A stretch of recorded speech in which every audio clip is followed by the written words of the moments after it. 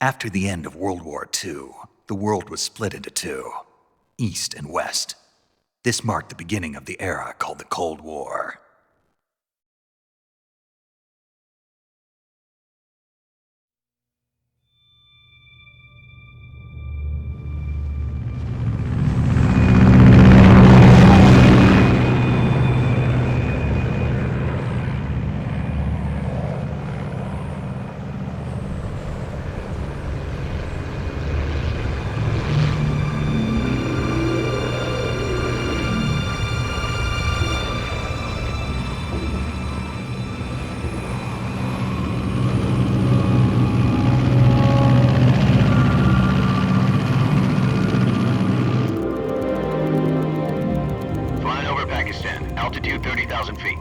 Approaching Soviet airspace. 20 minutes to drop off. Commencing internal depressurization. Equipment check. Arm main parachute. All right. You ready to go? Drop zone still showing a high pressure mass. Cav okay. Good. We've got high visibility.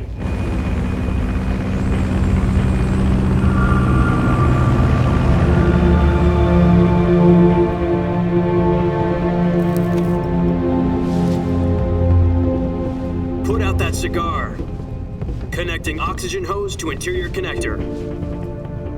Put on your mask.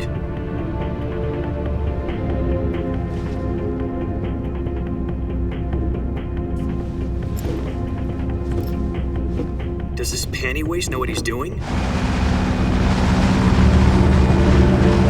Approaching release point. 10 minutes to drop off. Hey, are you deaf? He said put out the cigar and put on your mask.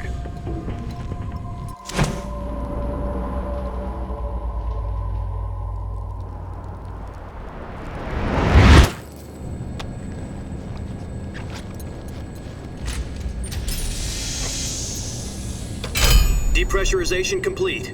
Checking oxygen supply. 6 minutes to drop off. Opening rear hatch.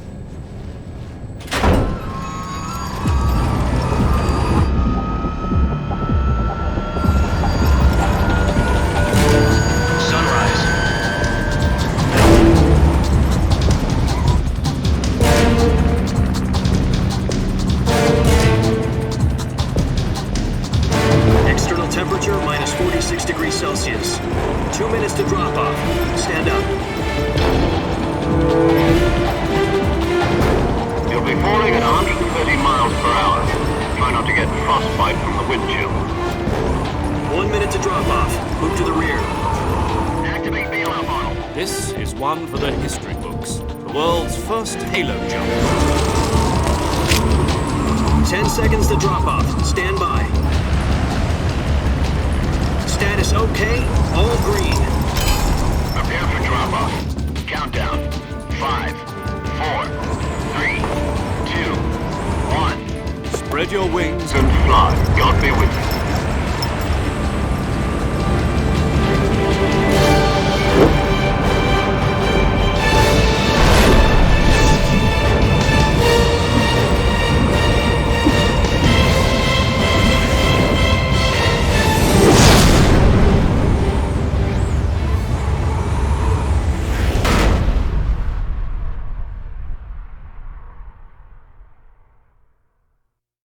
Jack, I've got some important news.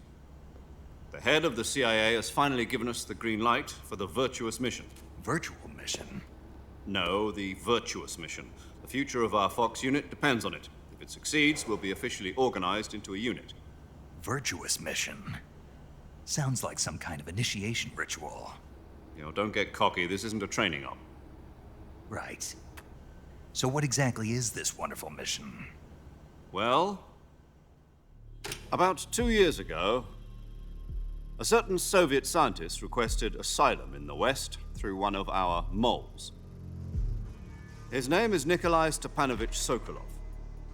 He's head of the OKB 754 Design Bureau, one of the Soviets' top-secret weapon research facilities, and the East's foremost expert on weapons development. Sokolov? Isn't he that famous rocket scientist? The very same. On April the 12th, 1961, the Soviets achieved the first manned spaceflight in history. The Earth was blue, but there was no God. Well spoken. The rocket that carried Yuri Gagarin into orbit was the A-1, known as the Vostok rocket. Sokolov is said to be the man most responsible for the multi-engine cluster used in that rocket. After Gagarin's flight, Sokolov left rocket development to become the head of the newly established Design Bureau. From a lowly technician to head of a design bureau, that's quite a success story. So why do you want to defect? It seems he'd become afraid of his own creations. Afraid? Call it a crisis of conscience. And for that, he left his country and his family behind and went over the fence? Not exactly. One of his conditions was that his family was also to be taken safely to the west. We used a mole to get the family out first and succeeded in sneaking Sokolov over the Berlin Wall shortly afterwards. I was the one who conducted the operation. The security on the eastern side was still full of holes back then. Then what? We got Sokolov over in one piece, but the whole ordeal had left him exhausted, and we checked him into a hospital in West Berlin. It took him 2 weeks and more than 600 miles to get from the research facility in the Soviet Union to Berlin. He was in no condition to say anything coherent. And it was only a week later that we had something much bigger on our hands. The Cuban Missile Crisis. October the 16th, 1962, President Kennedy received word that the Soviets were in the process of deploying intermediate-range ballistic missiles in Cuba. The President demanded that the Soviets dismantle and remove the missiles. At the same time, he announced a naval blockade to prevent further missile shipments from reaching Cuba. But the Soviets didn't back down, instead placing their armed forces on secondary alert. Soviet transport ships carrying missiles continued on course towards Cuba. US and Soviet forces went on alert for an all-out nuclear war. Frantic negotiations were conducted through the UN's Emergency Security Council and unofficial channels to end the hair-trigger standoff. Finally, on October the 28th, the Soviet Union agreed to remove its missiles from Cuba, and so the world avoided a nuclear holocaust. But in order to get the Soviets to pull their missiles out, we had to make a deal. You mean the one where the US agreed to remove its IRBMs from Turkey? No. The Jupiter IRBMs deployed in Turkey were obsolete, and we were going to get rid of them anyway. They had no strategic value whatsoever to either the US or the Russians. The Turkey deal was a ruse, a cover story that was fed to the other intelligence agencies around the world. So what did the Russians really want? Sokolov. They wanted us to return Sokolov. You mean the Soviets pulled out of Cuba just to get their hands on Sokolov? That's right. What the hell was he working on? At the time, we had no idea. We were running out of time. It was either give up Sokolov or risk full-scale nuclear war. In the end, we had no choice. President Kennedy gave in to Khrushchev's demand. The next day, I got Sokolov out of the hospital, handing him over to agents on the eastern side. Sokolov kept on screaming, "Save me," until he disappeared from my sight. Then a month ago, we received some new information from one of our moles. About Sokolov? Yes. He was taken back to the research facility and forced to continue working on the weapon in question under KGB supervision. What's more, it's on the verge of completion. So what kind of weapon is it? Something to do with space rockets? No, missiles. Same technology. I guess you're right. We don't know the details, but it appears to be a new kind of nuclear device. For half a year now, the Soviets have been conducting frequent nuclear tests at Semipalatinsk. Something to do with the weapon, I assume. We're talking about a secret weapon so big that Khrushchev was ready to pull out of Cuba to get it back. Is Sokolov still in the facility? No. According to our intelligence, he's in Selinoyarsk, a place in the mountains about 3 miles to the west that's known as the Virgin Cliffs. The Virgin Cliffs. Nice name for a virtuous mission. They moved him there just recently. Why? Apparently, they're conducting a field test of the weapon, but it's our best chance to get him back. This mission would never have been possible if he was still in the research facility. This is our last chance. Sokolov must have known that too when he contacted us.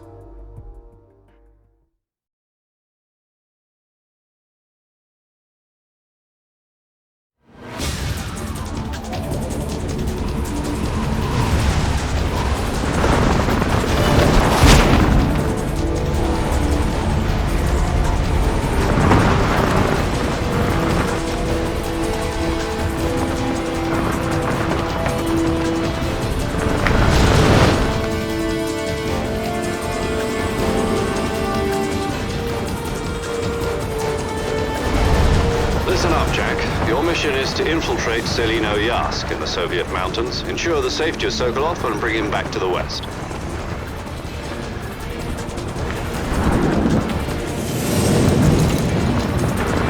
If we don't get Sokolov back before that weapon is complete, we'll be facing a major crisis. The clock is ticking.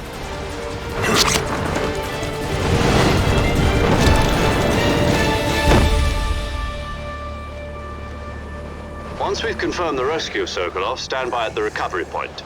A recovery balloon will be dropped at that point. Helium will be pumped into the balloon to inflate it. The process takes about 20 minutes. Once it's complete, the gunship's arm will latch onto the balloon and pull it up. The Fulton surface-to-air recovery system. I'm familiar with the theory. Take it easy. It's been combat-proven. Do you think Sokolov is up to it? The shock will be less than during a parachute jump, and the arm can handle up to 500 pounds. So you're planning on going over the border in a single combat talent? She's equipped with two 6-barrel 20mm Vulcan cannons, as well as two 40mm machine guns. Sounds like she could hold her own against a battalion of tanks. Even with the fuel in the reserve tank, we're facing a 4-hour time limit. If all goes well, it shouldn't take more than a few hours. Home in time for dinner. But if anything goes wrong, you'll be eating dinner, breakfast, and all the rest of your meals in the jungle.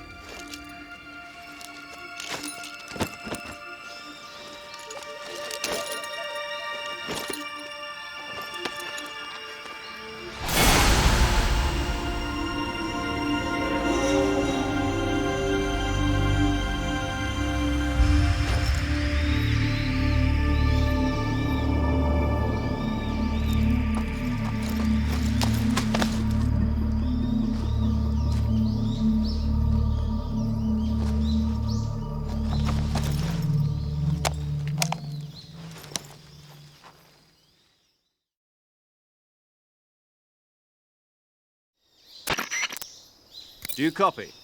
You're already in enemy territory, and somebody might be listening in. From here on out, we'll be using code names to refer to each other.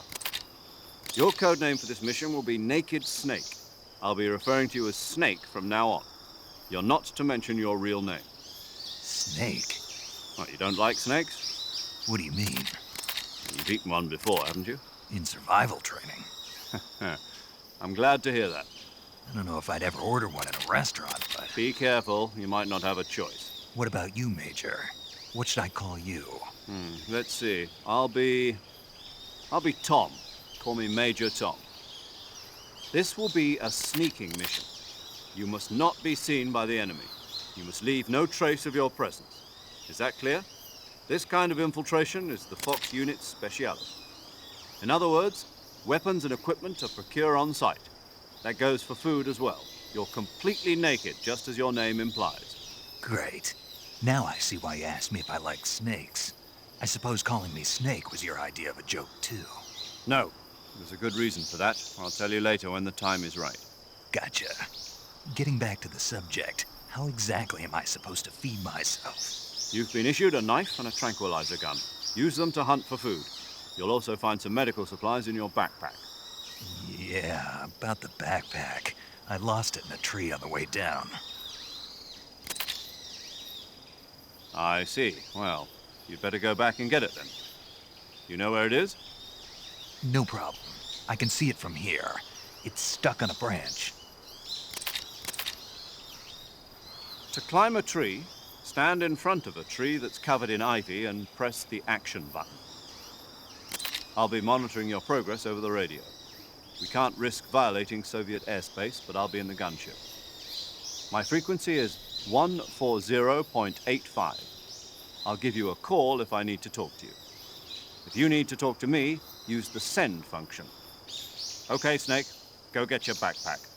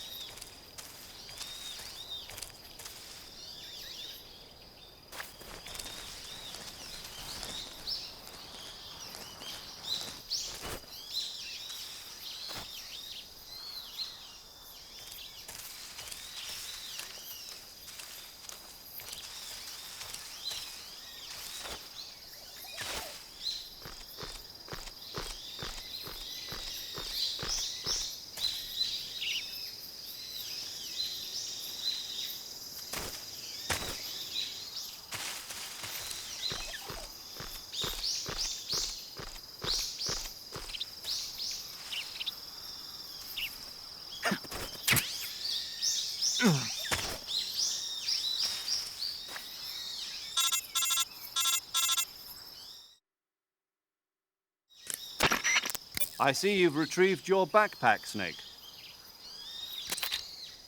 To equip a weapon, it's necessary to take it out of your backpack. In the survival viewer, choose Weapon from the backpack. Your available weapons will be displayed in a window in the upper left. From that list, choose the weapon you want to equip and press the Enter button. For other equipped items, just do the same thing from Item. Got it. Use the survival viewer backpack. Yep, that's right. Survival is fundamental to this mission. After you've been out in the field for a while, your stamina will start to drop. If your stamina gets too low, it'll affect your performance.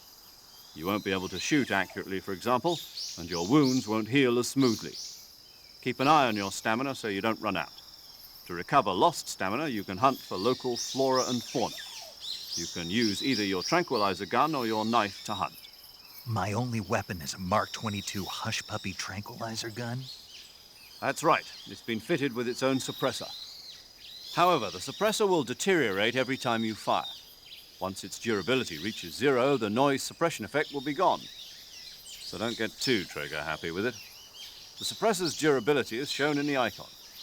Any weapons and equipment beyond what you're carrying now, you'll have to find as you go.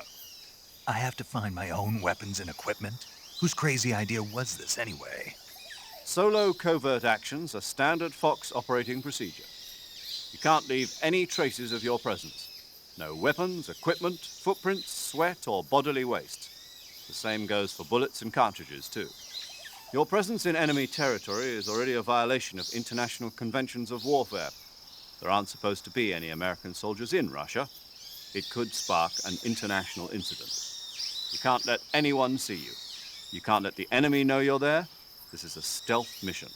You're a ghost, Snake, in every sense of the word. And there'll be no rescue if you're captured. The military and US government will deny any involvement in the affair. Then I'll just have to take care of myself, huh? I'm afraid so. You've been given a fake death pill for that purpose. SIS guidelines stipulate that soldiers on covert ops like this one be issued a potassium cyanide capsule. Tape it to your body so you can take it when you need to. How generous of you. Use it if you're taken prisoner by the enemy. It'll send you into a state of false death for a short time. Fooling them into thinking that I'm really dead. So how do I come back to life? Just take the revival pill. You mean that thing they put in my tooth before the mission? That's the one. But be careful. If you remain in a state of false death for too long, nothing will be able to bring you back. Remember that. I'll keep it in mind. You said this was a solo mission, right? Right. I guess that means I can't count on any reinforcements. Correct. The mission rests entirely in your hands. A real one-man army. Relax. There's a support team ready to back you up over the radio. Who? I'll introduce them to you. This time, survival is of utmost importance. The first member of the support team will be in charge of monitoring your physical condition, acting as a medic, so to speak, as well as recording your mission data. She's a member of Fox as well, and she's here on the gunship with me. She? Hello, Snake. I'm paramedic. Nice to meet you. Paramedic. As in a medic who comes in by parachute. Aren't you going to tell me your real name? Are you going to tell me yours, Mr. Snake? My name, huh? It's John Doe. And they call you Jack for short. You're a regular Captain Nemo. A name means nothing on the battlefield. After a week, no one has a name. What's your name? Jane Doe. Very funny. I wasn't joking, but I'll tell you my name only if you manage to make it back alive. My frequency is 145.73. She's also in charge of recording your mission data. Whenever you want to save, send a message over the reserved save frequency, 140.96. So saving lets me record my mission data. That's right. It also records the state of your health. Good to know. There's one more person I want to introduce you to, Snake. Huh? Speaking of snakes, you remember the boss, don't you? A legendary soldier and your mentor. Actually, it was the boss that got the DCI's authorization in the first place. She's going to be serving as Fox's mission advisor. The boss is? She also helped me plan this mission. She and I were at SAS together. Jack, is that you? How many years has it been? Boss? That's right. It's me. Talk to me. Let me hear your voice. It's been 5 years, 72 days, and 18 hours. You've lost weight. You can tell just by the sound of my voice. Of course I can. I know all about you. Really? Well, I don't know anything about you. What's that supposed to mean? Why'd you disappear on me all of a sudden? I was on a top-secret mission. You didn't need me anymore. But there were still so many things I wanted you to teach me. No, I taught you everything you needed to know about fighting techniques. I taught you all I could. The rest you needed to learn on your own. Techniques, sure. But what about how to think like a soldier? How to think like a soldier? I can't teach you that. A soldier needs to be strong in spirit, body, and technique. And the only thing you can learn from someone else is technique. In fact, technique doesn't even matter. What's most important is spirit. Spirit and body are like two sides of a single coin. They're the same thing. I can't teach you how to think. You'll just have to figure it out for yourself. Listen to me, Jack. Just because soldiers are on the same side right now doesn't mean they always will be. Having personal feelings about your comrades is one of the worst sins you can commit. Politics determine who you face on the battlefield. And politics are a living thing. They change along with the times. Yesterday's good might be tomorrow's evil. Is that why you abandoned me? No, it had nothing to do with you. I already told you, Jack. I was on a top-secret mission. A soldier has to follow whatever orders he's given. It's not his place to question why, but you're looking for a reason to fight. You're a natural-born fighter, but you're not quite a soldier. A soldier is a political tool, nothing more. That's doubly true if he's a career soldier. Right and wrong have no place in his mission. He has no enemies and no friends. Only the mission. You follow the orders you're given. That's what being a soldier is. I do whatever I have to get the job done. I don't think about politics. That's not the same thing. Sooner or later, your conscience is going to bother you. In the end, you have to choose whether you're going to live as a soldier or just another man with a gun. There's a saying in the Orient, loyalty to the end. Do you know what it means? Being patriotic. It means devoting yourself to your country. I follow the president and the top brass. I'm ready to die for them if necessary. The president and the top brass won't be there forever. Once their terms are up, others will take their place. I follow the will of the leader, no matter who's in charge. People aren't the ones who dictate the missions. Then who does? The times. People's values change over time, and so do the leaders of a country. So there's no such thing as an enemy in absolute terms. The enemies we fight are only enemies in relative terms, constantly changing with the times. As long as we have loyalty to the end, there's no point in believing in anything, even in those we love. And that's the way a soldier's supposed to think? The only thing we can believe in with absolute certainty is the mission, Jack. All right, but do me a favor. What is it? Call me Snake. Snake. Oh, right. Your code name is Snake. It suits you well. That's right. The legendary unit that the boss put together during World War II was a snake. The Cobra unit, a group of heroes that brought the war to an end and saved the world. As long as you've got a legendary hero backing you up, you'll be fine. Isn't that right, Snake? Yeah, I can't think of anyone else I'd rather have with me. Oh, and one more thing, boss. Yes? It's good to hear your voice again. Same here. After all, who knows if either of us will make it out alive? Snake, you are always best at urban warfare and infiltrating buildings. But this is the jungle. Survival is going to be key. Those CQC techniques I taught you are sure to come in handy. CQC? Close quarters combat, huh? I've been in the Green Berets for the past few years. I'm probably pretty rusty. Not to worry. I'll be here to help you remember. After all, this is your first actual survival mission. I'll be supporting you over the radio. Where are you, boss? Next to the Major? The boss is communicating with us by radio from aboard a Permit-class submarine in the Arctic Ocean. My frequency is 141.80.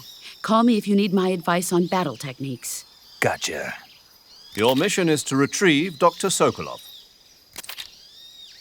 Dr. Sokolov is being held in an abandoned factory located to the north of your current position. Avoid heavy combat and don't let anyone see you. Don't forget that this is a stealth mission.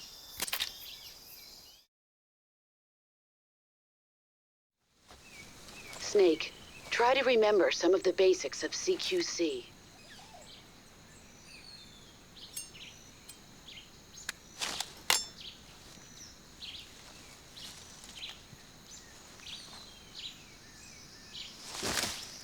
Commencing Virtuous mission now.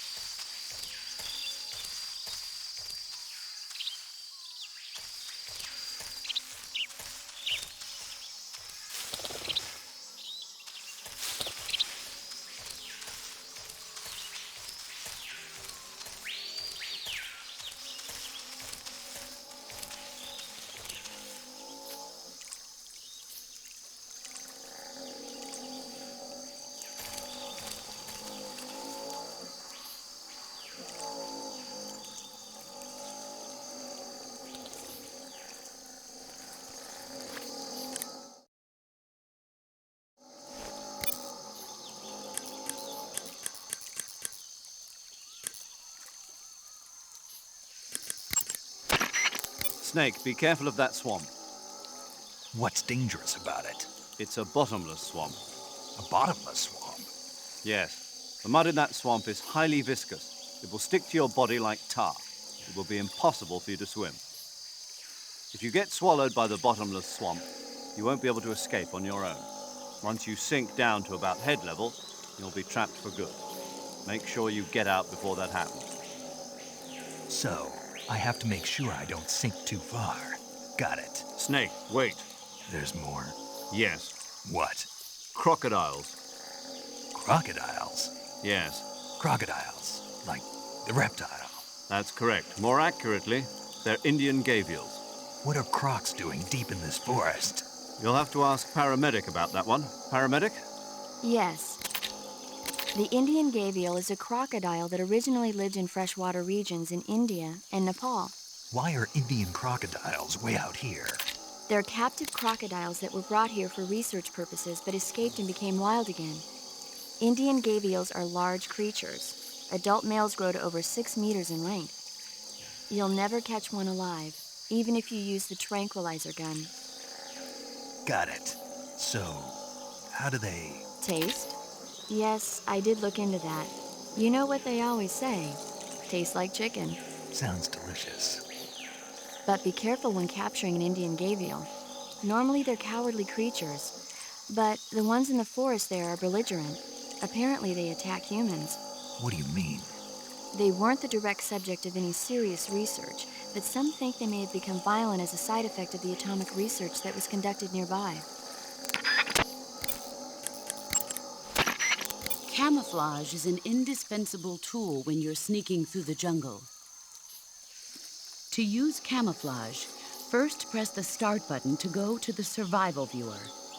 Then select Camouflage and press the Enter button. Select Uniform to select Battle Fatigues, and Face to select Face Paint. Choose battle fatigues that match the surrounding environment. The most effective camouflage is attained by selecting fatigues that blend in with the environment. Camouflage patterns that stand out in your surroundings will attract attention. Saving the game, Snake?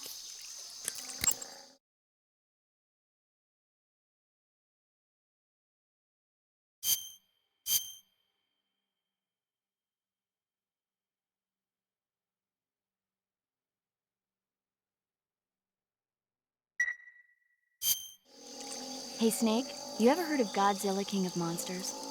No, what is it? It's a movie. You haven't seen it? Nope. It's about this monster called Godzilla, who grows to an enormous size in a nuclear test and goes on a rampage in Tokyo. Nuclear test, huh? Then the Marshall Islands must be crawling with giant monsters right about now. It's just make-believe.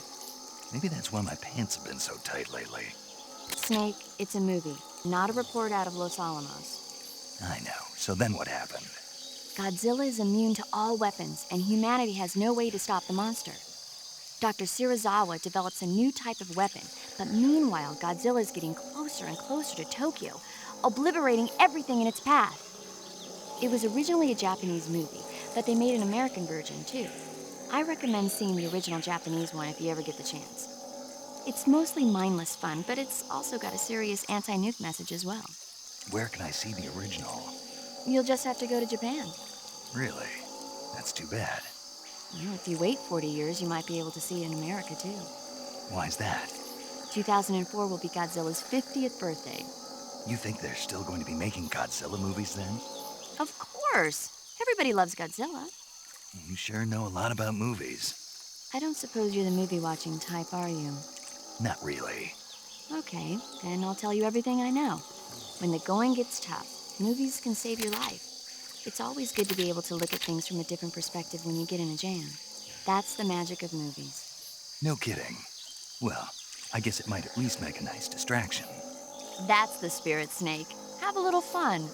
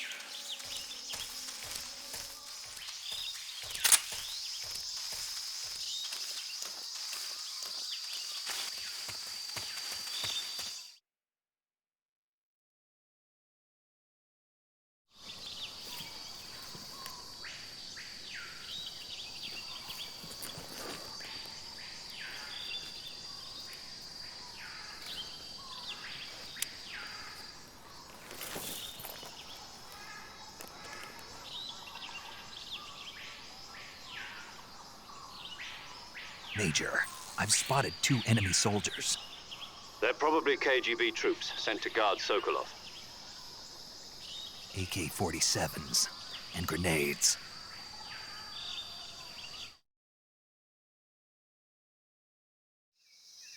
Snake, your presence in Soviet territory is already a violation of international law. You can't let the Kremlin find out that the CIA and the American government are involved. Contact with the enemy is strictly prohibited. Don't engage them in battle either. This is a stealth mission. Got that? The Major is right. The point of this mission is to sneak through the jungle without being seen. The success of the mission depends on how well you use your camouflage. Change your camouflage by selecting Camouflage from the Survival Viewer. The Uniform option lets you pick your uniform, while the Face option lets you change your face paint. Choosing camouflage that blends in with your surroundings will help you conceal yourself more effectively. Also, don't forget that anything that moves will stand out in the jungle. If you just stand up and run around like an idiot, you're bound to be spotted. But if you crawl instead, you should be able to sneak by without being noticed. You can see how effective your camouflage is by looking at the Camo Index. The Camo Index shows how well your current camouflage blends in with the surrounding area. The higher the value, the harder you are to spot, and vice versa. The key is to make yourself one with nature. Keep that in mind as you go along, okay?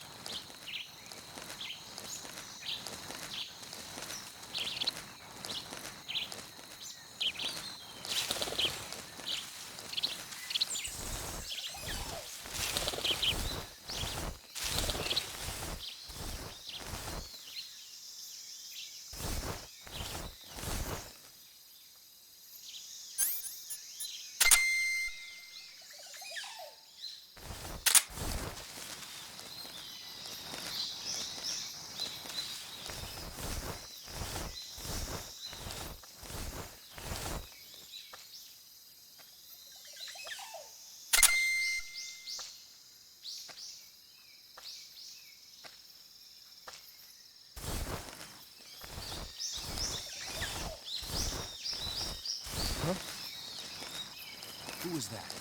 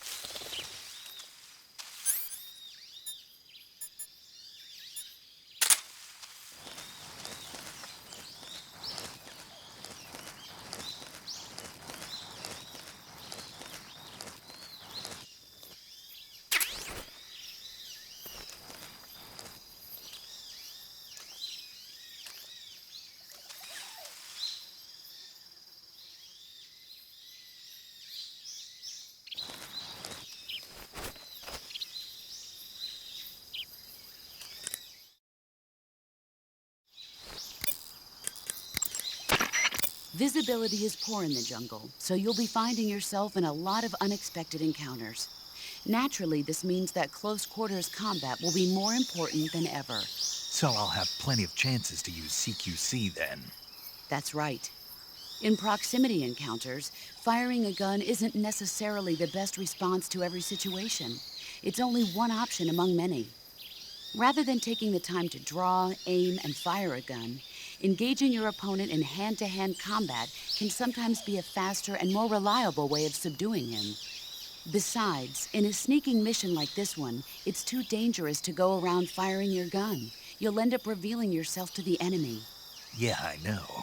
You created CQC to deal with exactly this type of situation. With your help, of course.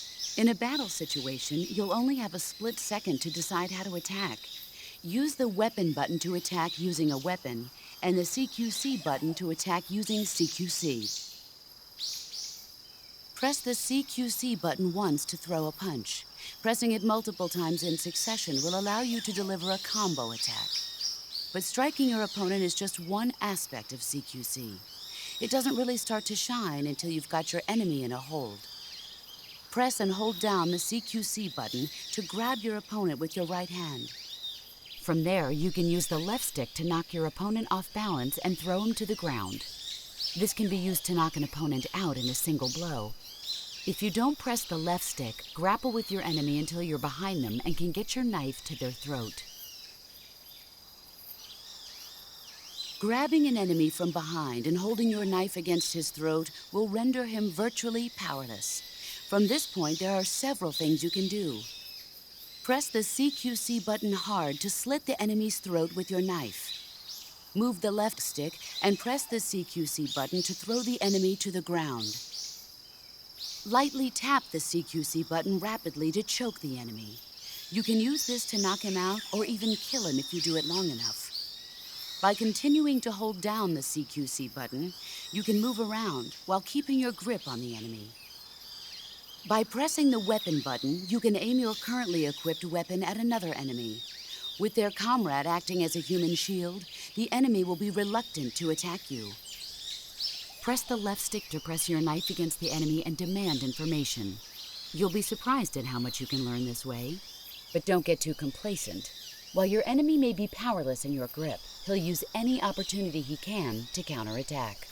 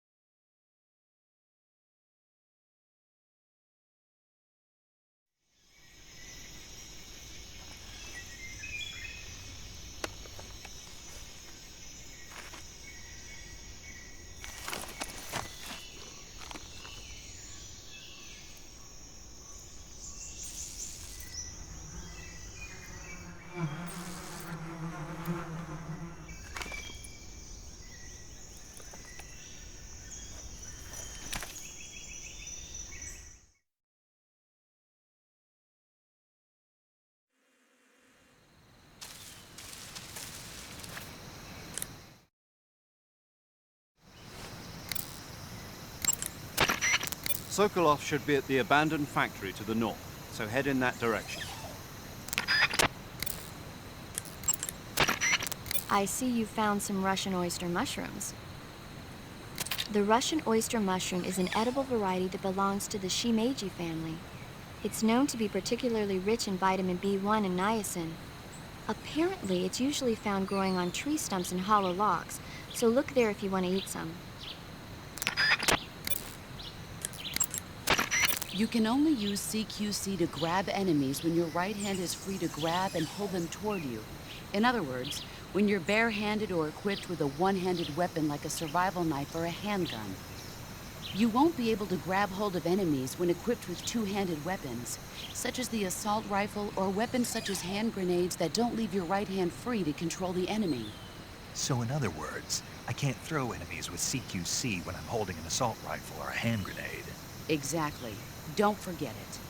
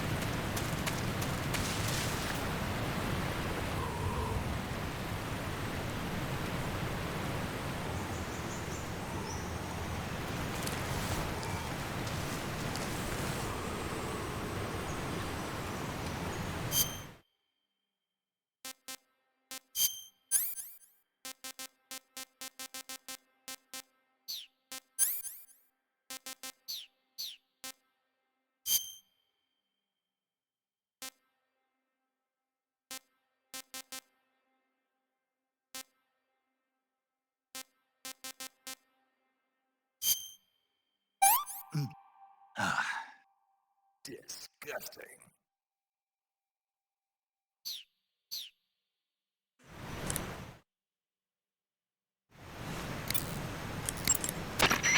I see you've got yourself a Baltic hornet's nest.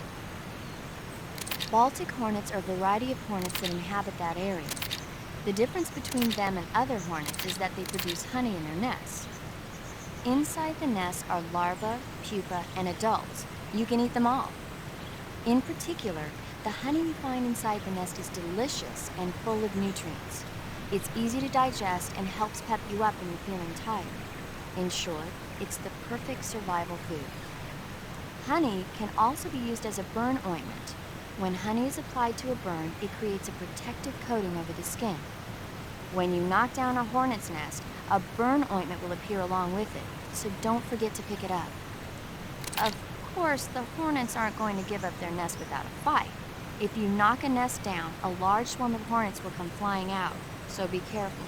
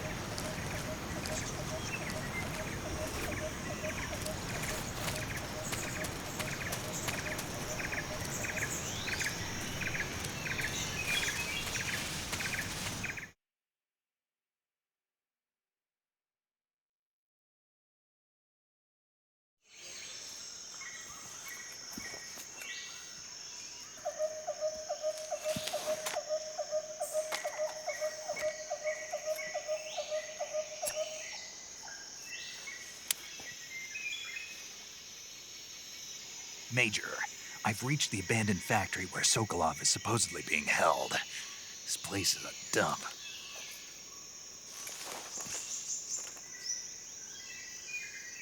I can't see Sokolov from here. The security is pretty tight. There are sentries posted around the perimeter. I wonder how many are inside.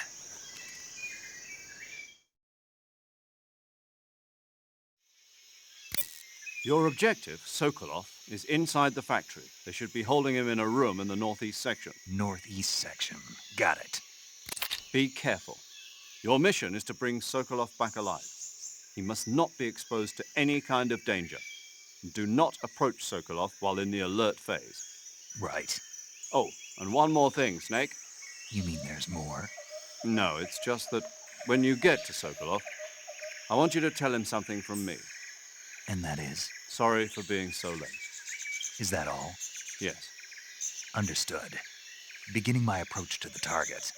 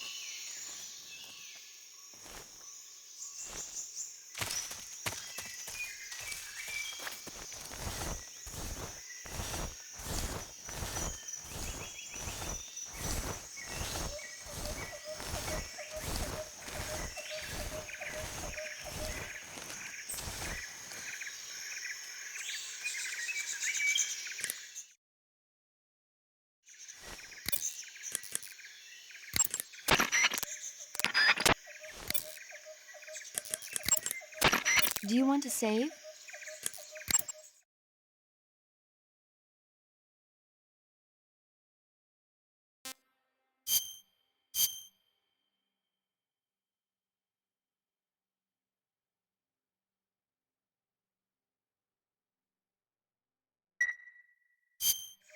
Snake, do you know the creature from the Black Lagoon? Nope, never heard of it.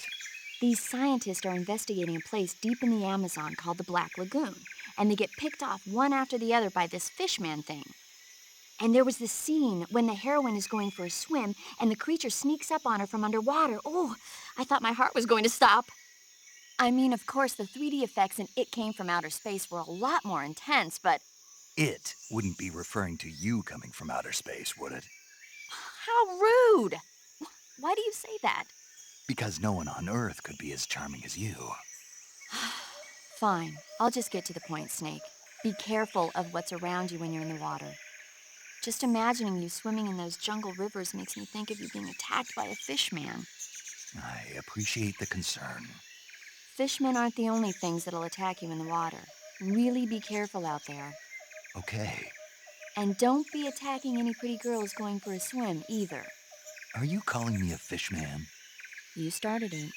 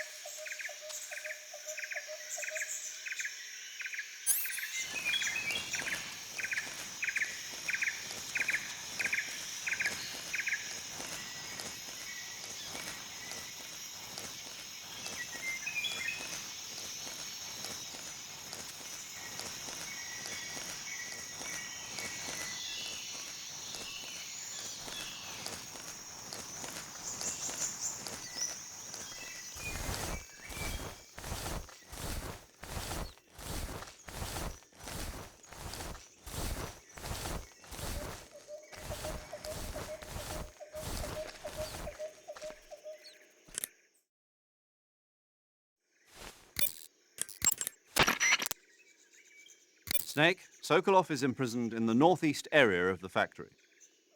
Got it. To the northeast. Yes, and don't engage the enemy. The object of this mission is to bring Sokolov back safely and nothing more. Contact Sokolov without being spotted by the enemy and bring him out discreetly. If you must dispose of an enemy, do it with the tranquilizer gun. I see you found a Yabloko Moloko. Diablo, what now? Yabloko Moloko. It's a Russian name that roughly translates as milk apple. It's a type of star apple. The juice is thick and sweet, like milk, hence the name. And if you cut one in half lengthwise, you'll see a star-shaped ring radiating out from the center. Hence the star apple. Right. The star-shaped part has a gelatinous texture and is said to be especially tasty. Sounds useful. You're welcome. For once. Did you say something? No, back to the mission. That area is home to the reticulated python. The reticulated python is said to be the longest snake in the world. The biggest ones can grow up to 10 meters in length. Although they're not poisonous, they're still very dangerous, so be careful around them. They have a highly ferocious temperament, and they can swallow whole, even large animals like deer and pigs. Their most distinguishing feature is the mesh pattern of their scales. This pattern acts as a highly effective natural camouflage. If you think there might be a reticulated python about, pay close attention to your surroundings. Otherwise, you could get bitten before you even know it's there. It's a huge snake, but you should be able to capture it alive by using the tranquilizer gun. I'll bet if you capture one and throw it at an enemy, it'll give him a good scare. Right. But how do they taste? Huh? Do they taste good?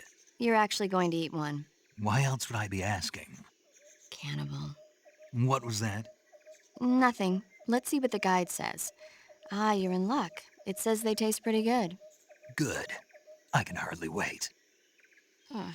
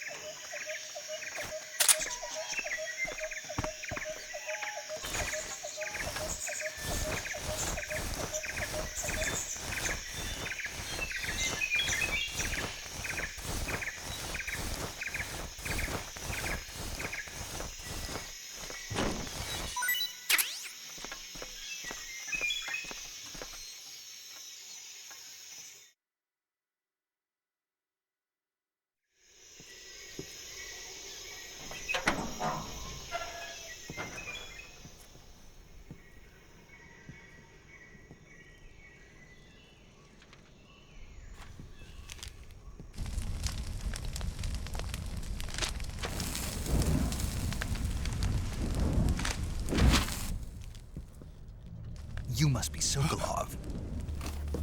Are you one of Volgin's men? You'll never get it from me. No. I'm a CIA agent. I've come to escort you back to the other side of the Iron Curtain. You're CIA? Yeah. I was sent by Major Zero, the man who got you out 2 years ago. Zero? I have a message from him. What is it? He said to tell you sorry for being so late. Did he now? What does it mean? It means he's a man of his word. But we've got no time for this. You have to get me out of here before they arrive. Who's they? Colonel Volgin of GRU. You in the West know him as Thunderbolt. Thunderbolt? Never heard of him. He's a member of the Army's extremist faction, a man who seeks to seize control of the motherland. Ever since the Cuban Missile Crisis 2 years ago, Khrushchev has been pursuing a policy of peaceful coexistence with the West. Despite resistance and criticism from hawks in the army and the provincial authorities, Khrushchev has managed to suppress the opposition so far. But the failure of his agricultural policies has put him in a precarious position. And on top of that, the tragedy last November. President Kennedy's assassination. Precisely. In a sense, Khrushchev has lost his biggest partner, and his power base is rapidly crumbling away. A certain group is plotting to use this opportunity to seize power by rallying the anti-government forces, overthrowing Khrushchev, and installing Brezhnev and Kosygin in his place. The mastermind behind this plot is Colonel Volgin of the GRU. He has control over another secret weapons research facility much like this one, OKB-812, known as the Granin Design Bureau, and is using it to further his plans. But that is not enough to satisfy him. Now he's plotting to seize the secret weapon I have been developing here and use it as leverage in his bid for power.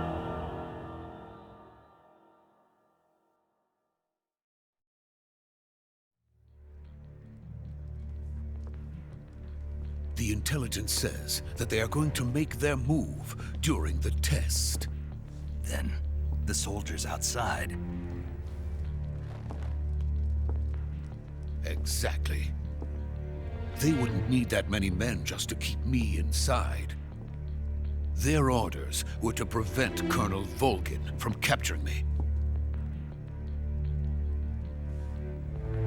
Even if it meant killing me in the process, or so it would seem.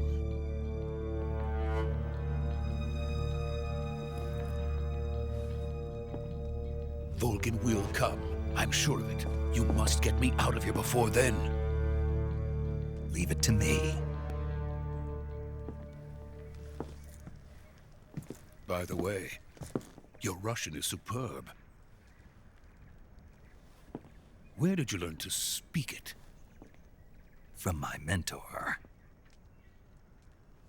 Is that so? America's truly a frightening country.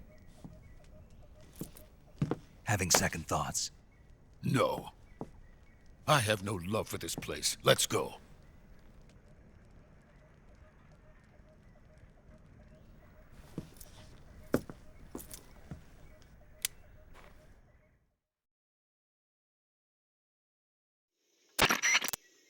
Major, this is Snake. Sokolov is safe with me. He's doing fine. No injuries. Good work, Snake. Now hurry up and get Sokolov to the recovery point. We'll rendezvous with you there. Roger. What about the sentries? No one spotted me. I see. What about the boss? We lost contact with the boss some time ago. What happened? It's probably just a weak signal. Just hurry and get Sokolov out of there.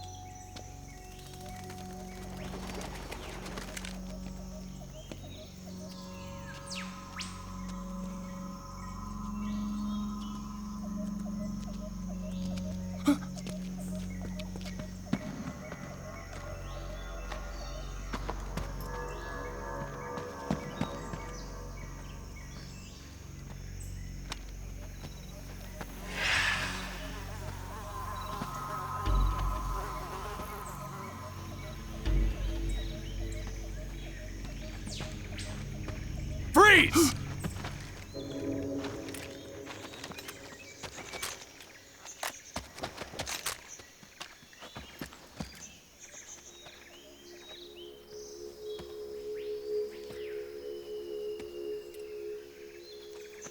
So this is the legendary boss.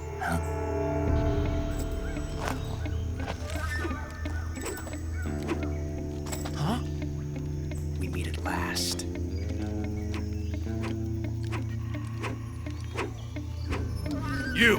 You're from the Ocelot unit of Spetsnaz. Huh. What's a GRU soldier doing here? Soldier?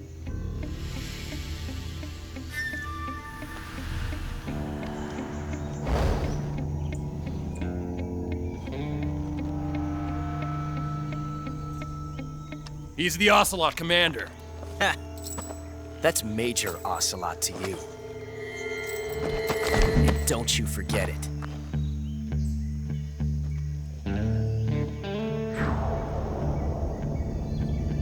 Sokolov is ours. Now get out of here. And Ocelot never lets his prey escape. What?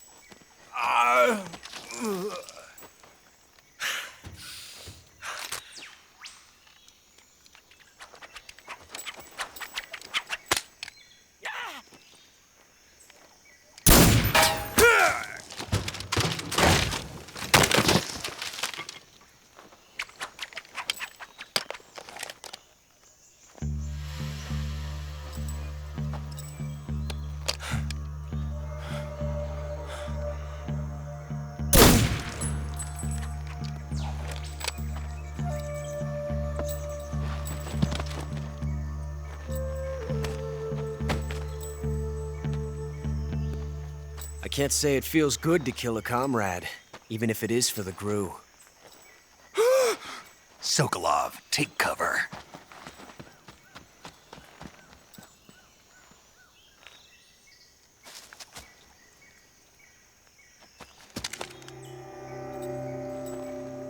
Huh.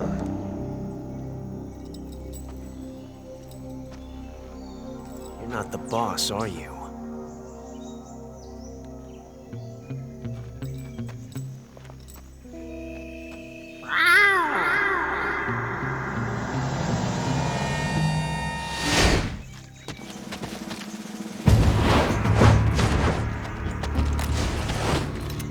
GRU operatives! What is that stance? Huh. That gun.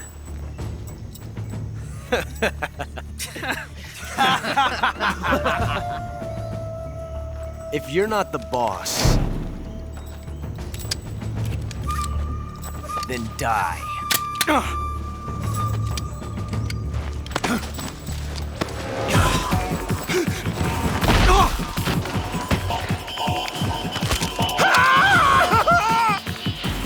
Major! Leave it! Shoot the other one! Whoa!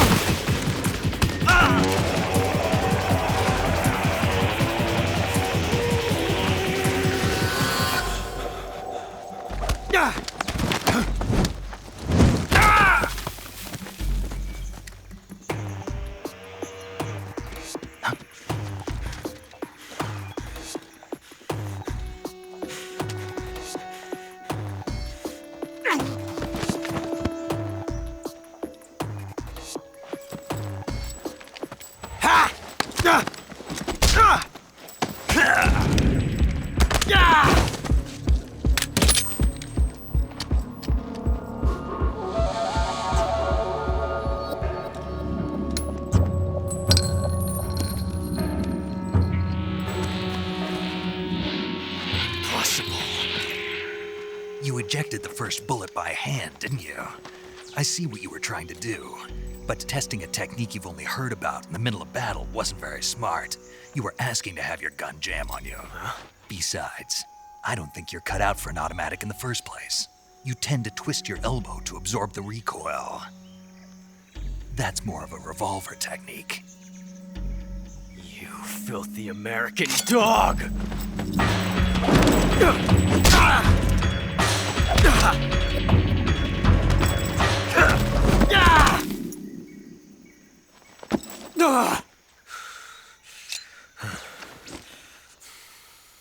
But that was some fancy shooting. You're pretty good. Pretty good.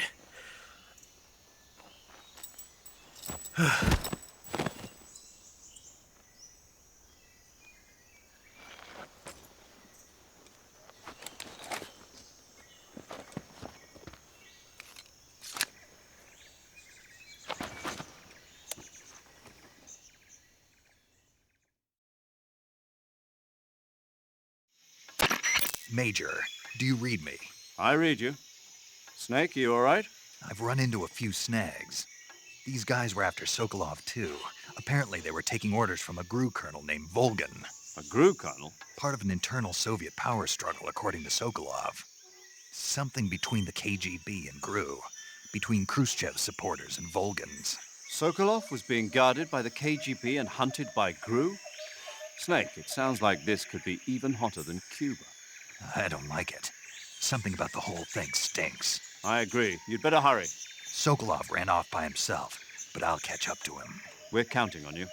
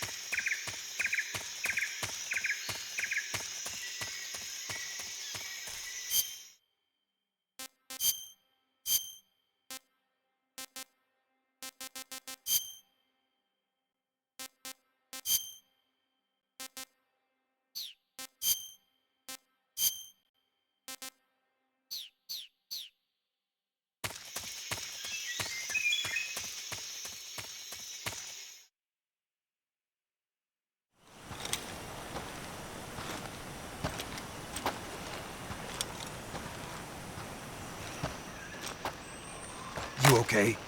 Those men were from the Ocelot unit. Spetsnaz? Yes. The best GRU has to offer. They're coming for me. I'm finished! Calm down. I'll get you out of here, I promise. And we've got some of the best backup we could ask for. Look.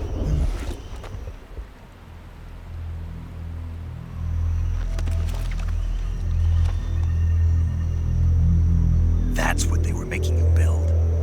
Yes. The Shagohod. The treading behemoth.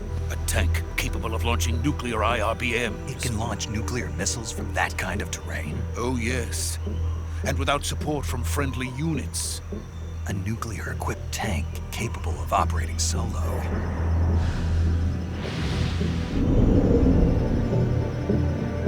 Is that thing finished? No, this is only the end of Phase 1. It won't be truly finished until we complete Phase 2. Phase 2. The weapon's true form. If it is completed and the Colonel gets his hands on it, it will mean the end of the Cold War. The end of the Cold War? Yes. And then the Age of Fear will truly begin. A world war. I had no choice but to cooperate. I didn't want to die. I wanted to see my wife and child again in America. Please, take me to America, quickly. They cannot complete it without my help. Got it. Let's go.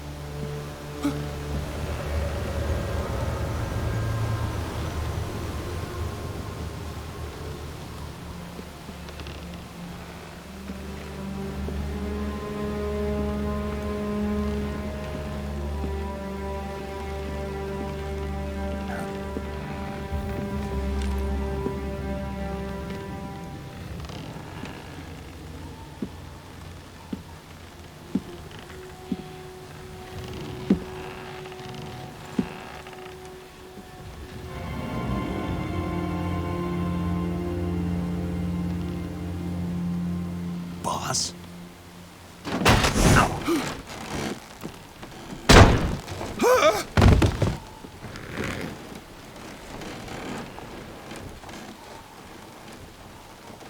Good work, Jack. What are you doing here? Sokolov comes with me.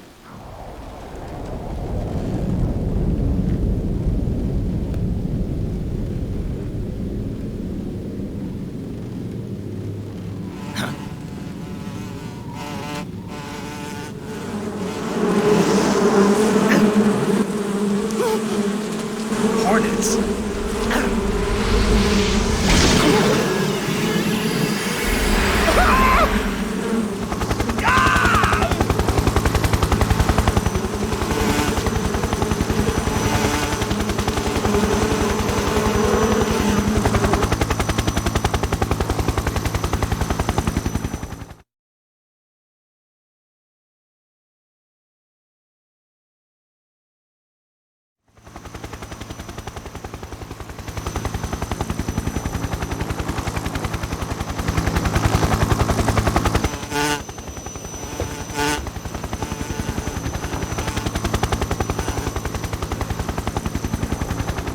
My friends, let us fight together again. I have waited long for this day. We will fight with you once more. Welcome back, boss.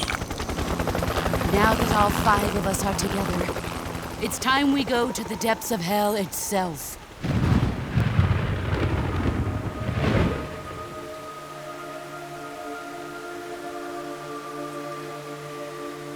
It's raining blood. Is he crying?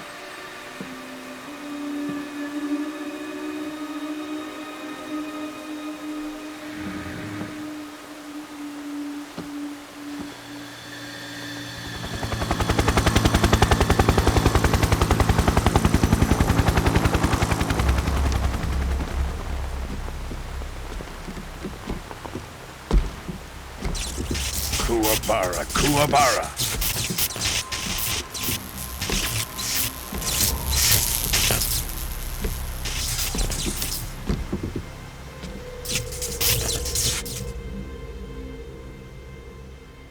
Ah, what a joyful scene. Colonel Vogan. Welcome to my country. And to my unit.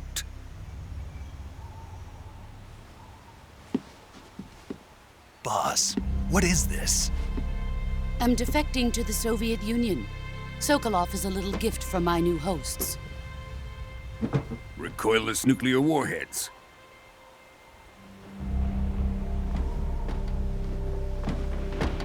These will make a fine gift for me. This can't be happening. Who is he? Another one of your disciples? Are we taking him with us? No, this one is still just a child. Too pure for us Cobras. He has not yet found an emotion to carry into battle. What are you talking about? Think you can pull the trigger?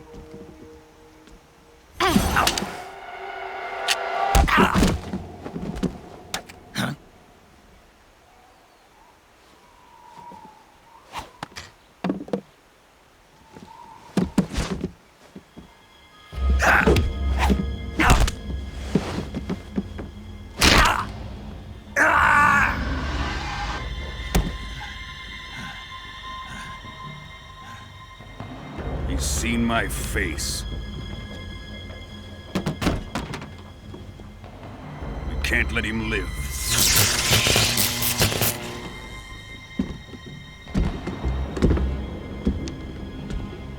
If Khrushchev finds out about this, we're finished.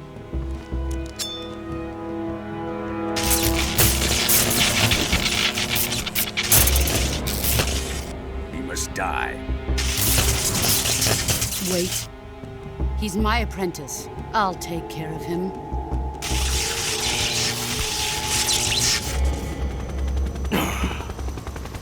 Jack, you can't come with us.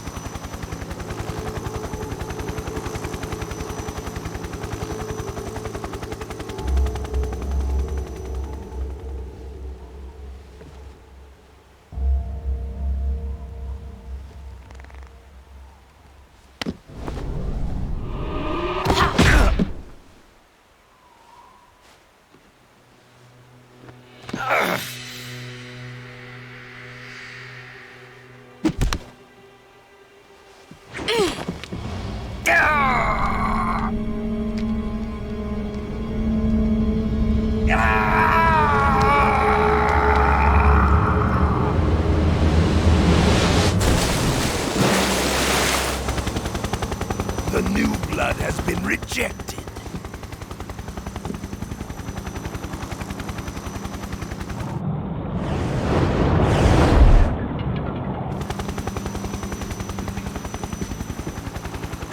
Are we done here? Now, onto Sokolov's research facility. Shagohod is ours.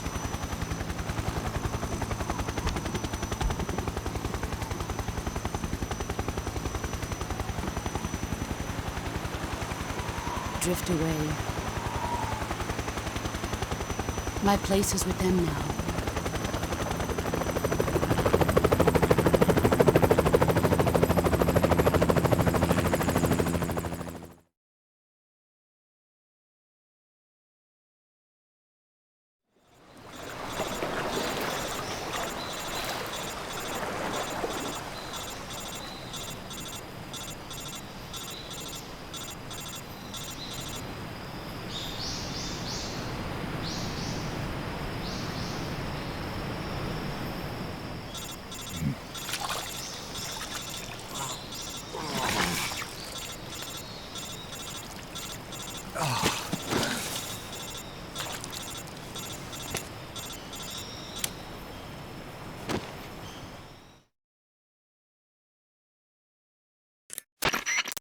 Snake, can you hear me? Yeah, just barely. Snake, listen to me. You need emergency medical treatment. Can you move? You've got to get those wounds treated. Hang in there. All right, let's get you fixed up. Paramedic? Okay, Snake. Just relax and it'll all be over before you know it. Stay with me. I've seen people in worse shape before. Think you can handle it? Major. The boss. She's defected. We'll talk about that later. First, we've got to get you patched up. Okay, here we go. First, open the survival viewer with the start button. If you select cure, you can start the treatment. Healing is divided into treatment using medicine with the item window button and surgical treatment using the weapon window button. Your injuries include a fractured left elbow and rib bone, and lacerations on your upper arms, right elbow, and abdomen. They need to be fixed using surgical treatment. Move the healing cursor with the left stick to the affected part of your body. Once you've selected the affected area, hold the weapon window button and use the left stick to select the medical item, and then press the enter button. With this method, you can use items to help your recovery process. To treat a bone fracture, first secure the affected area with a fastener and then wrap it in bandages. That should do it. For lacerations, you'll need disinfectant to clean the wound, sutures to stitch it up, styptic to slow the flow of blood, and bandages to wrap the wound. If you do everything I mentioned, the wound should heal completely. Understood? Yeah. Stay with me. Go into the survival viewer and treat those wounds.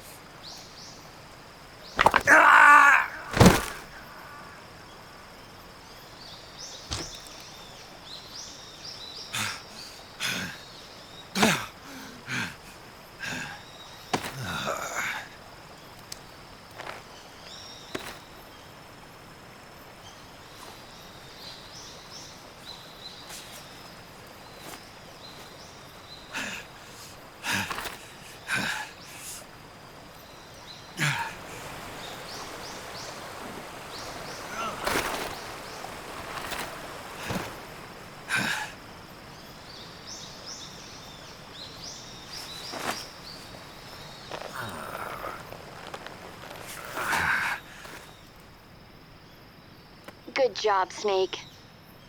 We're coming to get you now. Just stay where you are. We'll drop a recovery balloon. Can you set it up?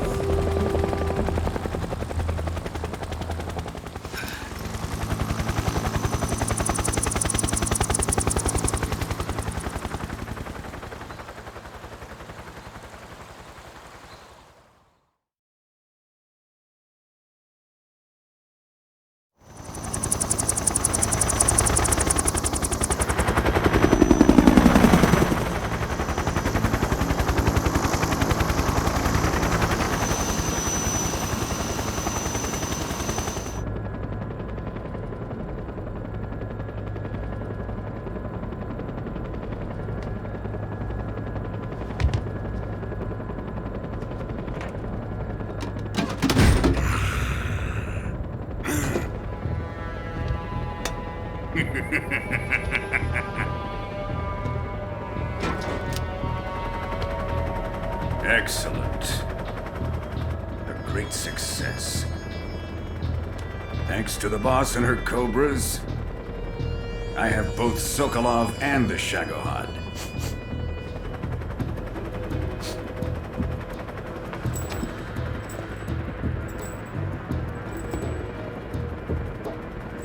What are we going to do with the girl?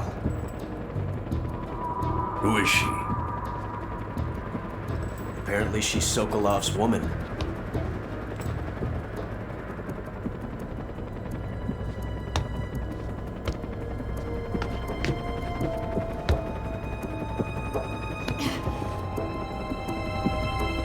She's a nice catch. I'll take her. Not so fast, my dear.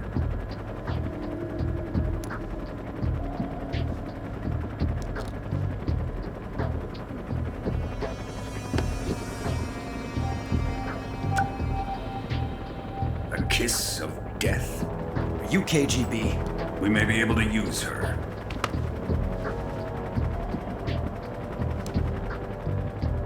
She has spunk.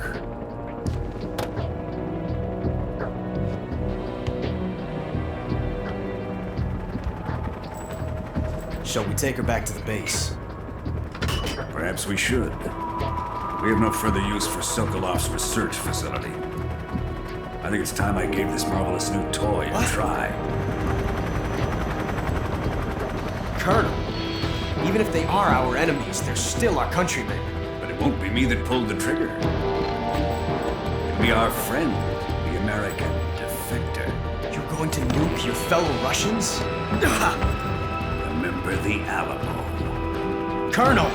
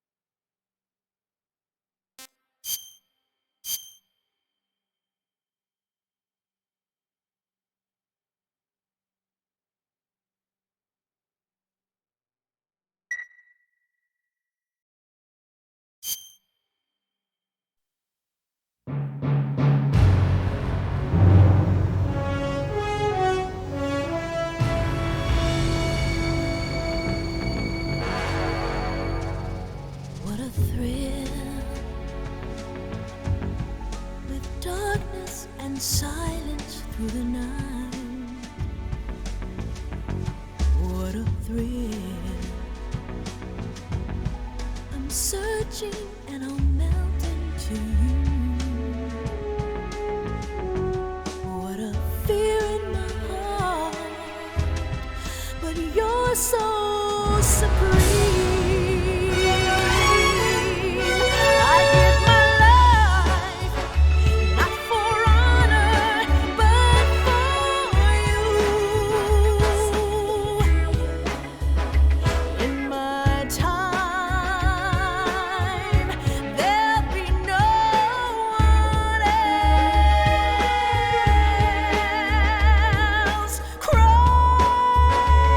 It's the way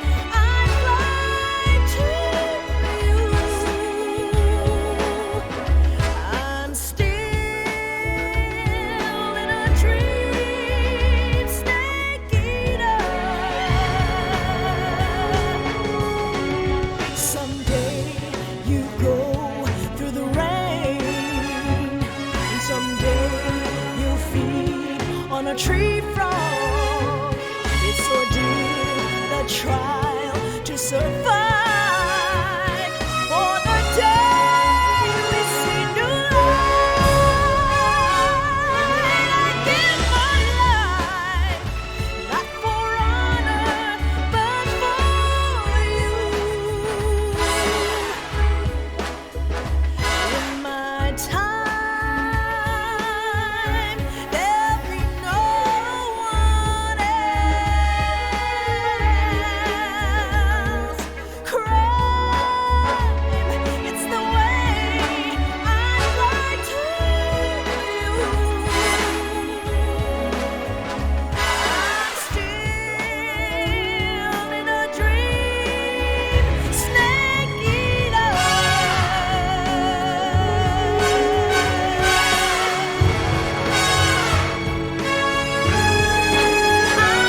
I'm still in a dream, snake eater.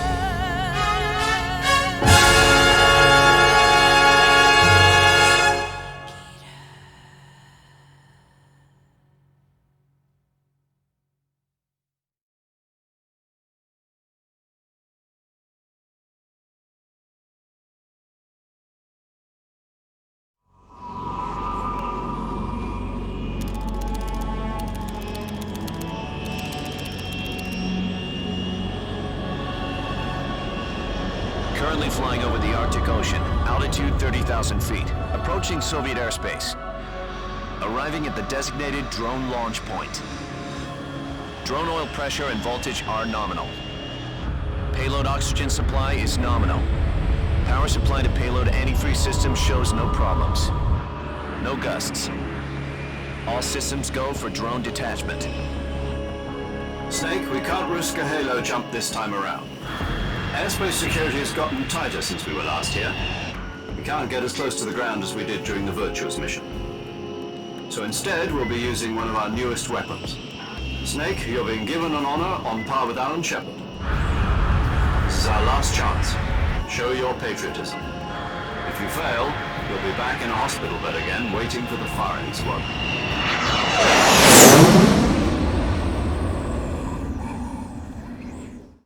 So how does it feel to be a patient in one of the most advanced ICUs in the world? Would you do me a favor and tell the suits about visiting hours? I'll never get better with them assaulting me day and night with their questions. Must be part of the top brass's inquiry. More like an interrogation. According to them, I'm a traitor and an accomplice to the boss's defection. They're just looking for a scapegoat. Does that mean they're after you, too? Let's just say neither one of us is going to be made a national hero out of this. Does this mean Fox is going to die? No. This fox is still one step ahead of the hounds. The reason I came to see you today, Jack, it's time for Fox to clear its name. What are you talking about? The situation has changed. We've still got a chance to come out of this one alive. Yeah, what kind of chance? Don't get too excited. Here, have a cigar. It's Cuban.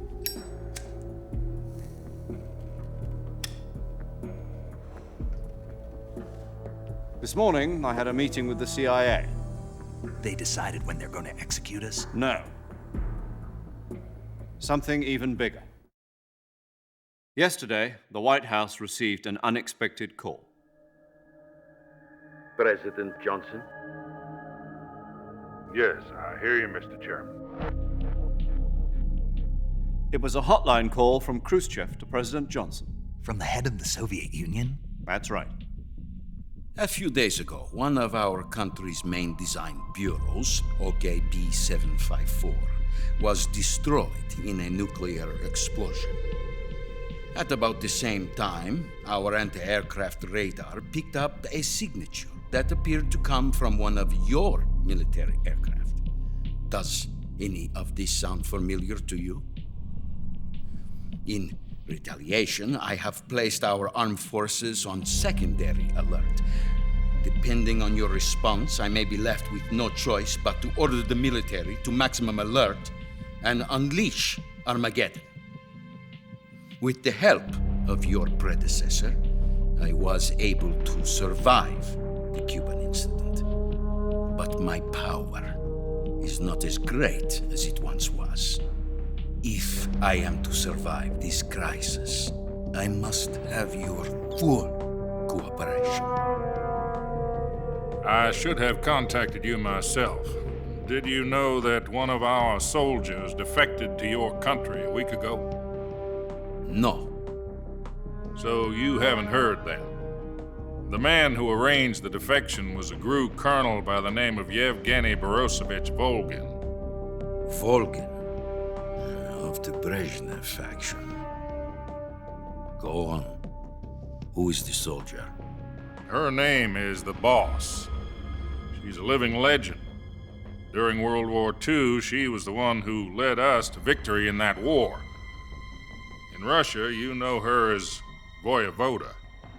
You mean the Boss? The mother of your special forces? Yes, that's the one. And she took 2 miniature nuclear shells along with her. The Boss took 2 miniature nuclear shells?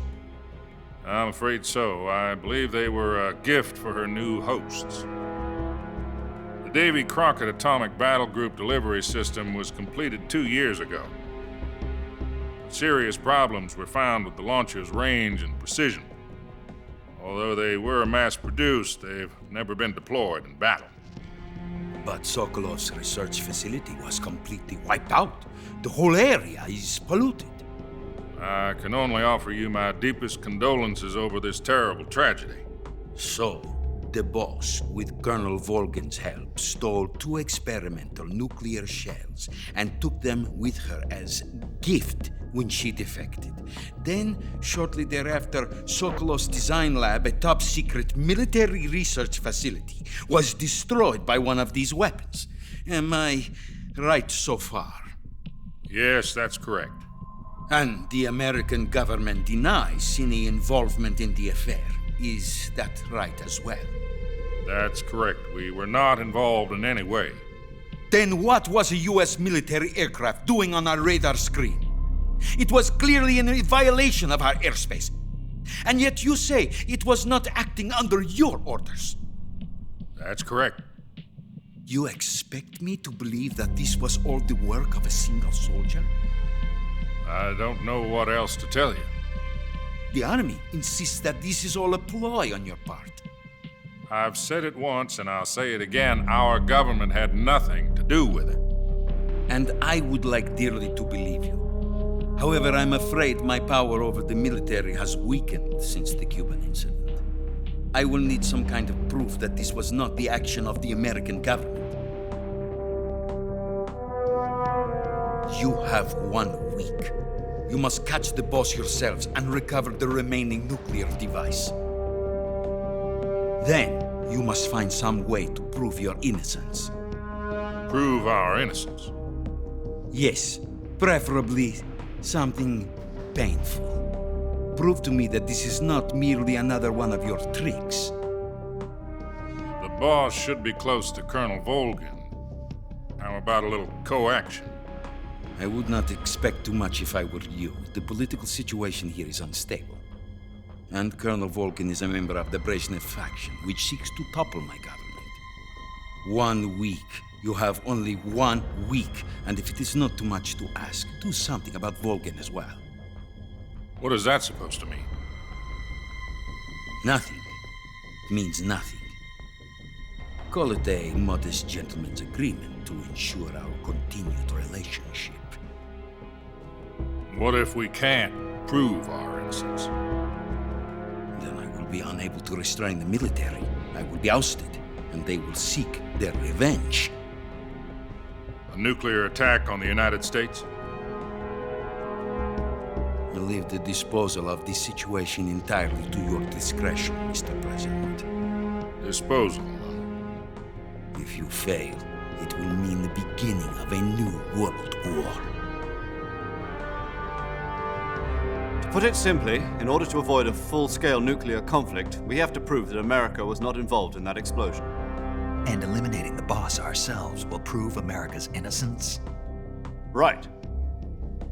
The higher-ups have decided that you're the only one capable of pulling this off.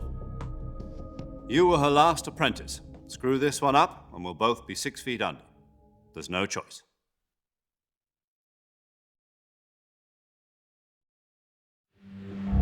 Are the Russians going to be helping us? The KGB has promised to lend us one of their communications satellites so that you and I can talk to each other. That's it? They've also put us in touch with a couple of insiders. Insiders? There was a defection in September 1960. Do you remember it? You mean the 2 NSA codebreakers who went over to the Soviet Union? Precisely. Since then, they've apparently been training with the KGB for exactly this kind of situation. Their code names are Adam and Eva. I've been told that Adam has infiltrated Volgin's ranks. We've also arranged for him to provide you with an escape route. You'll need to rendezvous with him when you get there.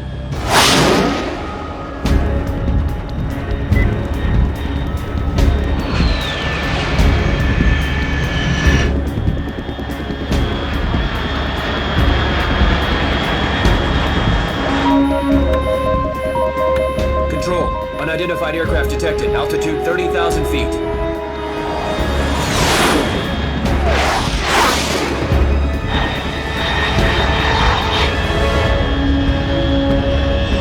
It's fast.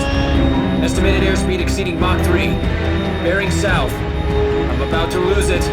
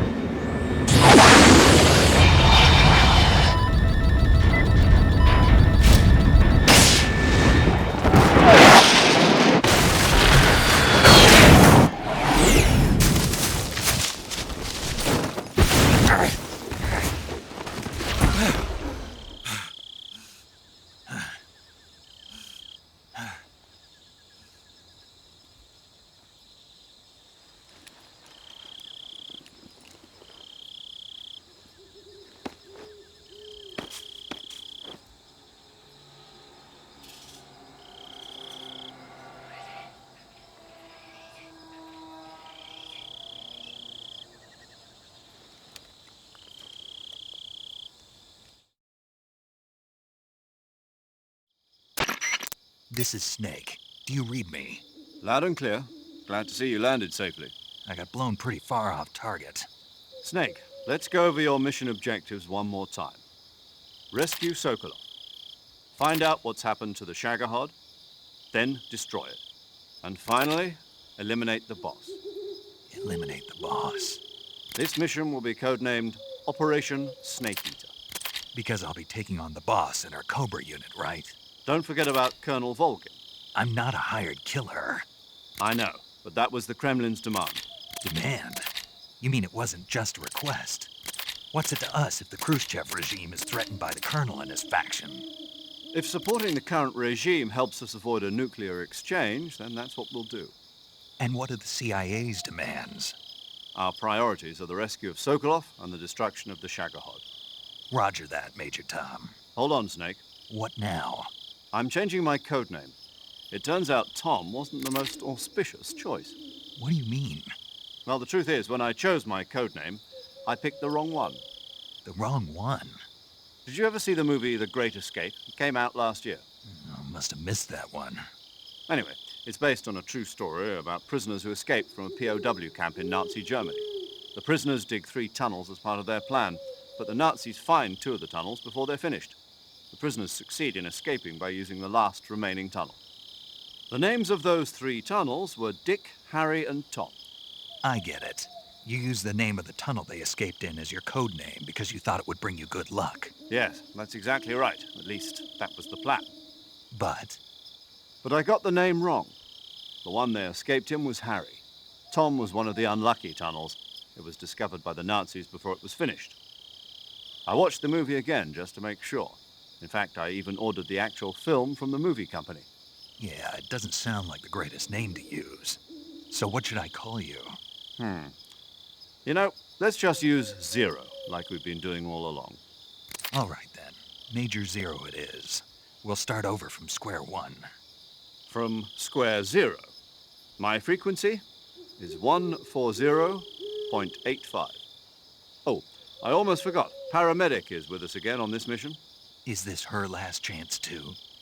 If we fail, she'll have her medical license revoked. It's more or less the same kind of fate.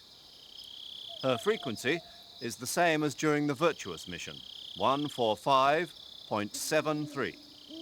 She'll be recording your mission data as well, just like the last time. That frequency is also the same, 140.96. And there's one more person on your support team. His name is Mr. Sigint. He's an expert on the latest in weapons and equipment technology. You'll be going up against some of the world's most advanced weaponry when you infiltrate the research facility. If you have any questions, just ask him. His frequency is 148.41. Mr. Sigint. Got it. Adam, your KGB contact, is waiting for you at the abandoned factory up ahead. The same factory Sokolov was being held in last week. Yes, meet up with Adam first. He's cleared the way for you to rescue Sokolov. How'll I know this Adam guy when I see him? You'll know once you reach the factory. The whole area's been polluted by the fallout from that nuclear blast. No one else would dare come close. The password is, "Who are the Patriots?" and "Lali Lule Lo." Lali Lule Lo. Gotcha. You've been equipped with a 45 for this mission. Be careful, it's noisy. I thought standard Fox procedure was procure on-site weapons acquisition. The circumstances are different this time. You're now on an official mission for the United States government. It would be necessary to make your presence known to a certain extent, to the Khrushchev regime at the very least. But remember, this is still a sneaking mission. Snake, if you fail this mission, it will mean an all-out nuclear war. Keep that in mind and proceed with extreme caution. Understood. Commencing Operation Snake Eater.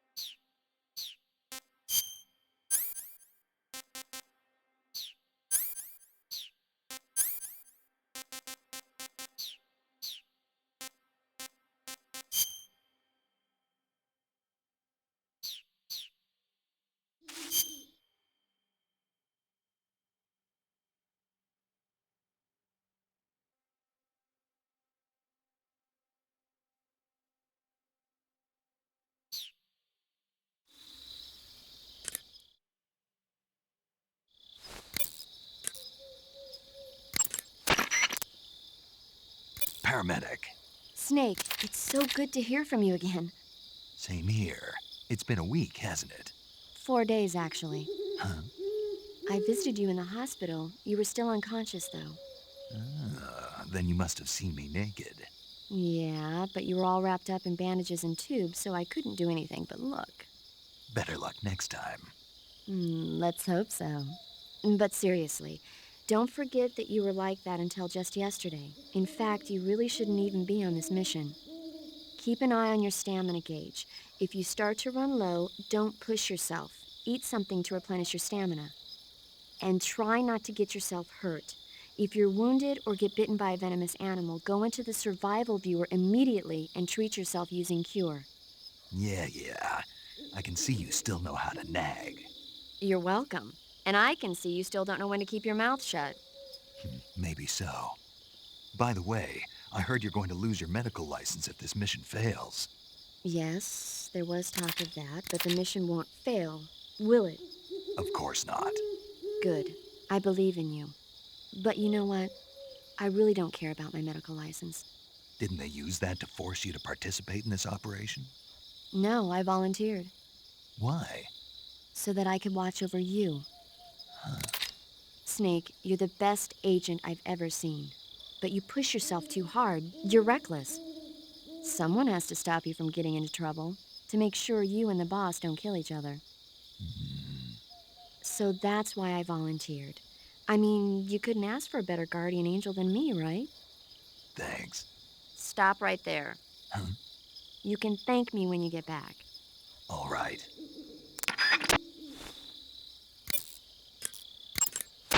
Yo! You're Snake, aren't you? And you're Sigint? None other. I heard that you're an expert on weapons, equipment, and cutting-edge technology. Close. Huh? I am the expert on weapons, equipment, and cutting-edge technology. Ah. I'm the guy that designed your trank gun, active sonar, and motion detector. If you want to know anything about weapons or equipment you find in the field, just send me a message and ask. Later.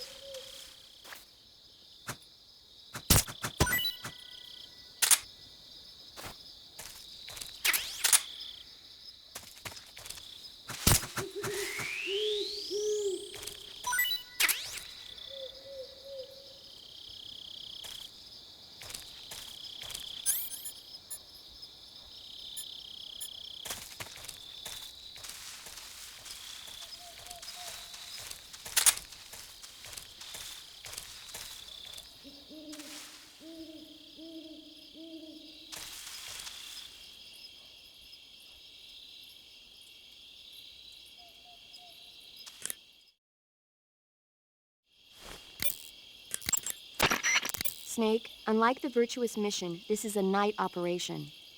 You'll be encountering nocturnal animals that you didn't encounter your last mission. Some of them are venomous, like the king cobra, so be careful. If you get bitten by a venomous animal, the poison will spread through your body and rapidly drain your life gauge. If that's the case, go into the cure screen and survival viewer immediately and inject yourself with serum. Got it?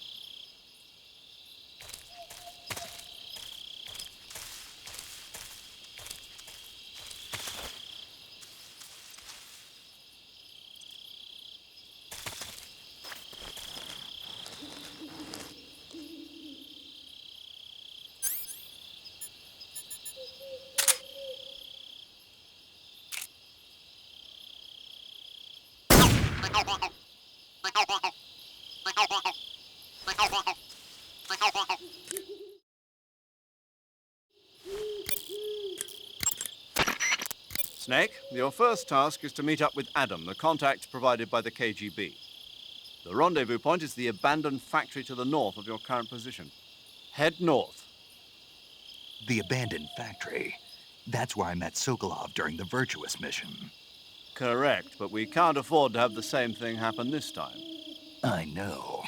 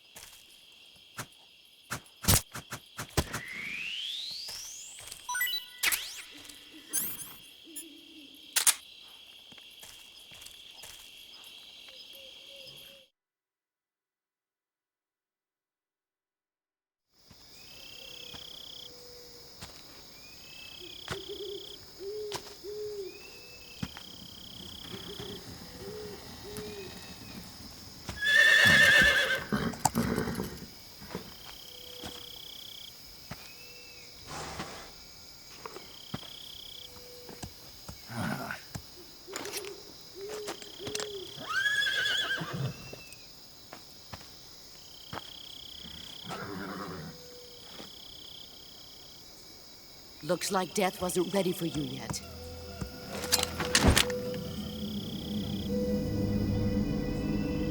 Boss. That arm still hurt?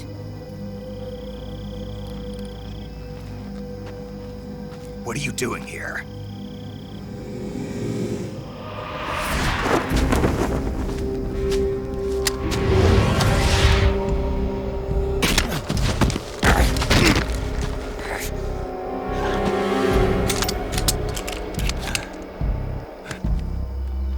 Go home.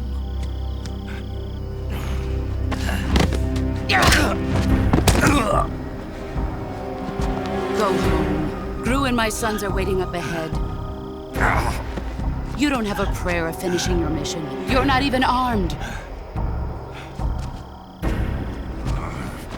Boss!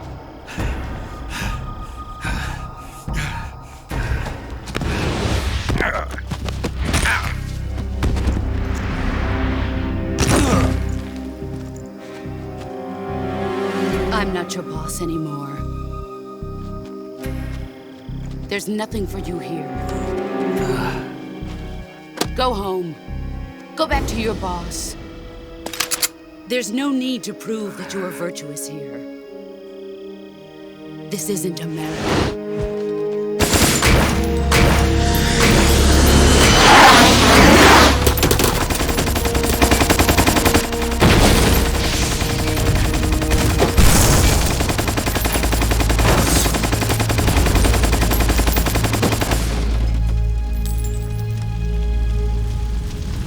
That should stir things up a bit.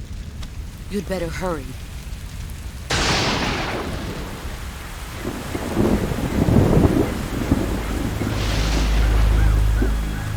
The border is 60 miles south of here. You ought to be able to run that far.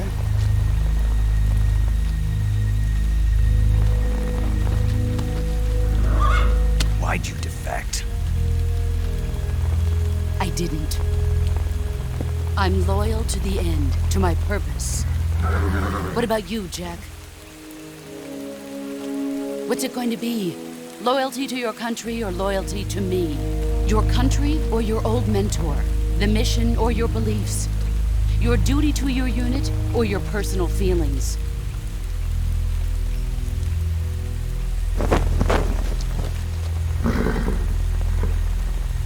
You don't know the truth yet. But sooner or later, you'll have to choose. I don't expect you to forgive me.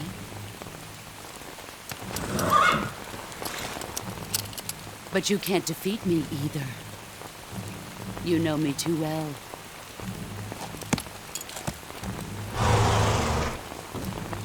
Just look at that bandana. If you can't put the past behind you, you won't survive long.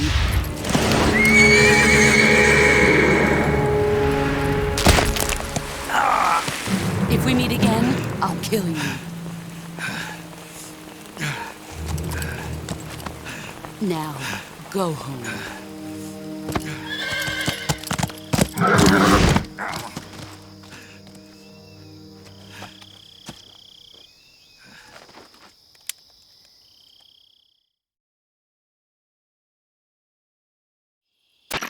This is Snake. Major Zero. I read you, Snake. I was ambushed by the boss. You were what? The drone's been shot to hell. It's up in flames. That's not good. Enemy scouts are going to come looking for you. Yeah, I know.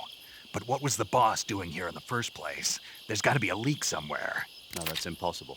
The man the boss is working with, Volgin, isn't exactly on speaking terms with Khrushchev. I lost my gun. The boss destroyed it. Snake, I know how you're feeling. It's hard for me to believe, too, that a legendary hero like the boss would go over to the Russians. That she'd double-cross us like this. But that's how it is, and if you don't accept it, you'll never be able to beat her. That's not the problem. In terms of sheer technique, I'll never be able to beat her. I know that all too well. You've got to do it, Snake. She's your enemy and your objective. Enemy? We were together for 10 years, and now you tell me she's my enemy? Enough. Hurry to the factory where Adam is waiting. Scouts have probably already been sent out to investigate the explosion. You've lost your weapon, right? That means you've got no chance of winning in a battle situation. Whatever you do, don't let them see you.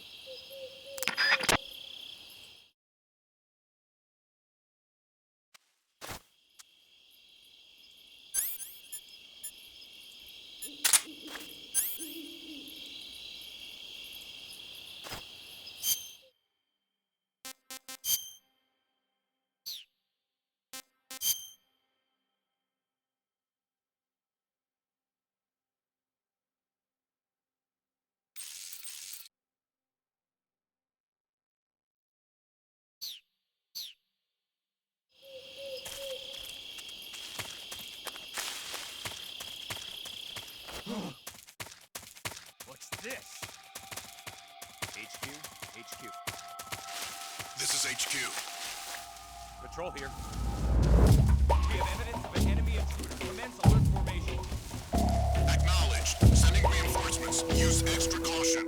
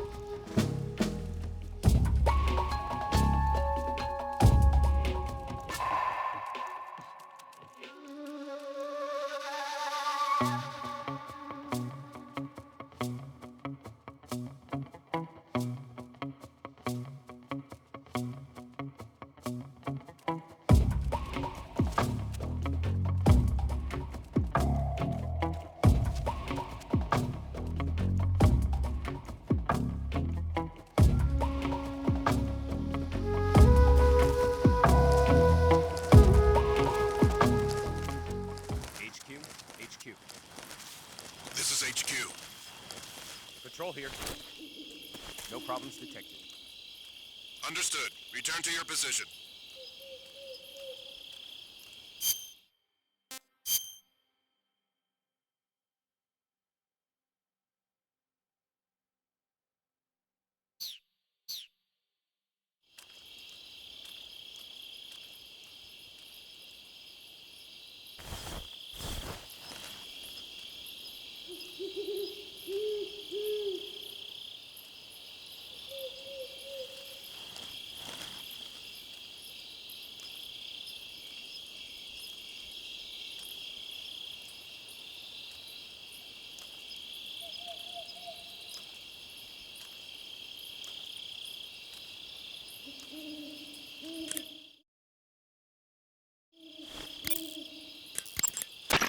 Snake, unlike the Virtuous mission, this is a...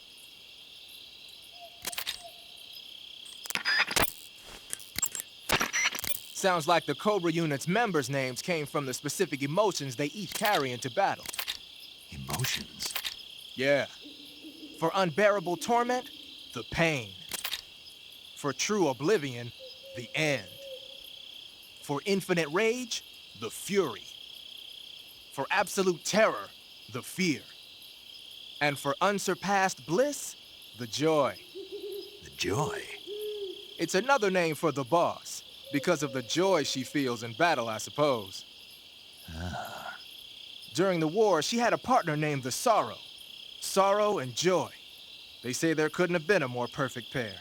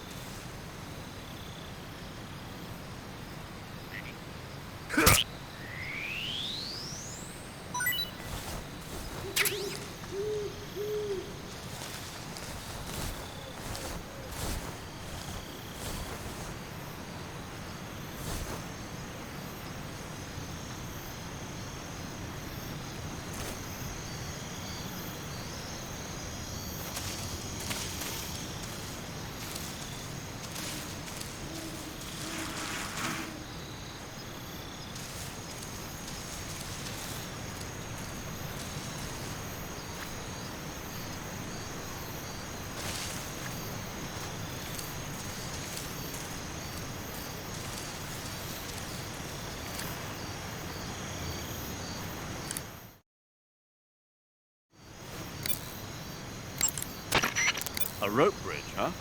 You'll stick out like a sore thumb if you walk on top of it. To cross it without being seen, you'll have to do something about the enemies. Seems that way. In the Virtuous mission, you had your tranquilizer gun to use. This time around, you're unarmed. You won't be able to take out the enemies safely from a distance. You'll have to find some way of reeling them in close. Try distracting the enemy by making a noise or throwing something. You might also try cutting one of the ropes with your survival knife to make the bridge shake.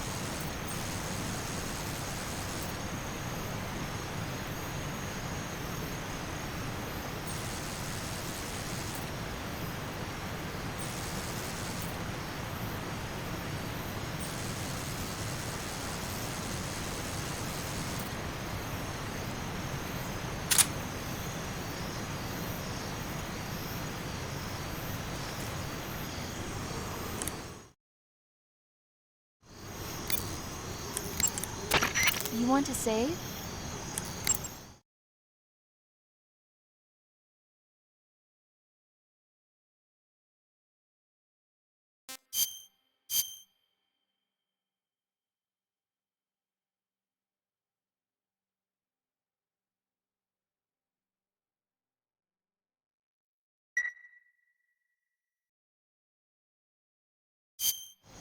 Snake, have you heard of It Came from Outer Space?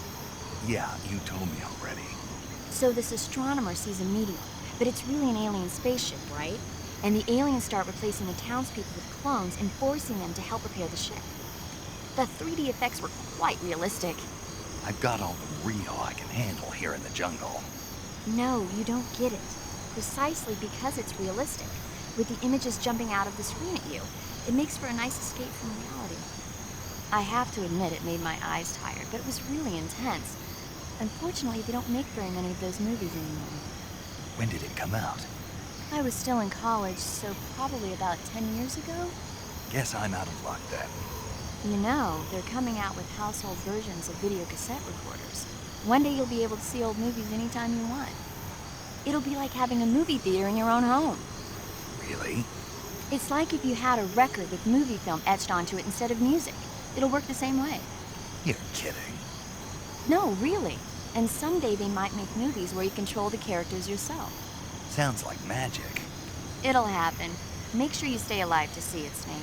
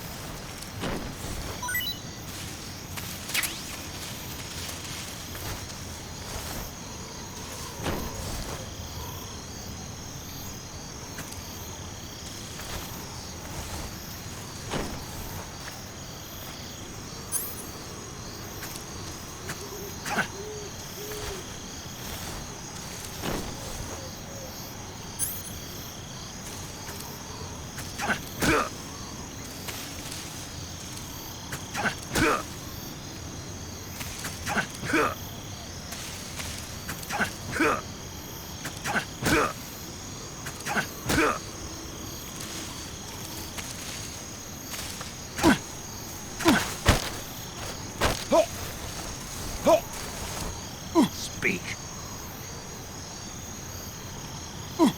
Answer me. Move me.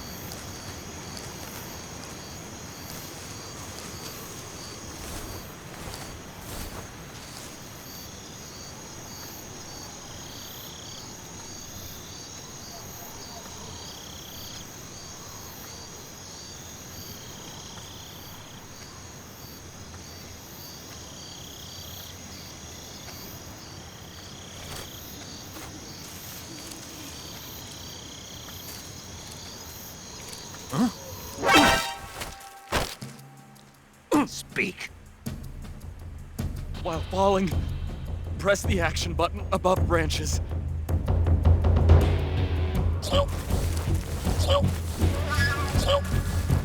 Speak.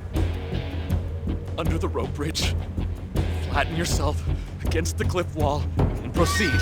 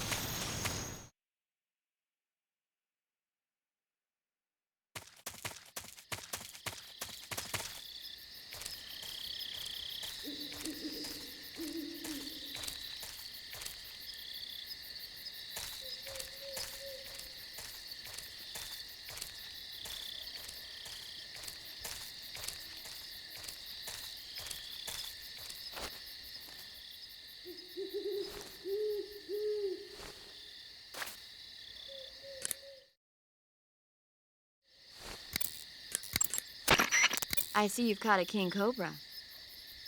The king cobra is the world's largest venomous snake. Its large size means that it has a lot of venom to inject. One bite is supposedly enough to kill an elephant. And it's extremely vicious as well, so watch out. If you get bitten by a king cobra and injected with venom, your life will start to decrease rapidly. As soon as you're bitten, go into the survival viewer and use Cure to give yourself a serum injection. The king cobra's diet consists mostly of other snakes. Be careful, or you might end up as its next meal. Got it. So... What? How does it taste? Yep. Ugh. It seems you're the one whose diet consists of other snakes. You're making me blush. The guide says they taste just fine. Ugh.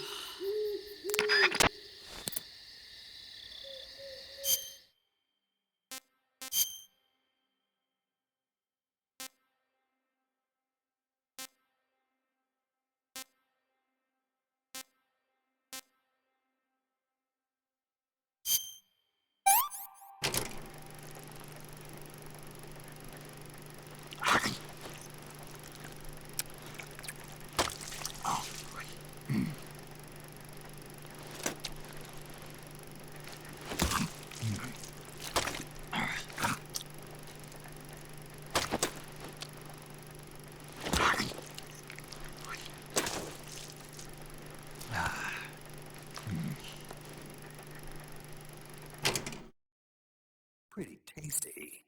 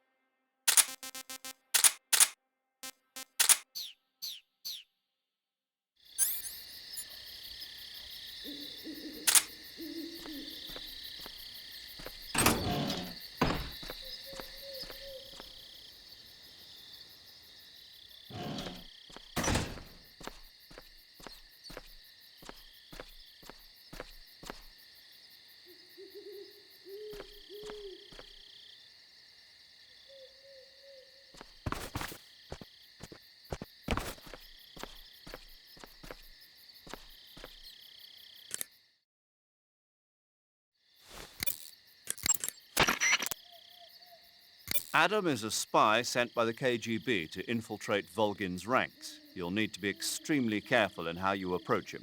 Obviously. He can't let Volgin know he's meeting me. That's right. Adam won't show up if you're being pursued by the enemy. Before you go to rendezvous with Adam, make sure you haven't been seen by the enemy. Meet up with him in normal phase. Got it?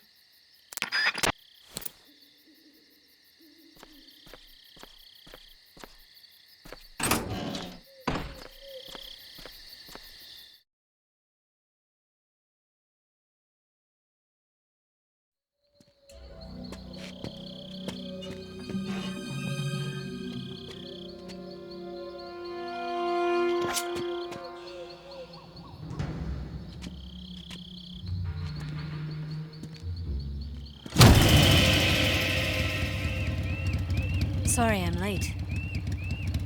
Cut the engine. They'll hear us. Are you the agent they sent? Are you Adam?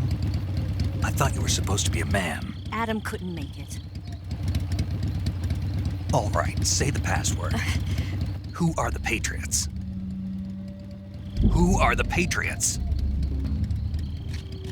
Answer me!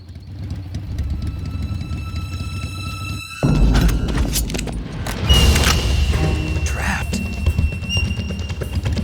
Get down!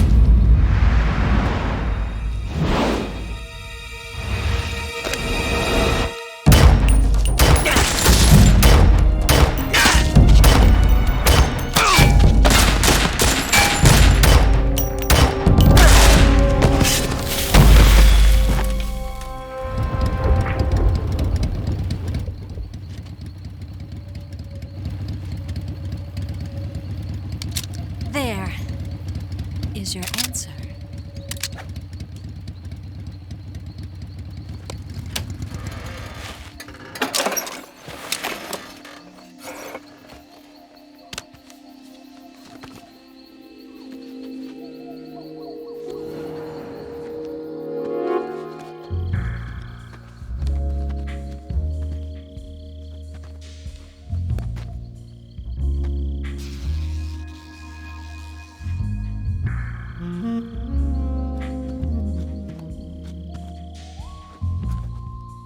The name's Eva.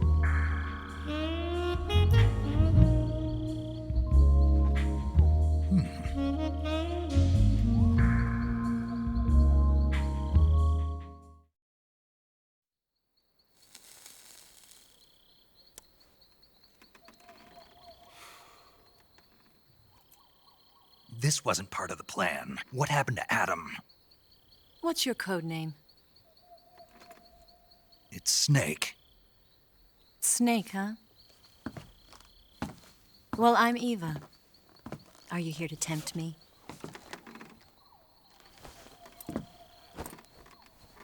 What happened to Adam? Colonel Volgin is a very suspicious man. He decided Adam wasn't the right person for this mission. And you were? Yes. Why? Because I can do things he can't. I heard you used to be a codebreaker for the NSA. I was. 4 years ago, I defected to the Soviet Union with Adam. Mauser military. The broom handle. It packs quite a punch. Nice to have when you're on a bike. You held it sideways and used the muzzle jump to create a horizontal sweep. That was impressive. Bet you've never seen that technique in the West. It's imitation, isn't it? Yeah. It's a Chinese Type 17 pistol. Around here, even that's hard to come by. Don't worry, though. The one I've got for you is American-made.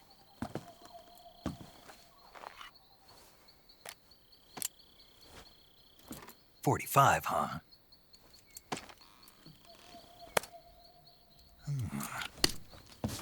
Incredible. Do you like it? The feeding ramp is polished to a mirror sheen. The slide's been reinforced, and the interlock with the frame is tightened for added precision. The sight system is original too. The thumb safety is extended to make it easier on the finger. A long type trigger with non-slip grooves. A ring hammer. The base of the trigger guard's been filed down for a higher grip. And not only that, nearly every part of this gun has been expertly crafted and customized.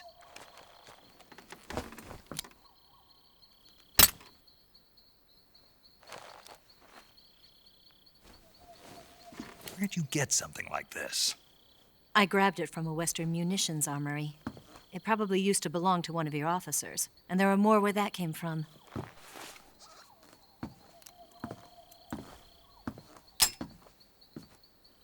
You had this with you, didn't you? Better take this too. What's that? A disguise to make you look like a scientist. A disguise? Yes. You're here to rescue Sokolov, right? Sokolov's still safe then? Yes. He's being forced to continue his work on the Shagohod. Where? At the lab. They've got a whole army of scientists there developing new weapons. Security is tight, but if you disguise yourself as a scientist, you might be able to sneak in. Can we get Sokolov out of there? We'll see, won't we? Tell me how to get to the lab. The safest way in is from the rear. First, you'll need to head north through the jungle. You'll come to a heliport used for shipping materials. Pass the heliport and continue north, and there will be a large crevice. Descend into that area, and you'll reach a cave. Move through the cave, and you will arrive at a mangrove swamp. After the swamp, there'll be a warehouse. Make your way through the warehouse, and you'll come out just south of the lab. Got it. And just what are you doing there? In close-range combat, a knife can sometimes be more useful than a gun. By doing this, I'll be able to hold a knife at the same time and still keep the gun steady. That way, I can instantly switch between a gun battle and a knife fight.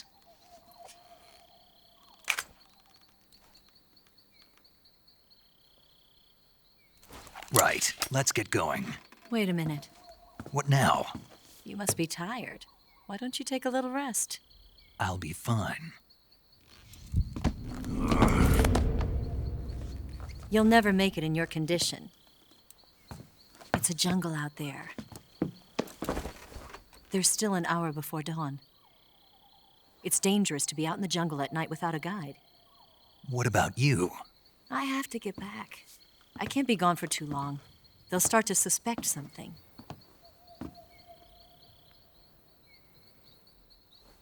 Don't worry. I'll keep you updated over the radio. That's it? My orders are to provide you with information, nothing more. Oh. You look disappointed. All right, then.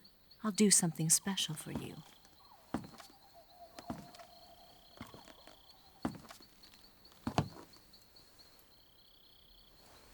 I'll stand watch until dawn. Now be a good boy and lie down.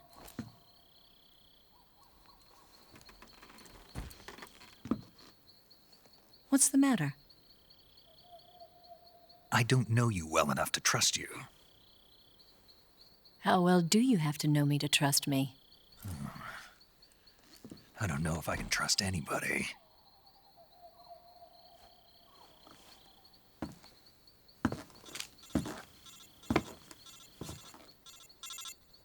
Gonna get that?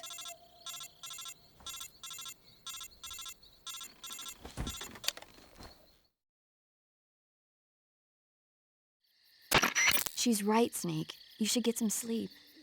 Although in your condition, you really ought to be back in the ICU. Whenever you save the game and quit, you'll go to sleep. Sleeping allows you to gain back stamina naturally. Depending on how long you sleep, you may also recover naturally from sickness and injury. When you're tired or hurt, the best thing to do is just get some sleep. So do yourself a favor and take a nap. Doctor's orders, okay? Yeah, okay.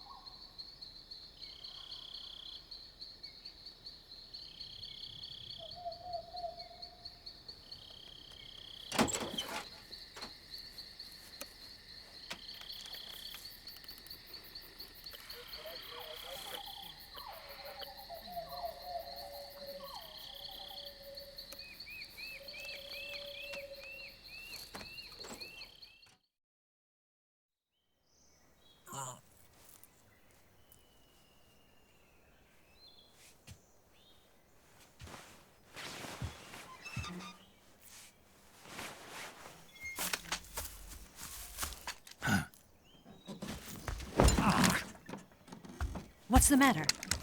We're surrounded. I see 4 of them.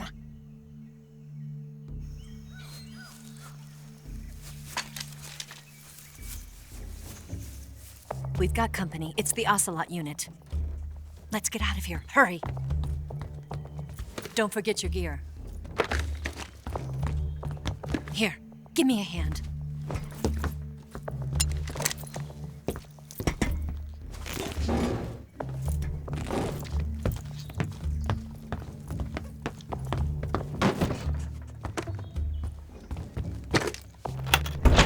We can use this to get to the basement.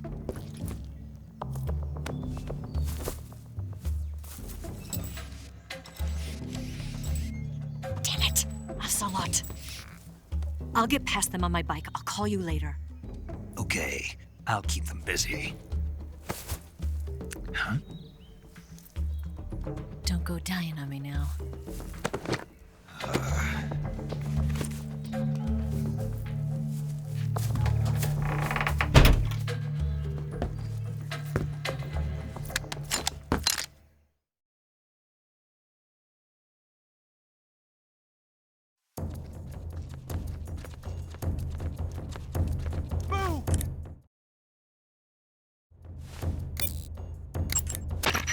It appears you've been completely surrounded. Yeah, so I gathered. If Eva is to escape from there... Right. I'll have to take them all out. Snake, you must defeat all the Ocelots. That's the only way to ensure Eva's safe escape, as well as your own. But you're up against a lot of them. Don't try to take them head on. Approach them without being seen and dispatch them one by one. And don't forget to use your camouflage.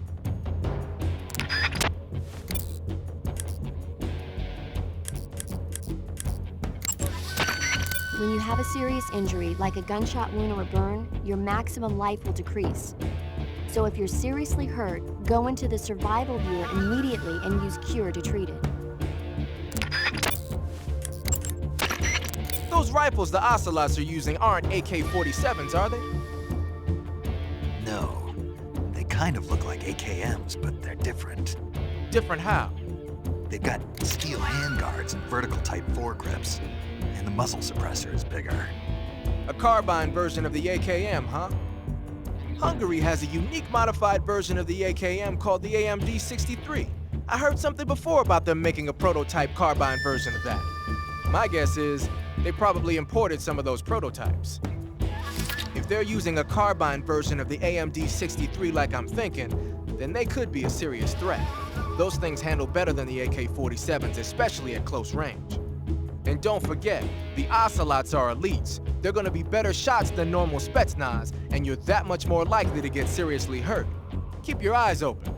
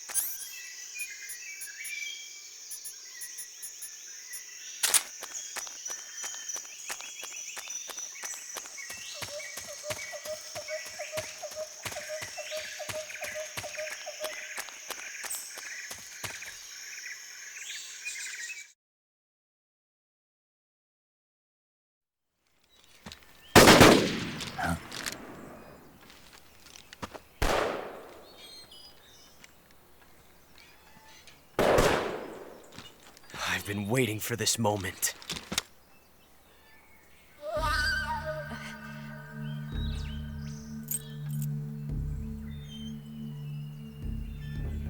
That's it! That's the stance! I don't think so. What? A female spy?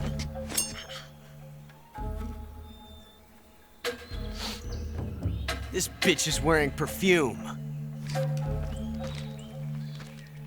Stay where you are.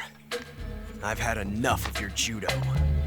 I see you've got yourself a single-action army. That's right. There'll be no accidents this time. You call that an accident? Well, it wouldn't have happened if you hadn't been showing off. What did you say? It's a nice gun, I'll give you that. But the engraving gives you no tactical advantage whatsoever.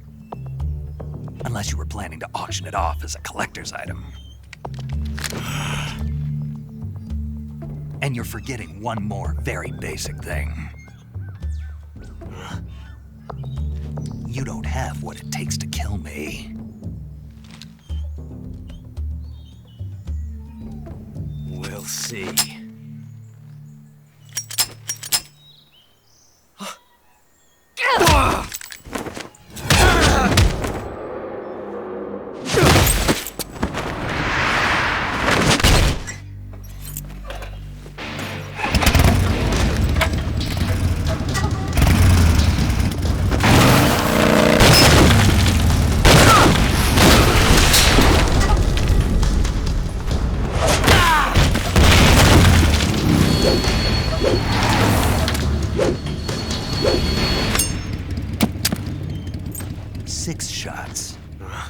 That thing only carries 6 shots.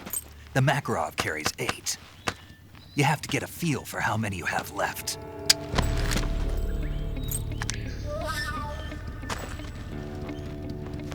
This is a high-class weapon. It's not meant for shooting people. Damn!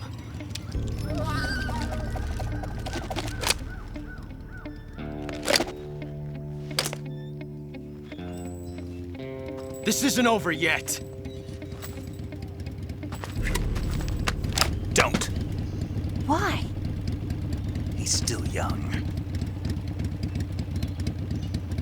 You'll regret stopping me.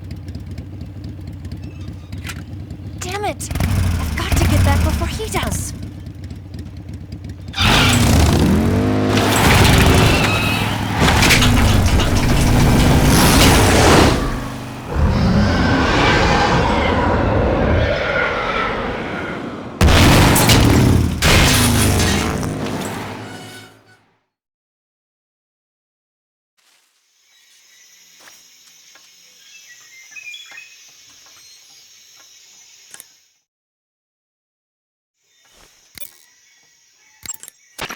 It looks like you've got rid of all the Ocelots. Yeah. Now proceed with the rescue of Sokolov. According to Eva, you should start by going to the crevice to the north and... Can we trust her? What's that? Eva is with the KGB, isn't she? Can I really believe what she says? How do I know she won't double-cross me? There are no guarantees in espionage, Snake, only calculated guesses. At this point in time, the KGB stands nothing to gain by stabbing us in the back. So you're saying I can trust her? I'm saying the chance that she'll betray you is low. Ah. Of course, we checked the route she gave you against our own data. It looks like a pretty solid infiltration route. It makes good use of weak spots in the enemy's defenses. You shouldn't have any problems. Follow the route Eva showed you and proceed with the mission. Roger.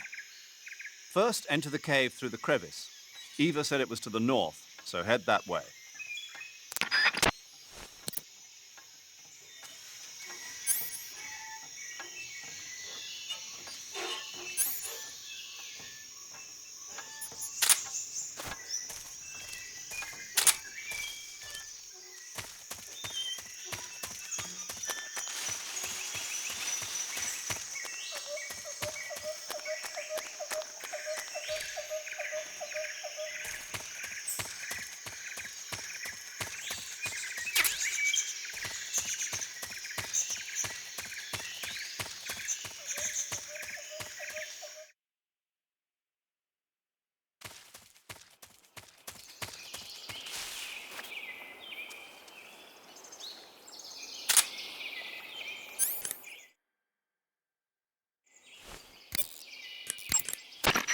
I see you caught yourself a green tree python. The green tree python isn't venomous, so no need to worry. It's fairly docile too, so I don't think it's likely to attack you. The green tree python originally comes from Australia and New Zealand. It's a really pretty green color, and it lives... Oh my god. What's wrong? Snake, what did I just say? They come from Australia and New Zealand. No, after that. They're a really pretty green color. I thought so. What was I thinking? Seeing a snake and calling it pretty? What's wrong with that? Everything. When a normal woman sees a snake, she's supposed to scream or get sick or something like that. And you think you're normal? What was that? Nothing. Oh, it's all your fault. Jeez, I'm sorry. But enough of that. What do you mean, enough of that? This is serious. No, I just wanted you to tell me how it tastes. How should I know? Ugh. It was awfully pretty, though.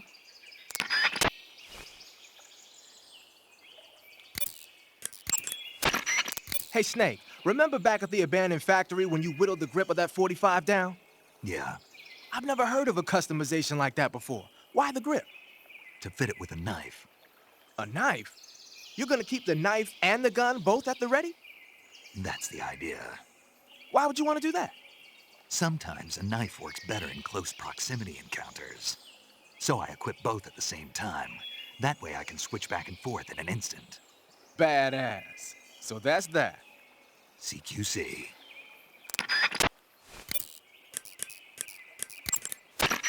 You want to save? Hold on a sec.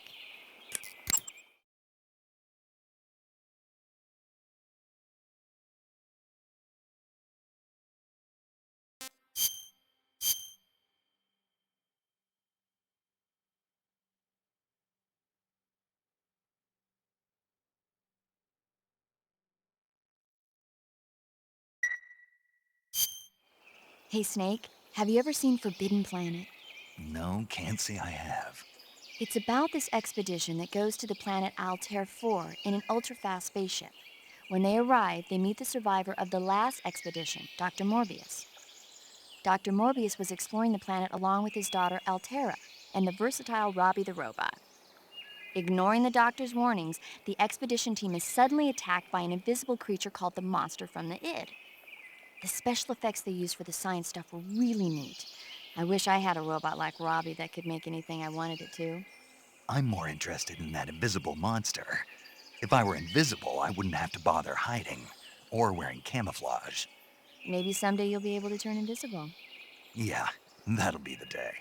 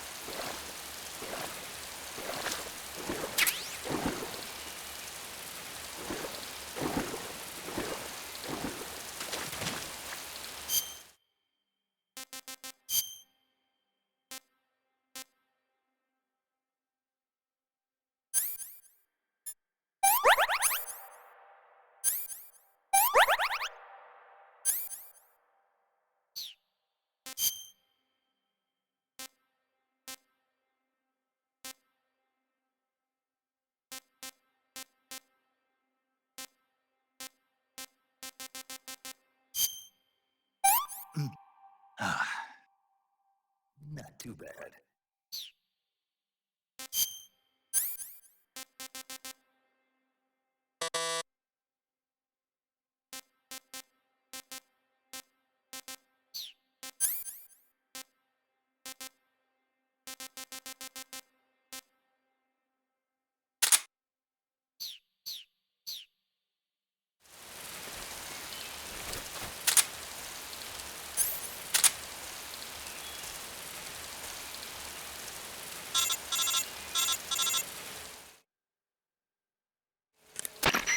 Snake, are you there?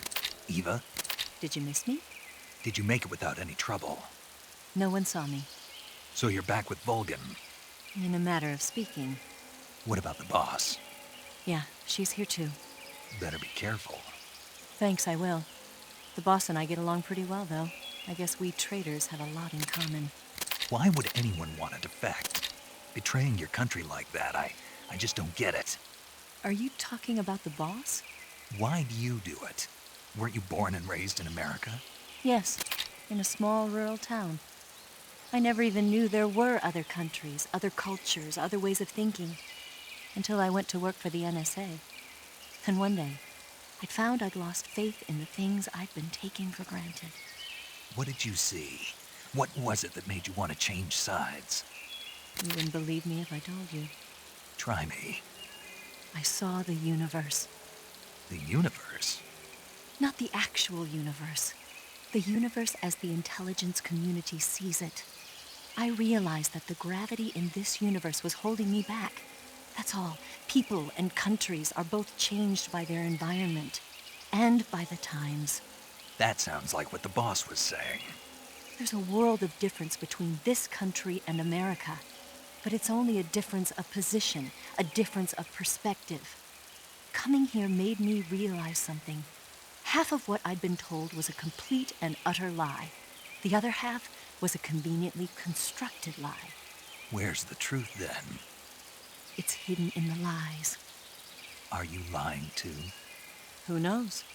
I've been trained to make even the most severe falsehood sound like the honest truth. Weren't you? No. I believe because I have to, even if it is a lie. That's part of my mission. I'll have to remember that. If you need me, give me a call on the radio. My frequency is 142.52. See ya.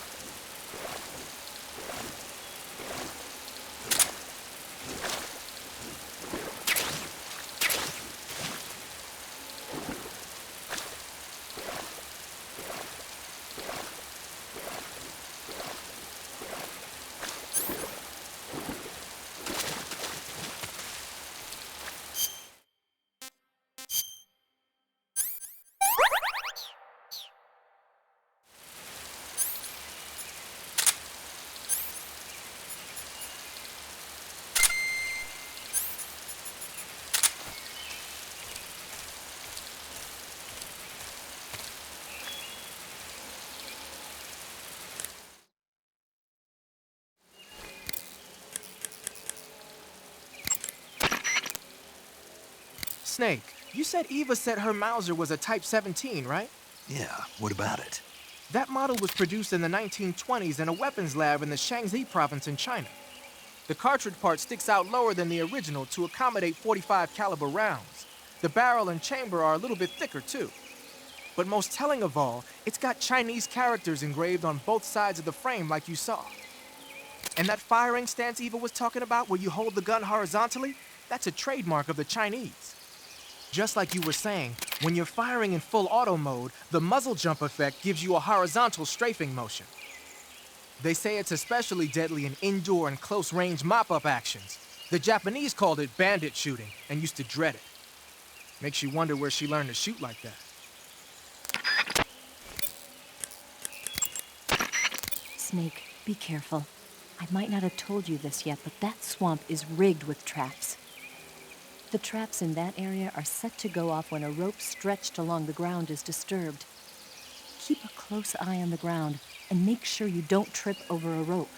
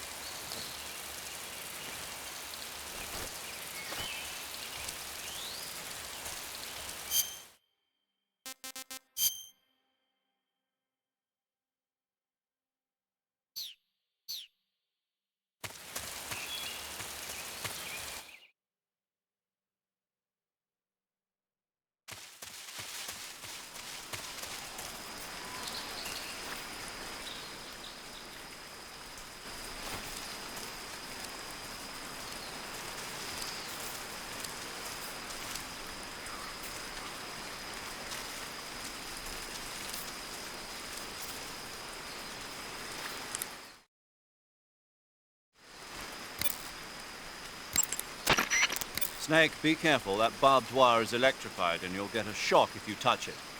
It looks like there's no way to get over it. Snake, the barbed wire in that area has a high voltage electric current running through it.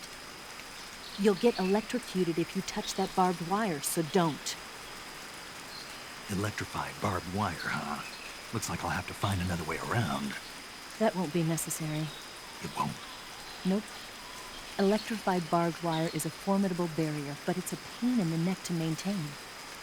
Apparently, it's always breaking down because wild animals keep running into it, but the word is they don't have enough personnel to fix it. If you look closely at the bottom of the barbed wire, you should be able to spot a hole somewhere. Try crawling your way through there.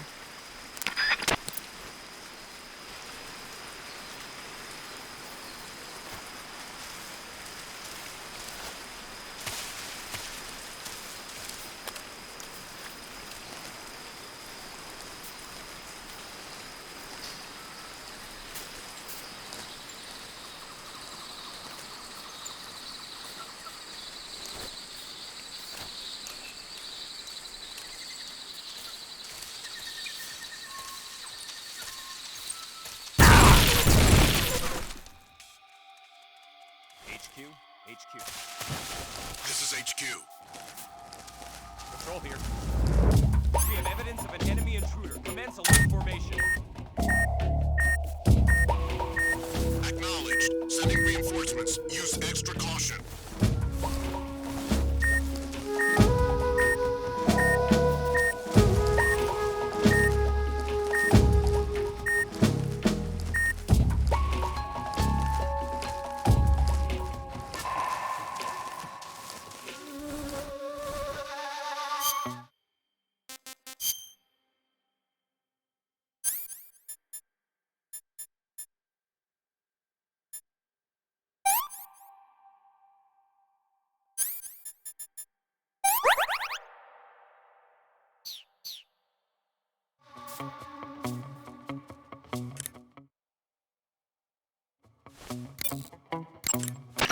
Good. You made it to Bolshaya Pust.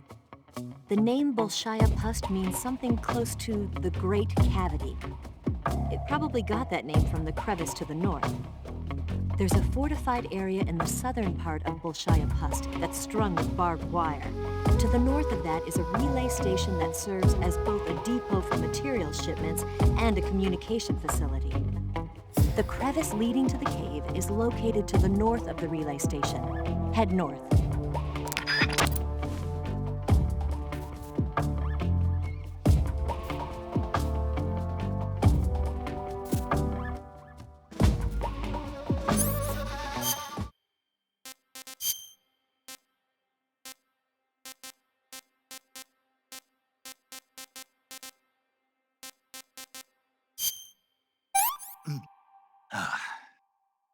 I want some more.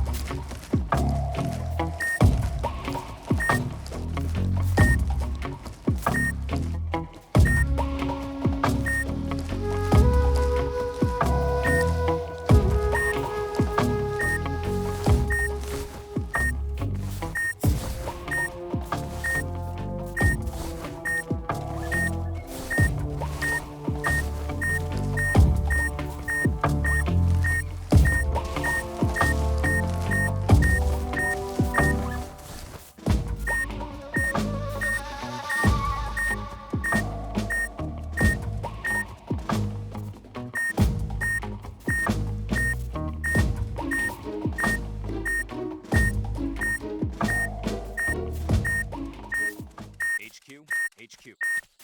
This is HQ. Patrol here. No problems detected. Understood. Return to your position.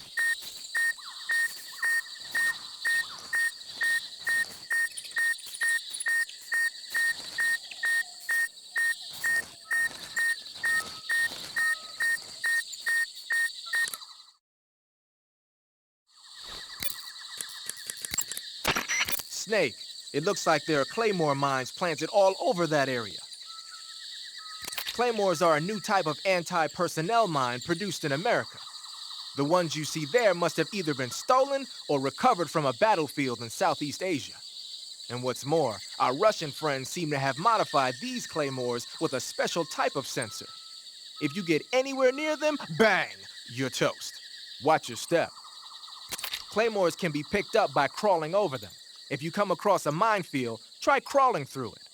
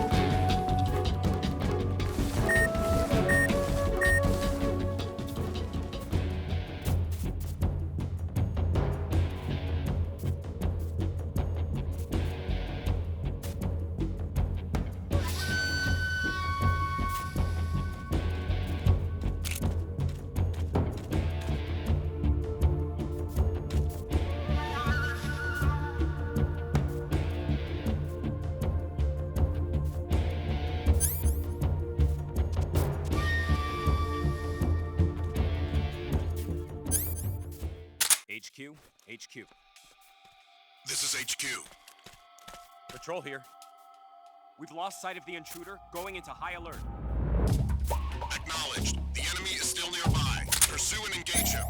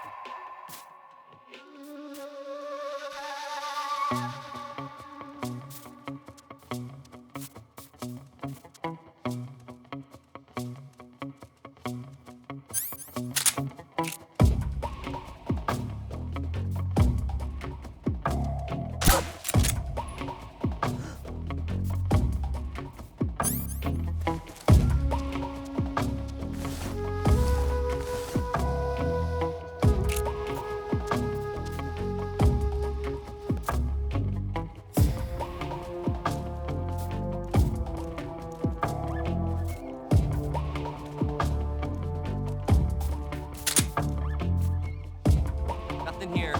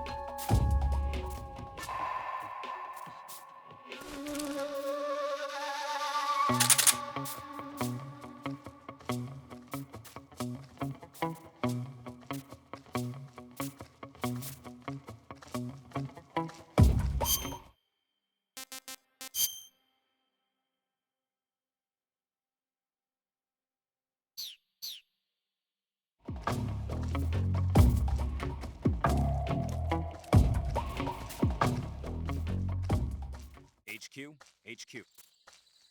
This is HQ. Patrol here. No problems detected. Understood. Return to your position.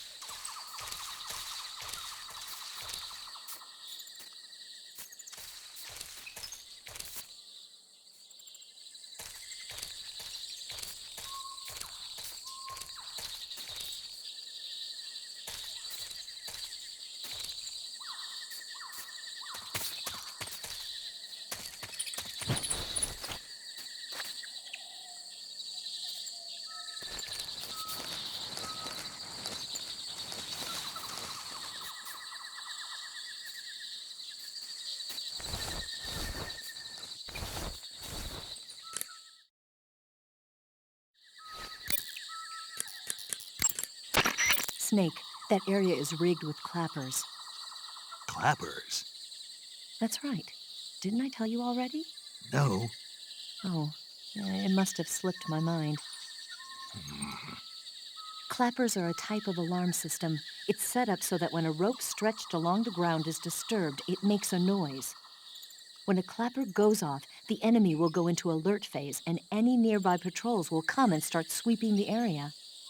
Keep a close eye on the ground, and try not to trip any ropes.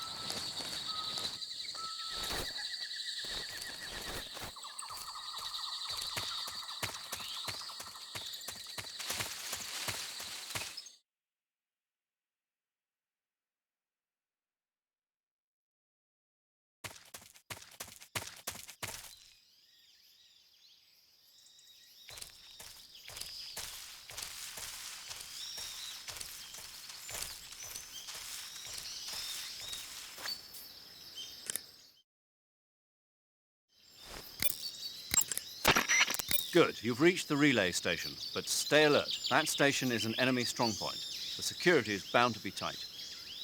But there's no other way to get to the crevice if I don't make it through. Exactly.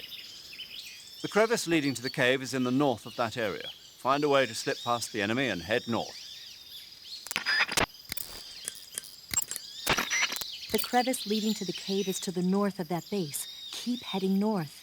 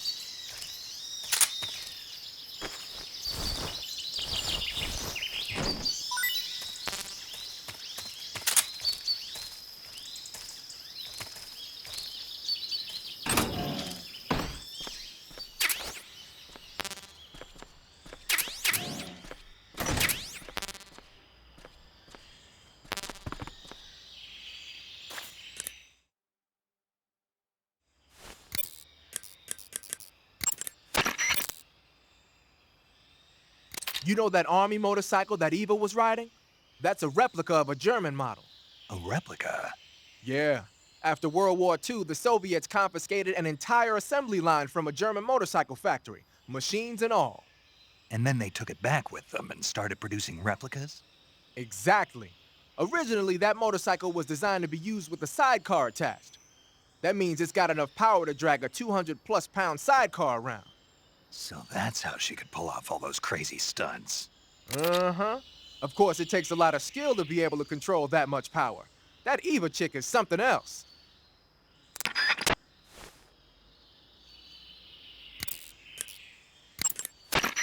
Snake, that building next to you is an enemy armory. As you might have guessed, those armories you sometimes run into are where they keep their ammo and other stuff. If you take out an armory, the enemy units in the area will have their ammo supply cut off. And if they know they're on their last leg, they'll use ammo a little more sparingly in a gunfight. Bottom line, if you blow up an armory, the enemy's firepower decreases.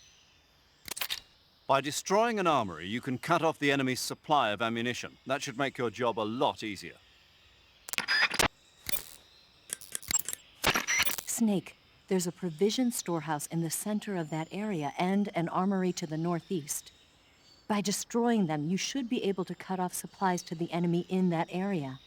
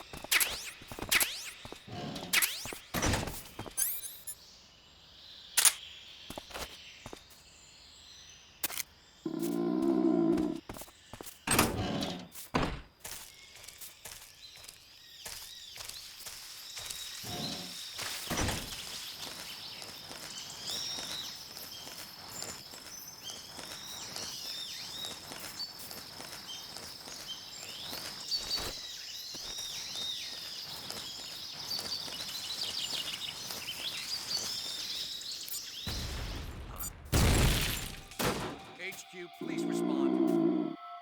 This is HQ. Patrol here. We're being attacked. Enemy position unknown. Going into high alert. Acknowledged. Sending reinforcements. Use extra caution. Who's that? Radio, get us!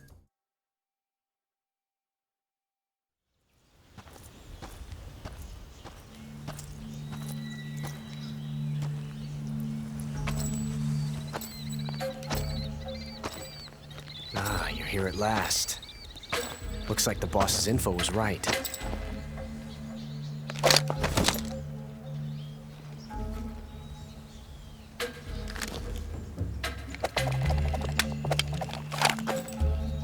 Twice now you've made me taste bitter defeat.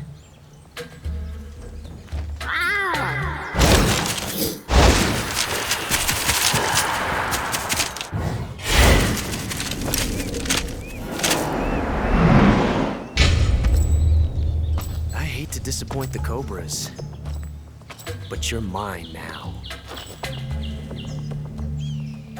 All of you, leave us.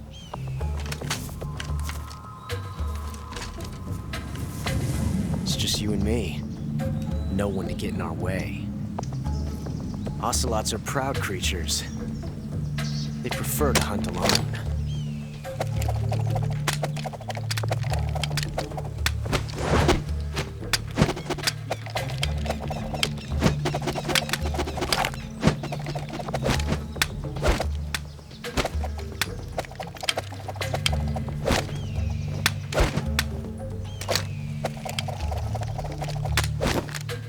Shots.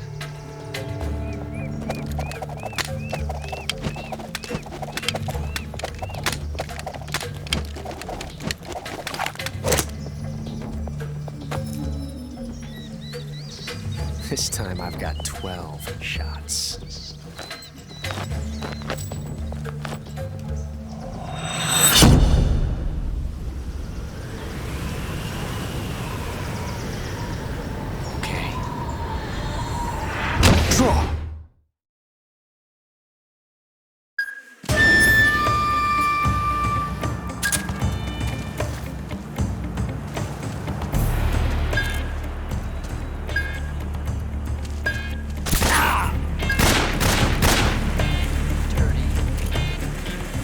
Talk, huh?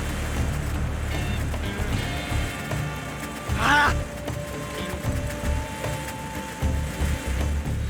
Ah! Damn it! Major, backing you up. Nice shot. That range, huh? You won't get away from me!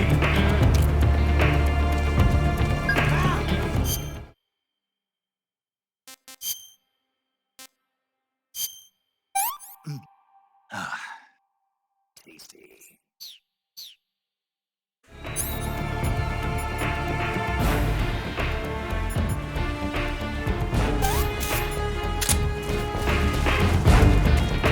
Take this!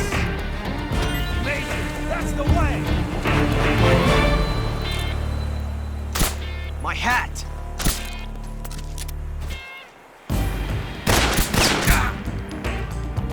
I felt that.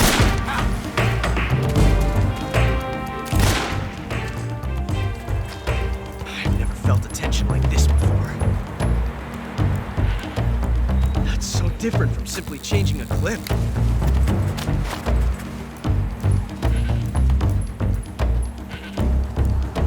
This reload time is exhilarating. Ah!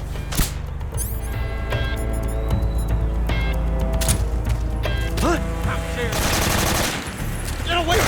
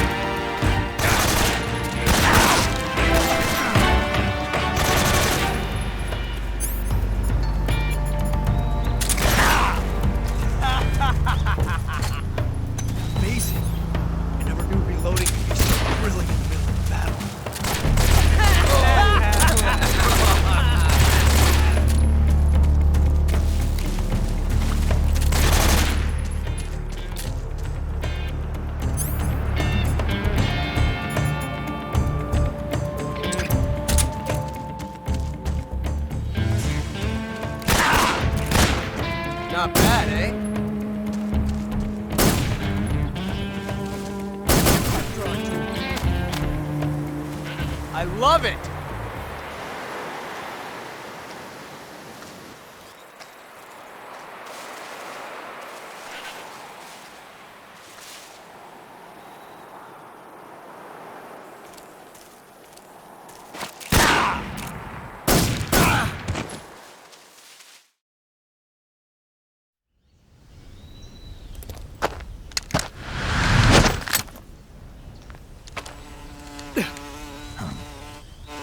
Damn it.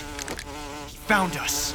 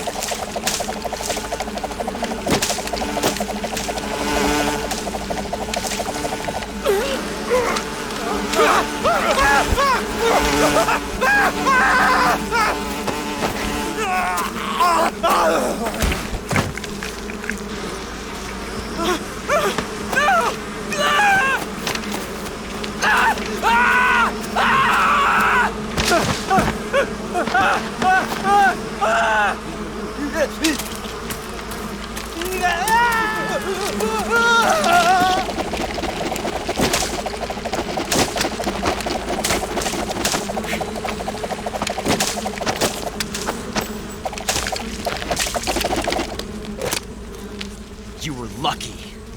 We'll meet again.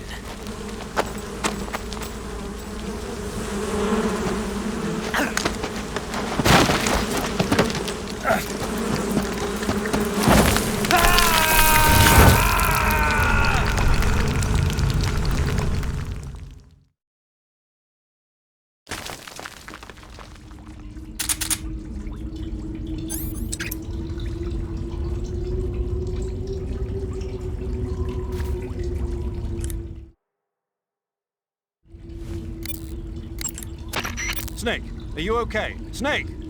Major. Snake. Are you all right? You're not hurt? No. That was a hell of a drop, but I'm fine. Looks like there's no way back up, though. I see. Well, anyway, it's good to hear you're not injured. Slipping and falling may not have been part of the plan, but getting into that cave was. Proceed further into the cave. The cave seems to be structured like a maze, but there's an exit somewhere. Find a way out of the cave and head for the aqueduct. All right, but it might take me a while to get through this cave. Are you hurt? No. Is it the enemy? Did they set a trap for you? Not that either. Then what is it? It's dark in here. Dark? Yeah, there's no light anywhere. I should have brought a flashlight with me. So what you're saying is that it's going to take you a while because you don't have a flashlight? Right. Snake, if you don't have a flashlight, you should be looking for a substitute. I tell you, American soldiers these days rely too much on ready-made equipment. Here we go again. What was that? Nothing. American soldiers rely too much on ready-made equipment. And not only that, they can't seem to grasp that one piece of equipment can have multiple functions. Back when I was in the SAS, we never had that problem. We were trained to use every piece of equipment in as many ways as possible. If you don't have a flashlight, look for something else. You need to develop flexible, innovative thinking if you want to... Hey, are you listening to me? Yeah, of course I am. First, take a look at what you're carrying with you now. Don't you have anything that can provide you with some light? Snake, you've got a gunshot wound. When you get shot, you'll sometimes suffer a gunshot wound. The chance of suffering a serious injury is especially high at close range. When you have a gunshot wound, your maximum life will decrease depending on its severity. Gunshot wounds will heal naturally over time, but if you want it to heal faster, go into cure in the survival viewer and treat it. To treat a gunshot wound, you need to dig out the bullet with your knife, disinfect the wound, and apply styptic, then wrap it in a bandage. When all that's finished, the gunshot wound will be fully healed. The Davy Crockett's that the boss took with her when she defected are mortars that fire nuclear warheads. They're named after Davy Crockett, the hero who died defending the Alamo in the Texan War of Independence. Remember the Alamo. That's right. The warheads are equivalent to between 10 and 20 tons of TNT. Every building within 150 yards of the hypercenter is completely obliterated. But the warheads the boss had with her were some kind of experimental super bomb. So they're actually even more powerful than that. I don't even want to think about what happened if she used it again. Snake, you know what you have to do. Yeah, I know. Snake, are you all right? Yeah, just barely. What the hell were all those hornets? Most likely that was the pain, one of the cobras. I figured as much. Are they tracking me? I don't know. The cobras only take orders from the boss. Not even Volgin knows what they're really up to, so I don't know anything about them either. No kidding. I'll try and dig up as much as I can about them. You just focus on moving ahead. Go to the end of the cave and you'll come out in an aqueduct overgrown with mangroves. This leads to the Ponizovye swamp. And Snake, be careful. That cave is pitch dark inside. Good. I did remember to tell you then. If it's completely dark and you need a light, try using a torch. I heard there's some emergency torches stored somewhere in that cave. Torches. Got it. So where are they? Huh? Where are the torches? How should I know? Go find them yourself.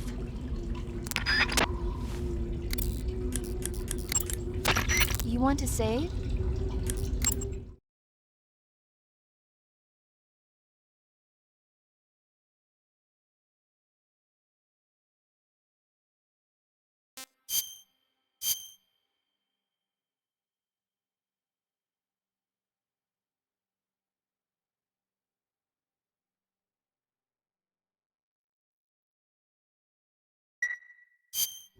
Snake, have you seen 007 From Russia with Love? Nah, I don't like those movies. Real spies are nothing like James Bond. It's pure fantasy. Snake, I don't think the Major's going to like you saying that. And even though it's fiction, I can't help but comparing myself to Bond. What exactly don't you like about James Bond? I mean, is it the fantastic gadgets? The cars? The guns? Major. Snake, wouldn't you like to have a gun shaped like a pen? What good is a pen gonna do me in the jungle? I'd look like a fool. Then what about a snake-shaped gun? You could make it look like you're grappling with a giant snake and then get a shot in on the enemy while they're distracted. Okay, now you're being ridiculous. We'll make you a snake-shaped gun that folds up and fits into an attaché case. Will you give it a rest? Oh, I get it. You're worried about how to handle the ladies, aren't you? No. I knew it. To tell you the truth, I don't like the idea of playing hanky-panky with enemy femme fatales either. But that's part of Bond's appeal. You could learn a thing or two from him. I mean, what about this Eva? What are you planning to do with her? I don't even trust her yet. No, that's not what I mean. You can't let yourself get involved. This is a game of spy versus spy. She's using you just as much as you're using her. I realize that. You've got to grab the initiative, and to do that, you have to get the upper hand in the relationship. That's what a spy is supposed to do. Get the upper hand? I don't think I'm cut out for that mission. Maybe if you change your code name to 00 Snake. HR. 007 is the biggest thing to come out of England since the Mayflower. I wouldn't be surprised if they made 20 more of those movies. Didn't you know? The Major is a huge James Bond fan. Don't get him worked up like this. Worked up? Maybe you don't realize this, but now that you've got him started talking about Bond, I'm going to have to listen to him lecture for a whole hour after he gets off the radio. You have my sympathy. It's too bad you can't enjoy such a great movie, though. I guess I'm just one of those people who can't enjoy spy flicks.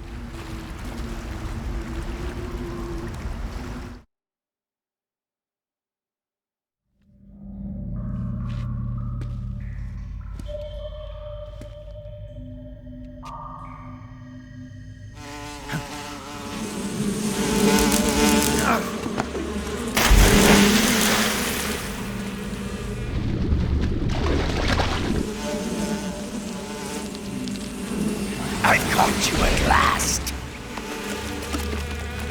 We are the sons of the boss. Ha! I am the pain. Ha! I will guide you to a world of anguish beyond your imagination.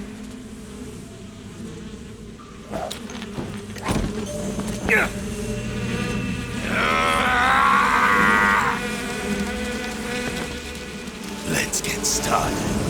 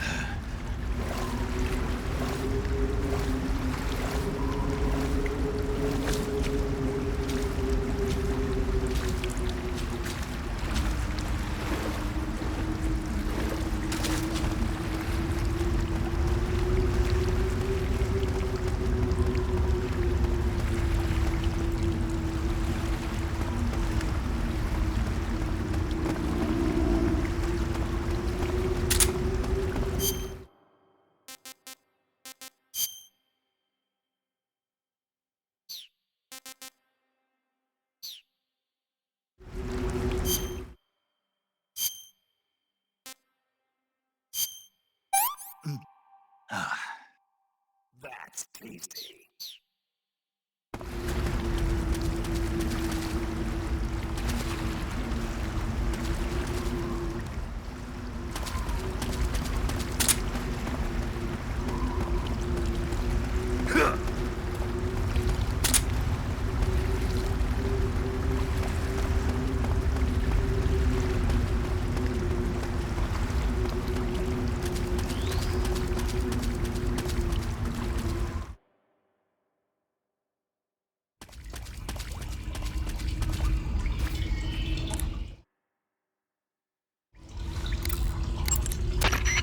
The exit from the cave should be toward the back. Proceed through the cave and find the exit to the swamp aqueduct. I see you've caught yourself a Taiwanese cobra. The Taiwanese cobra is native to Taiwan and southern China. It's quite vicious and carries a potent neurotoxin in its fangs. Be careful. If it bites you, go into the survival viewer immediately and use the cure option to inject yourself with serum. Sounds interesting. Don't ask me. Huh? The guide doesn't say. If you absolutely have to know, then you'll just have to try it yourself and see. I didn't say anything. But you were going to ask, weren't you? About the taste? Maybe. I'll talk to you later, Snake.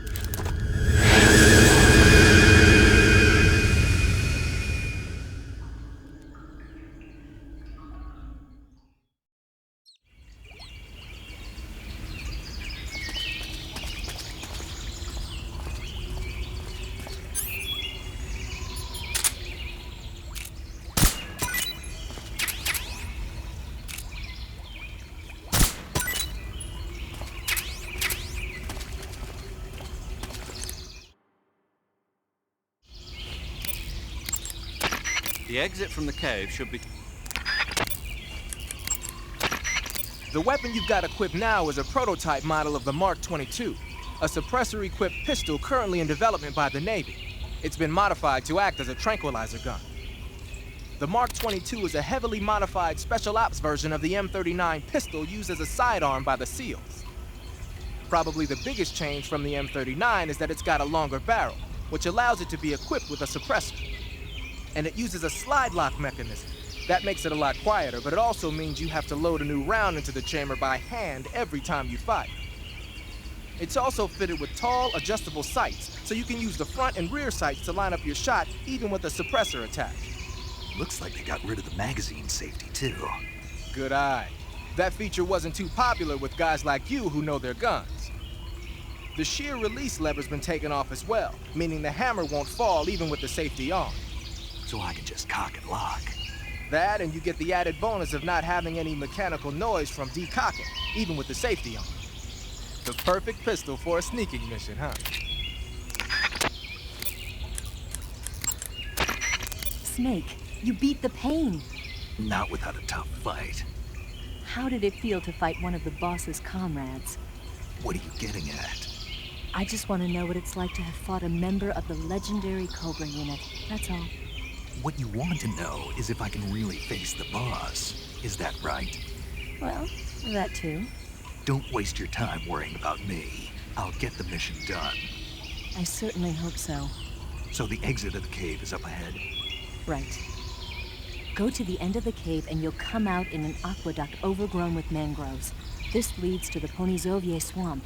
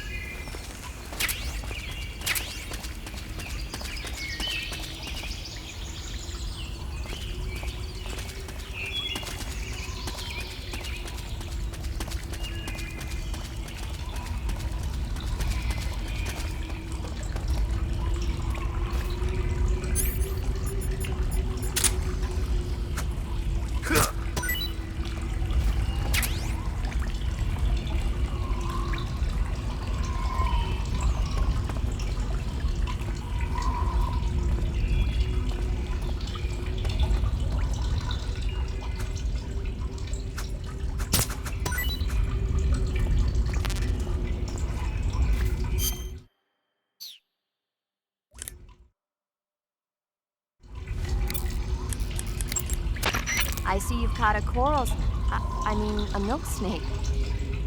The milk snake closely resembles the coral snake, but it's actually not venomous. Even so, you'll still take damage if it bites you, so don't get too close. So is there a way to tell the difference between a milk snake and a coral snake? It's pretty difficult. They really do look almost exactly alike. I guess if I had to pick something, I'd say it's that the milk snake is much less aggressive. Okay. I just thought of a better way. You're going to love this. What? Eat it. Eat it? Yeah. The guide says milk snakes don't taste very good. Is that right? But if I've already caught and eaten it, what does it matter which kind of snake it was? It doesn't, does it? Shoot, I thought I had a good idea.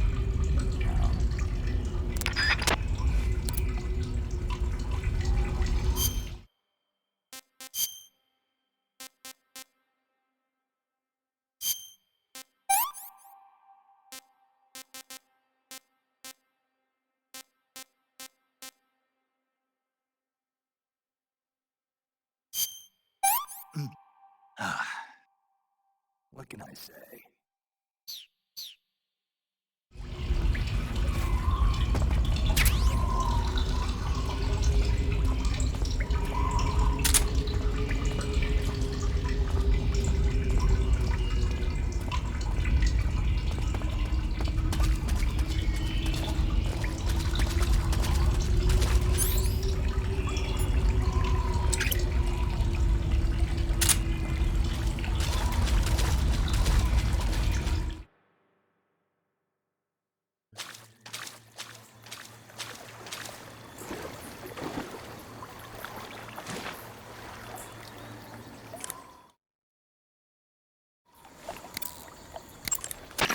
I see you found your way to the aqueduct.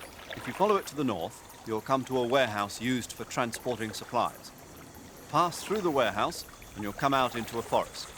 The lab where Sokolov is being held is directly to the north of that forest, so head north. I see you've caught yourself a maroon shark. The maroon shark is found mostly in Southeast Asia, but it's not actually a shark. It's related to the carp. It's also known as the red-finned cigar shark, the river barb, and the sultan fish. Interesting. So how does it taste? According to the guide, it's good, but it's kind of oily and it has a lot of little bones. Fine with me. I never worry about the little things. So I gathered.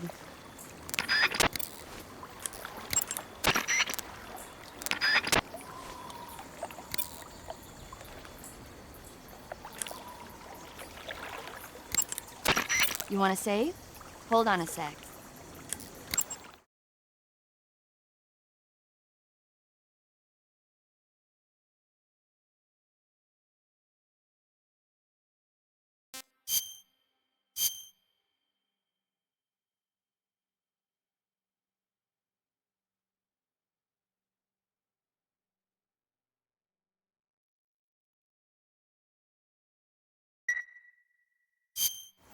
Snake, have you heard of the last war? Nope, doesn't ring a bell. It's a Japanese movie where the world ends in a nuclear war. Tensions between East and West reach the breaking point, and before anyone can stop it, they launch the ICBMs. Humanity is wiped out by a war that no one wanted. The movie depicts that destruction from the eyes of ordinary people. Their simple daily lives are torn apart by the terrible power of a war that has nothing to do with them. Everybody's afraid of the next big war, but there's only so much that one person can do. That's why the people who have the power to stop it have to.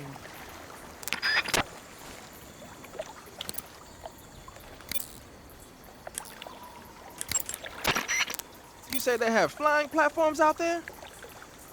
Flying platforms are a type of personal VTOL aircraft. They were working on those in America too, weren't they? Yeah, back in the 50s. They were supposedly going to be used for scouting and patrol missions, as well as to spot for artillery units and transport troops into rough territory. They even got an initial prototype off the ground in 1955. But the thing wasn't fast enough, and there were problems with getting it to stop and turn in midair, so they ended up scrapping the project. The ones you see there were built by the Soviets after they got their hands on the American design plans. The American model used a pair of contra-rotating rotors to generate lift, but those Soviet models seem to be using jet engines instead. They must have kept going with their research after the US abandoned its own project. Now they've finally overtaken us. You gotta give them credit for sticking with it. If you get spotted by an enemy riding a flying platform, they'll go into alert phase.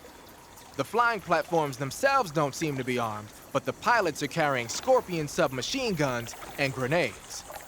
The recoil on the Scorpion is low enough so that they should be able to fire one-handed in full auto mode. That gives them some serious firepower.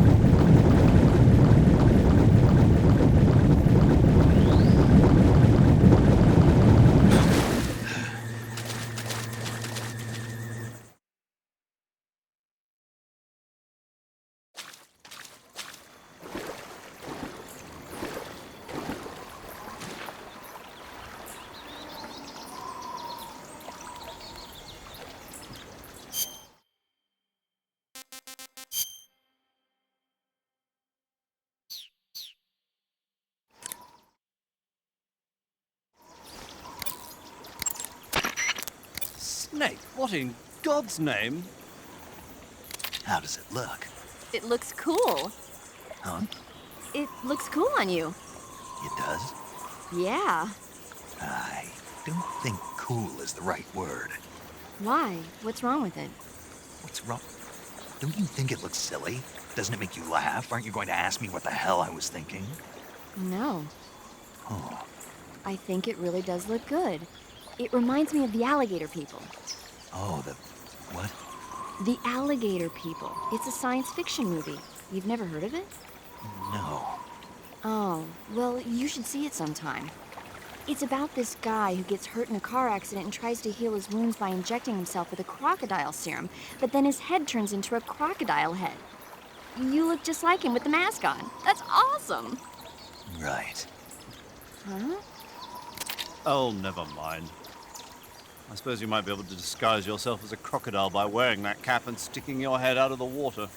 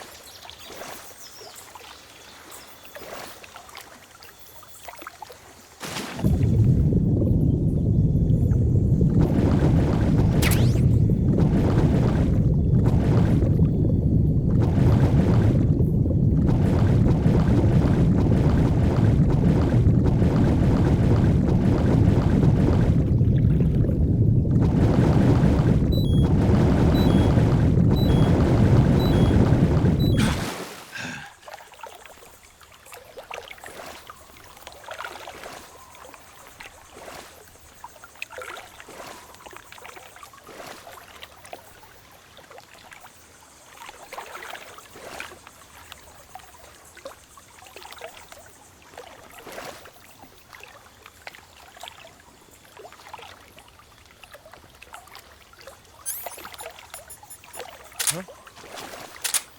Who was that?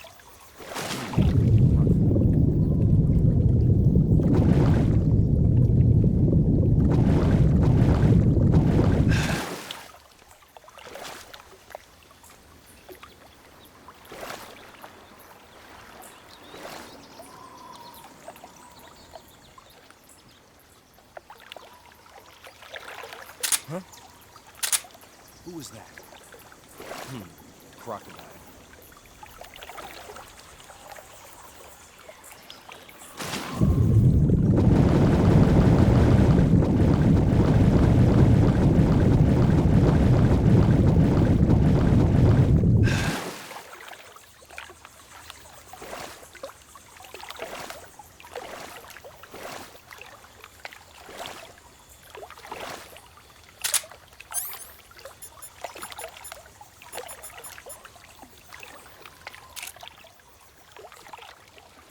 Huh?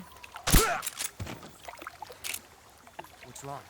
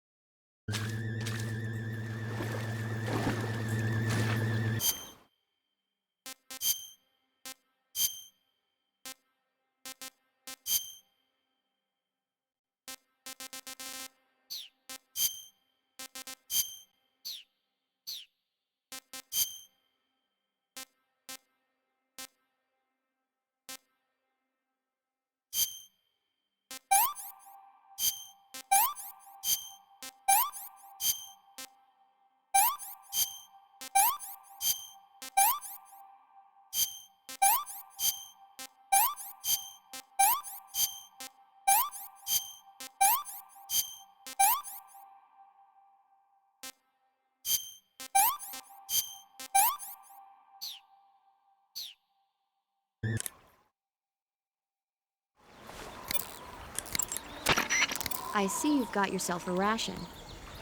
Rations are portable meals carried by Soviet soldiers. I've heard some nasty stories about how they taste.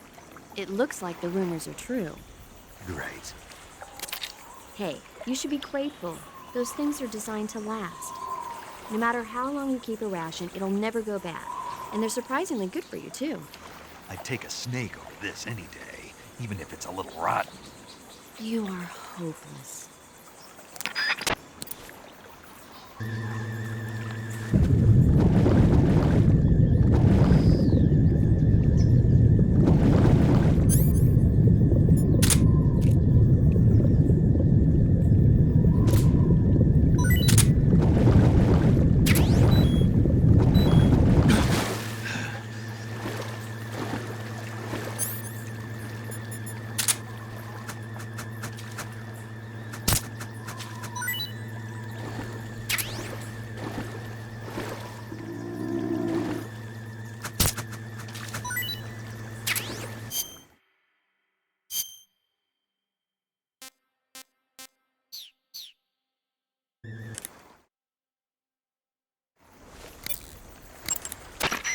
I see you've caught yourself a big-eyed trevally.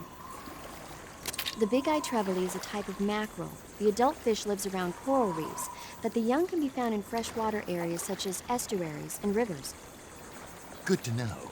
So, how do they taste? The guidebook doesn't say. Huh. Well, if they're a kind of mackerel, they should be okay to eat, right? You'd think so, but... But what? Well, I've heard stories about people getting ciguatera poisoning after eating the adult fish. Ciguatera poisoning? Uh-huh. Fishes that live near coral reefs are sometimes contaminated with a poison known as ciguatera toxin. It apparently gives you food poisoning when you eat it. So I can't eat those big-eyed trevally? I don't know whether those trevally are contaminated with ciguatera or not, but use caution just in case. I see you've caught yourself a maroon shark. The maroon shark is found mostly in Southeast Asia, but it's not actually a shark. It's related to the carp. It's also known as the red-fin cigar shark, the river barb, and the sultan fish. Interesting. So how does it taste? According to the guide, it's good, but it's kind of oily and it has a lot of little bones. Fine with me. I never worry about the little things. So I gathered.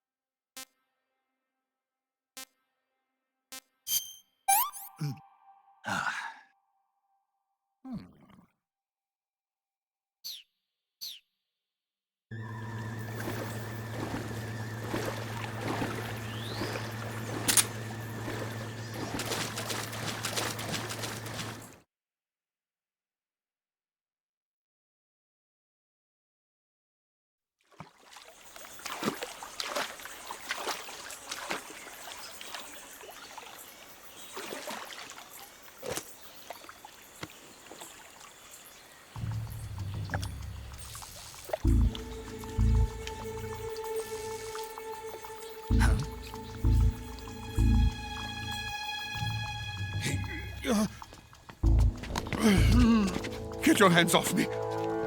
I'm not going anywhere.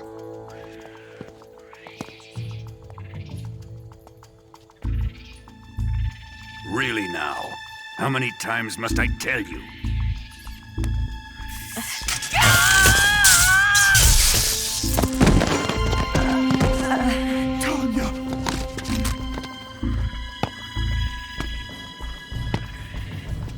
Each time you resist, your lover will suffer the consequences. Is that clear?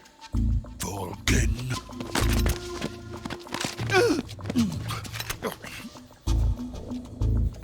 Damn you!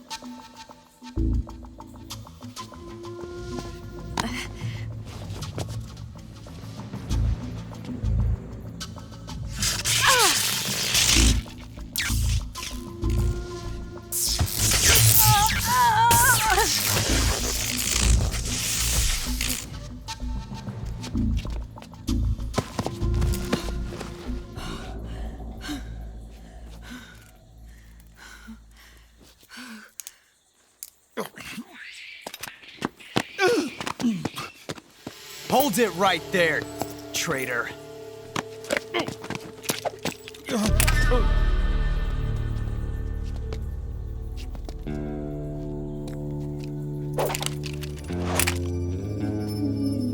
Let's find out just how lucky you are. Watch closely.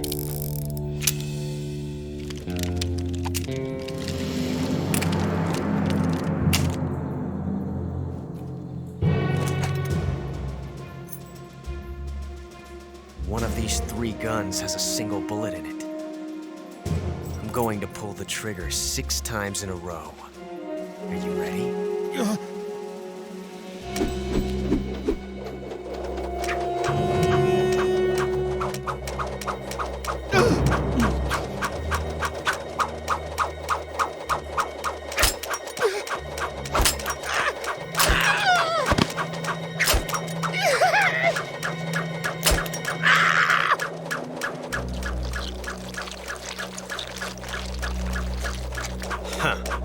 Looks like your luck hasn't run out yet.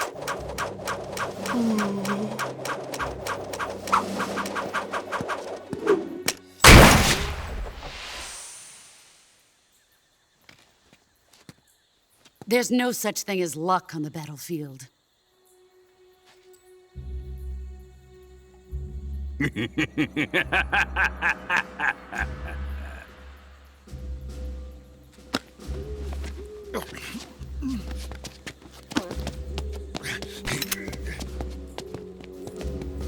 You'd better stay in line from now on. The Cobras will take care of him.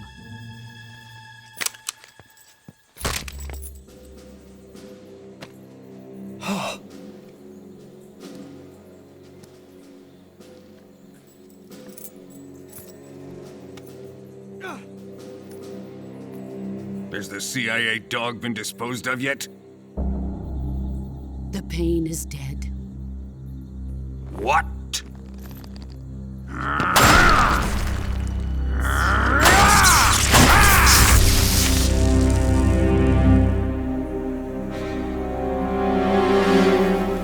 He may be a child, but he's definitely one of yours.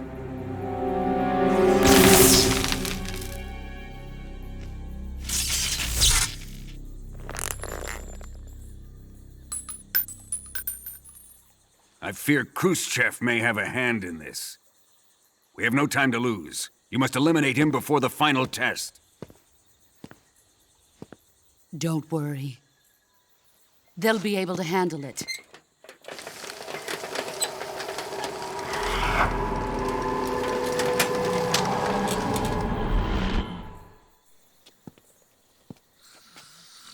I'm leaving him to you, the field.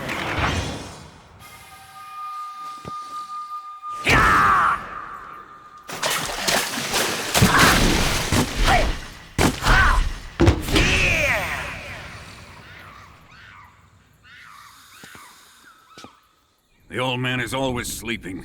Is he all right? The end is saving what life he has left in him for battle. Normally, he's dead. But he'll wake up when the time is right.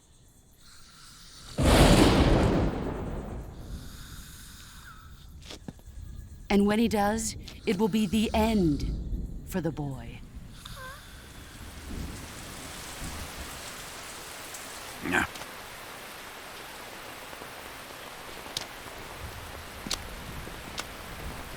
Sokolov isn't worth your love.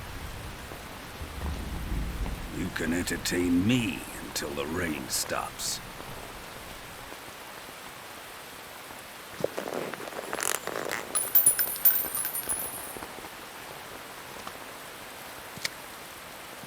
Kuwabara, Kuwabara.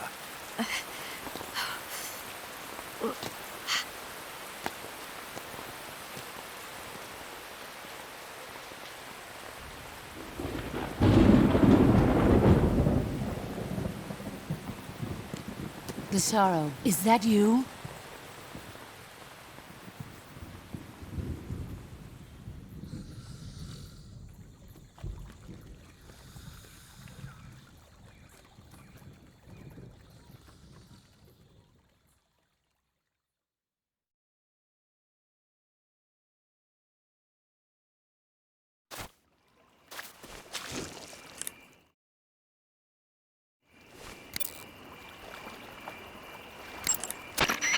Major, Sokolov's been hauled off.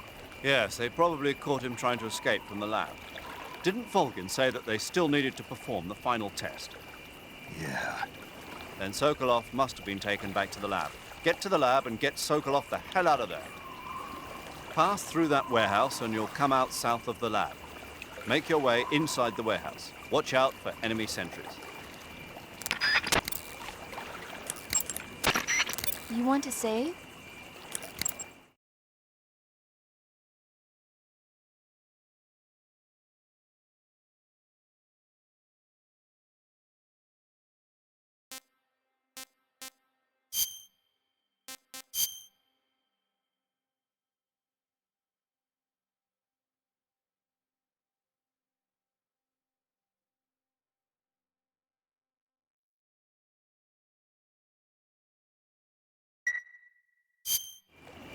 Snake, have you seen Earth versus the Spider? Nope. It's about this spider that suddenly mutates into a giant monster. They bring it into the city in a state of hibernation, but it wakes up and starts wrecking the place. So why did the spider turn huge? I told you, it suddenly mutated. Yeah, right. Snake, it's people like you that take all the fun out of watching movies. Always nitpicking and taking things too seriously. Honestly, why even bother? Look, the important thing isn't that it got big. Then what is important? The fact that there's a huge spider destroying the city. Suspend your disbelief. That's the whole point of movies.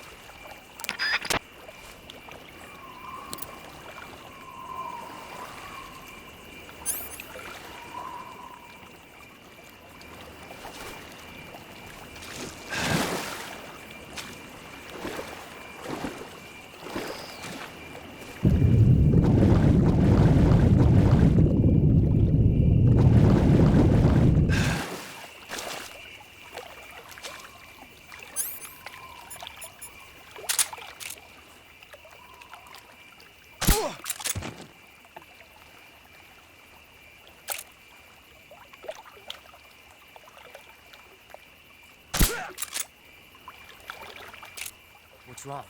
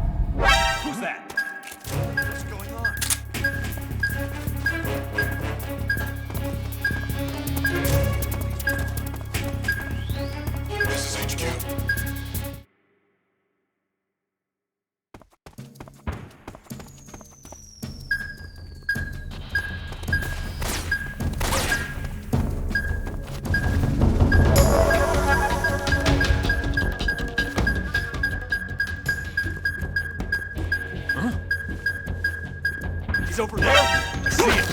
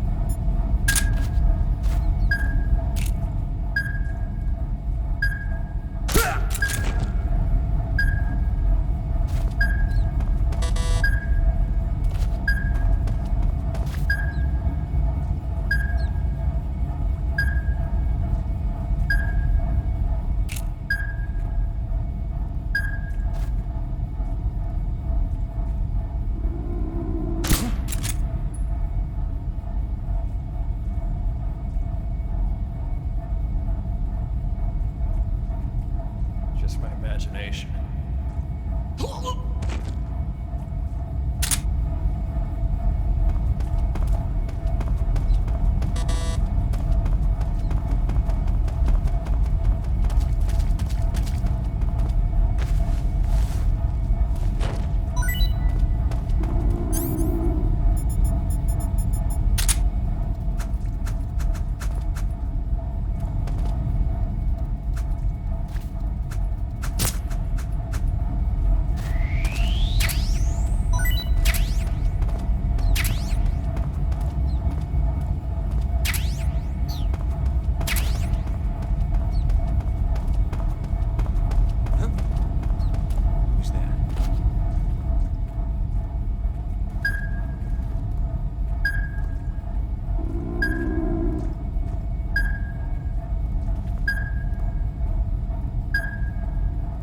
What's wrong?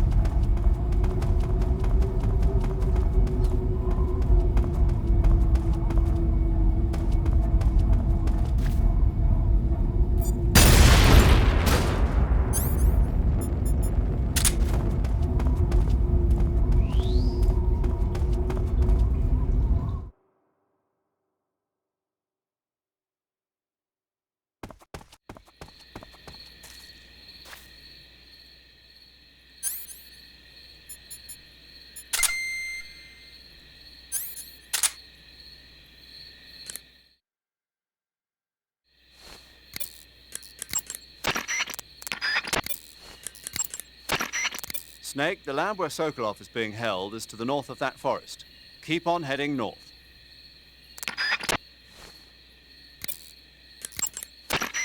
You got some instant noodles, huh? Instant noodles?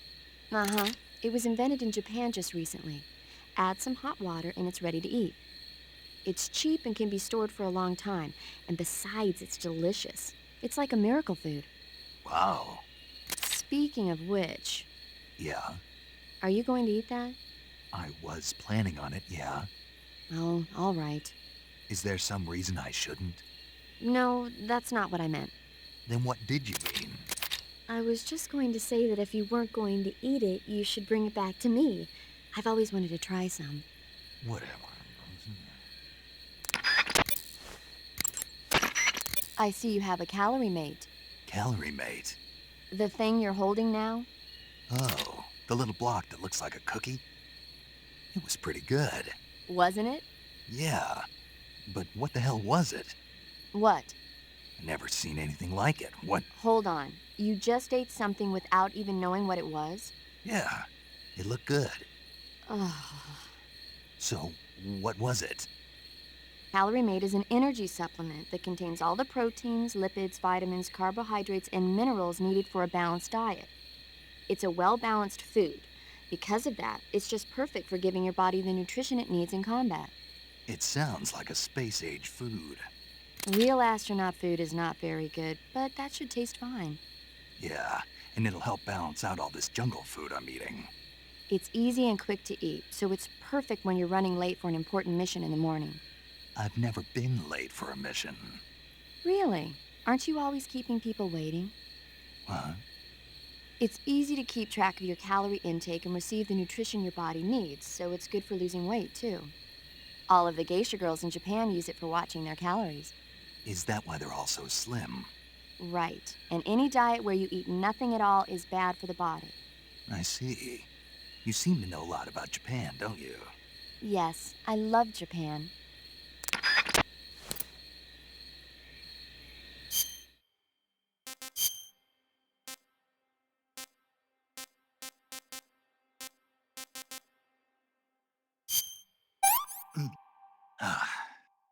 This is horrible.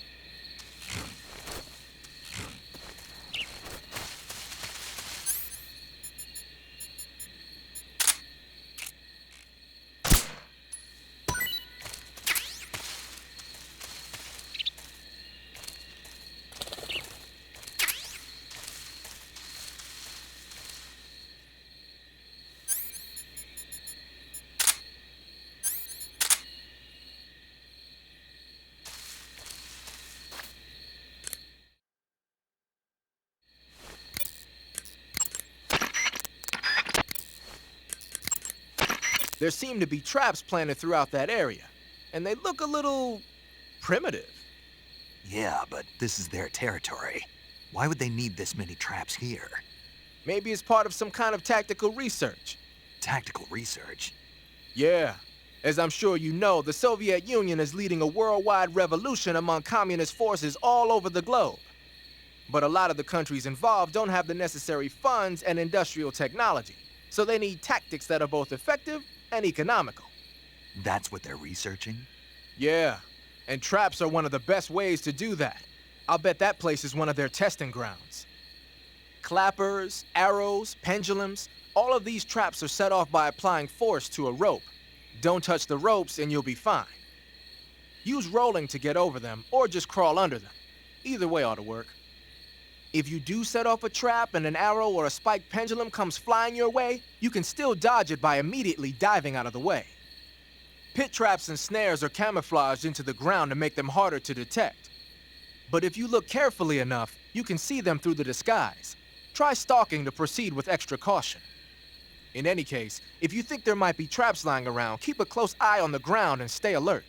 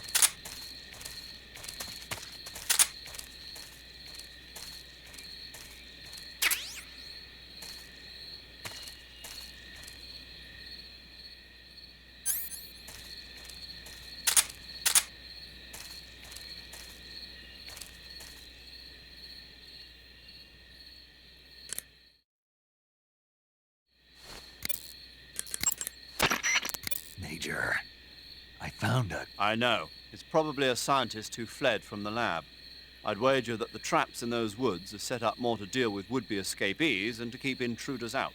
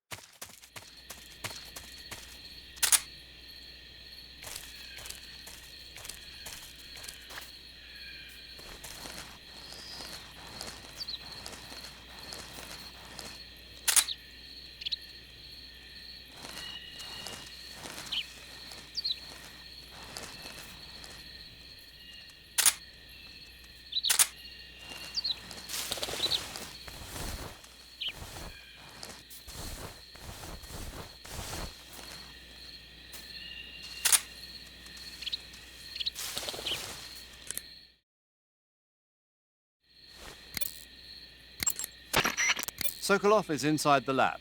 Look for a way in and use it to infiltrate the lab.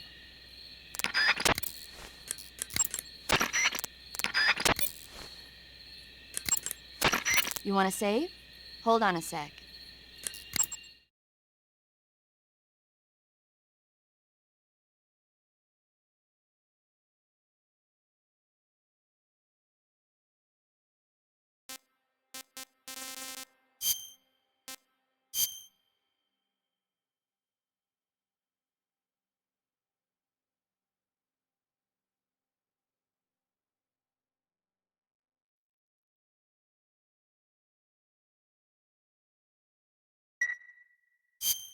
Snake, have you ever seen On the Beach? No, I don't know it. It's about the survivors of the Third World War. The entire northern hemisphere is obliterated in a nuclear holocaust, and it's only a matter of time before the few survivors left in the southern hemisphere are poisoned by the deadly fallout. Their only hope is an American nuclear submarine that escapes to the southern hemisphere. They set out for the Arctic to investigate the fallout. The movie came out in '59, and the year that the war was supposed to happen was 1964. In other words, this year. Nice warning. Let's hope it stays just a movie.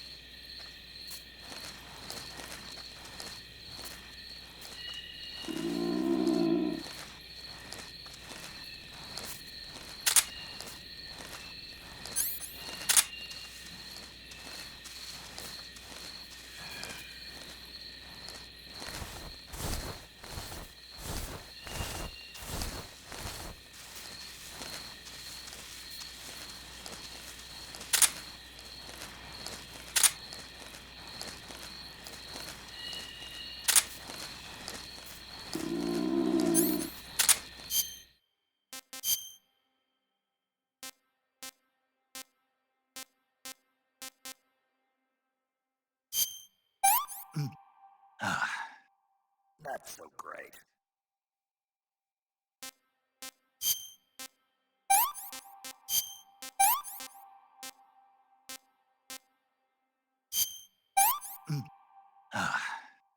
Can't complain.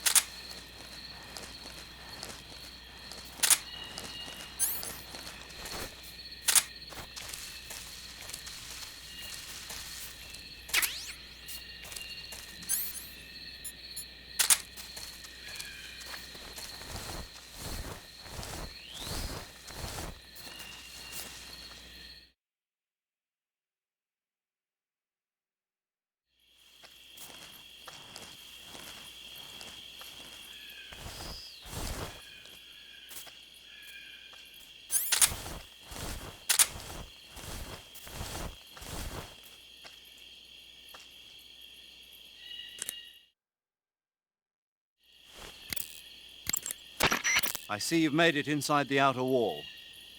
Sokolov is inside the lab. Look for a way in and use it to infiltrate the lab. I see you've caught yourself a Kenyan mangrove crab. The Kenyan mangrove crab is a land-going crab.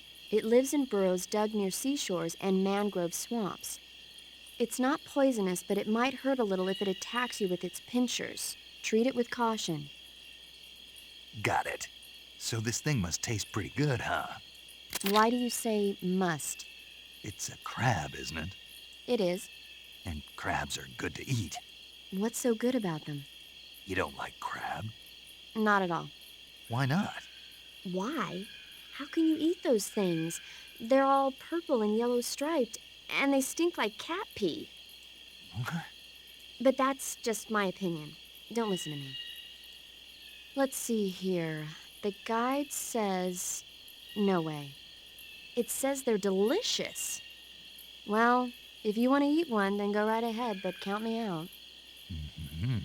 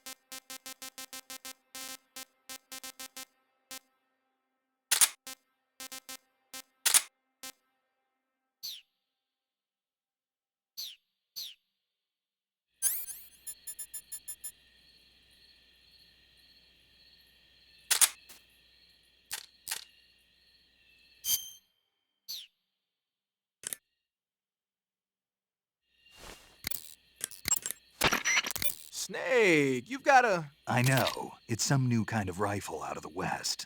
Looks kind of like a black rifle. No, it's not an AR-15. It's an XM-16E1, a top-of-the-line rifle that the Army adopted recently on a trial basis. The U.S. military was working on a new concept for a light infantry weapon from the late 40s through the mid-50s. In the end, they decided they wanted a .22 caliber high muzzle velocity rifle with full auto capability. What they came up with was the AR-15, the so-called black rifle.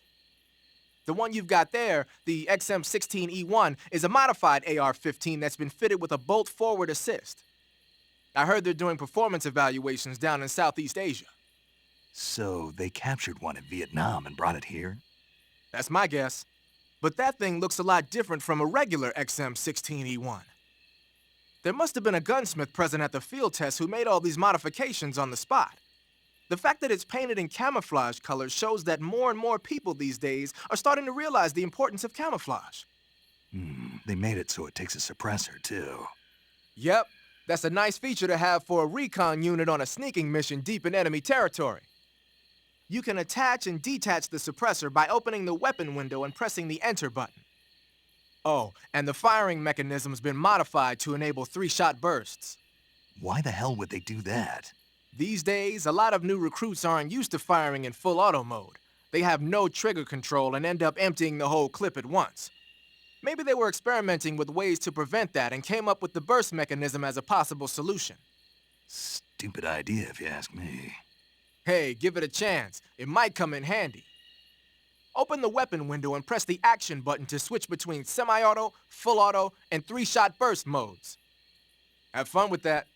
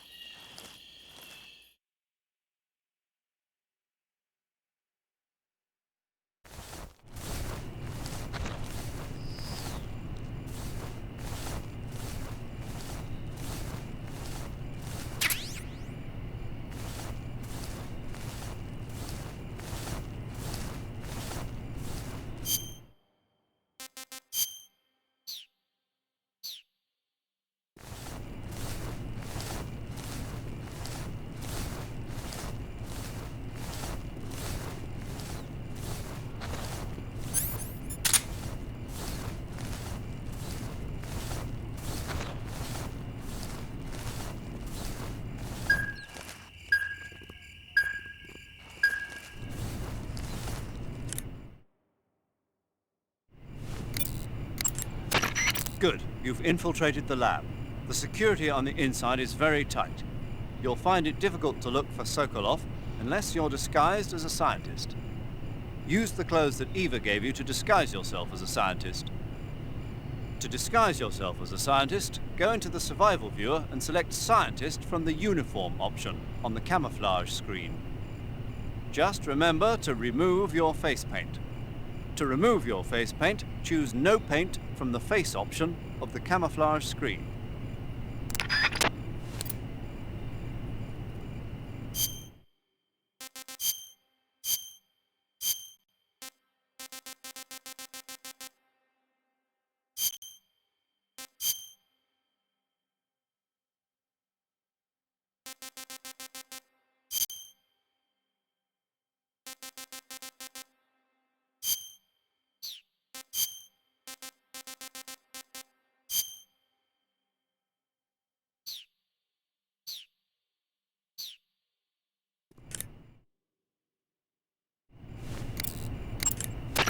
I see you're disguised as a scientist. It suits you rather nicely. As long as you don't do anything suspicious like roll or crawl, the enemy should have no reason to suspect you. Sokolov is somewhere inside that lab. Find out where he is and make contact with him. If you want to know where Sokolov is, why don't you ask one of the people around there?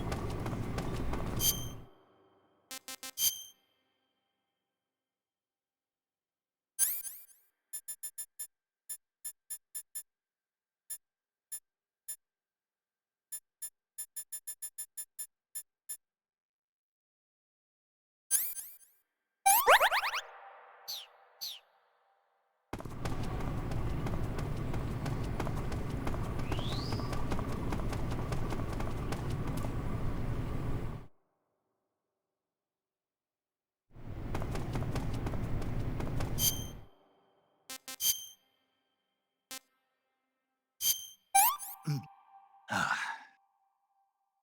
this works.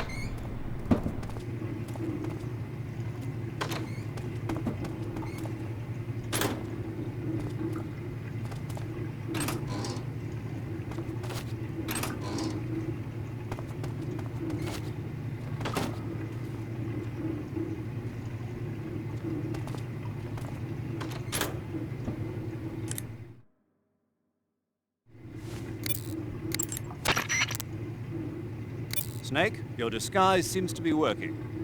But don't forget that you're trying to pass as a scientist. Don't do anything that a scientist wouldn't do, like roll or crawl. And certainly don't go around punching people. If an enemy starts to suspect something, don't run away. Stay where you are and remain still. That should get you out of most situations.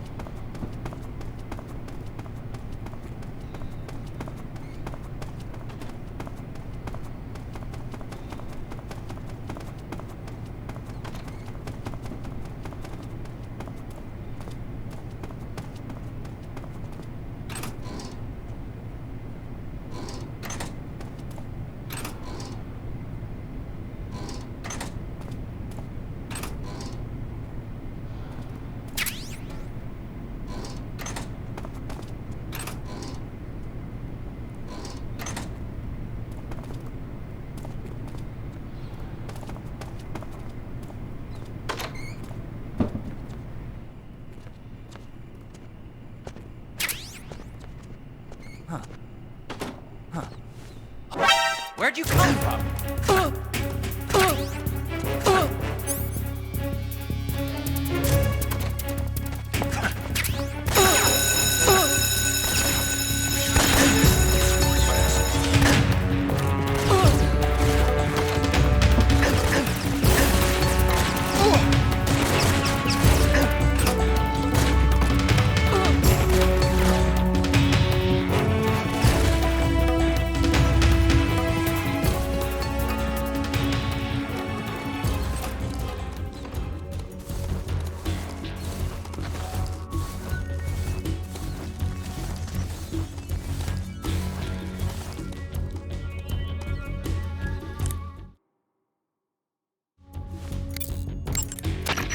Snake, be careful of those scientists as well.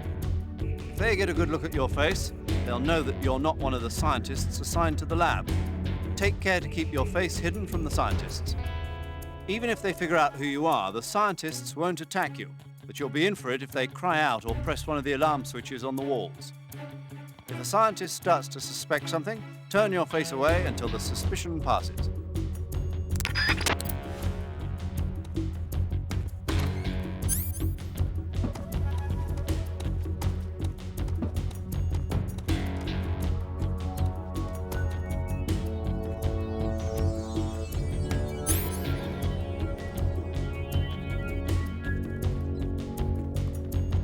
We've lost the enemy. He must still be in this area. Find him!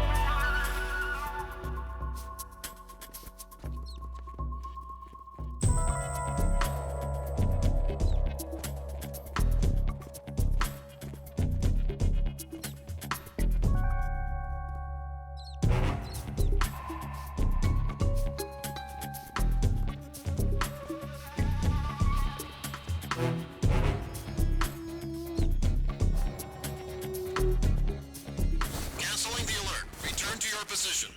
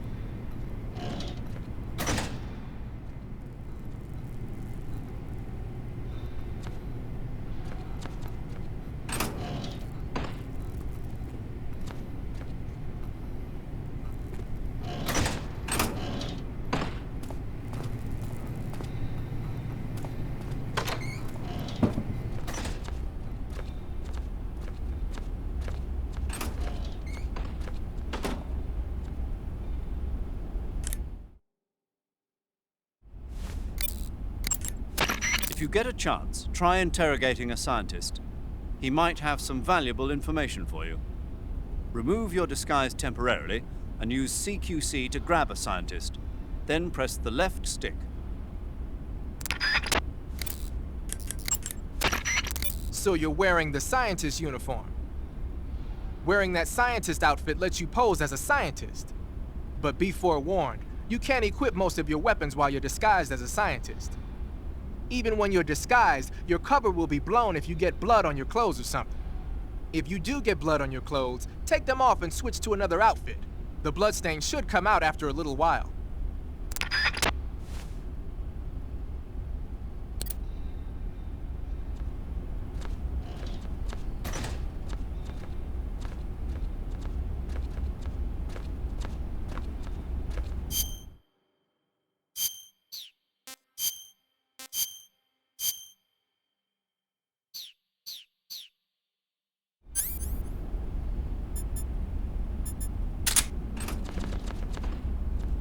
Who's there? Help me!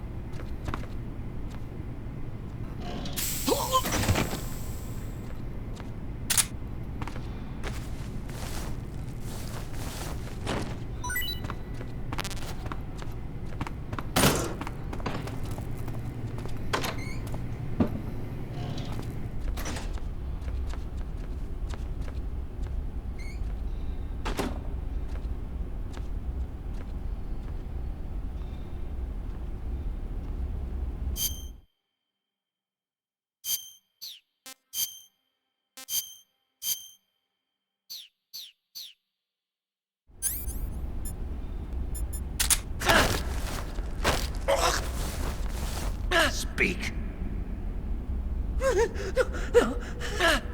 Answer me. The lab chief's room.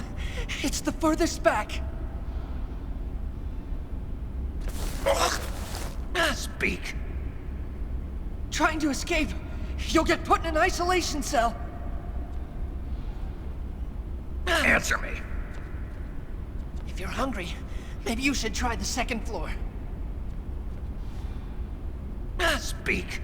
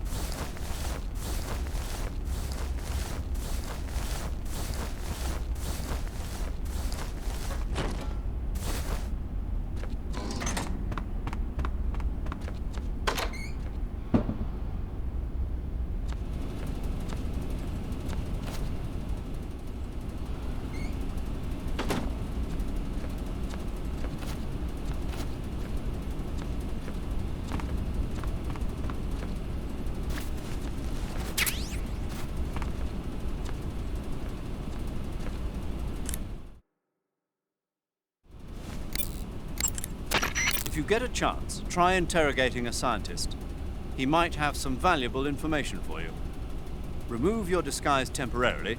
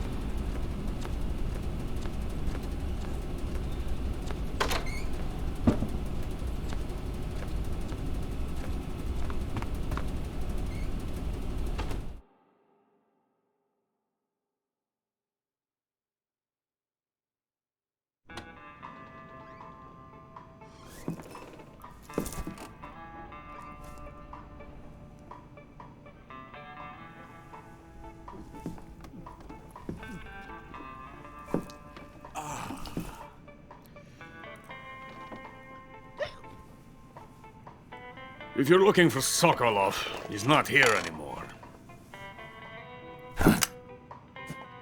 Put that thing away. You'll spoil my drink. So, you're the intruder everyone's talking about. Typical capitalist dog. No manners.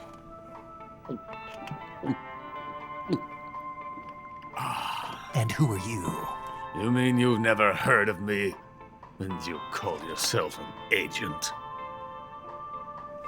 Very well, then. I am Alexander Leonovich Granin. A man of some importance, if I do say so myself. I am the foremost weapons scientist in the Soviet Union, and the head of the glorious Granin Design Bureau. This is the Order of Lenin. It is an honor of the greatest magnitude, given along with the title of Hero of Socialism to only the finest workers. It was awarded to me in recognition of my brilliant contributions to society. Since the Great Patriotic War, I have created countless weapons in the service of our great communist society. It was thanks to me that we were able to stamp out the Nazi scum. It was I who created the basic design for the mobile ballistic missile system you know and fear as SS-1C.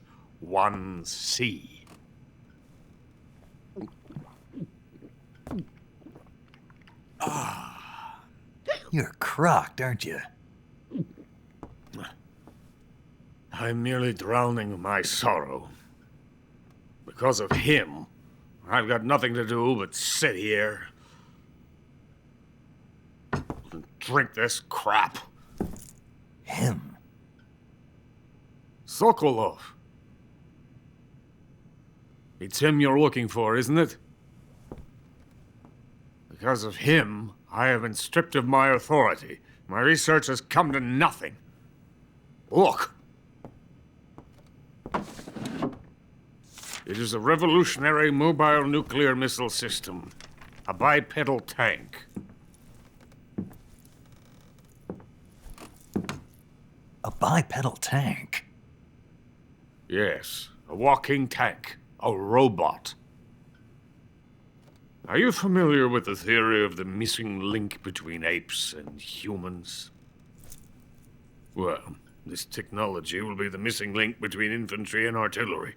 A kind of Metal Gear, if you will. And this magnificent Metal Gear will mark a revolutionary step forward in weapons development. Metal Gear? But I won't be used so easily. No crying myself to sleep. For you see, I'm going to send these documents to my friend in the United States. What? These bastards will live to regret this. And when they themselves become the targets of my creation, they will know my true greatness. Yes, Sokolov's pathetic Shagohod pales in comparison to my work. What are you going to do with a rocket engine on a tank? About Sokolov. A tank does not need a rocket. It needs something else. Look at these. Nice shoes.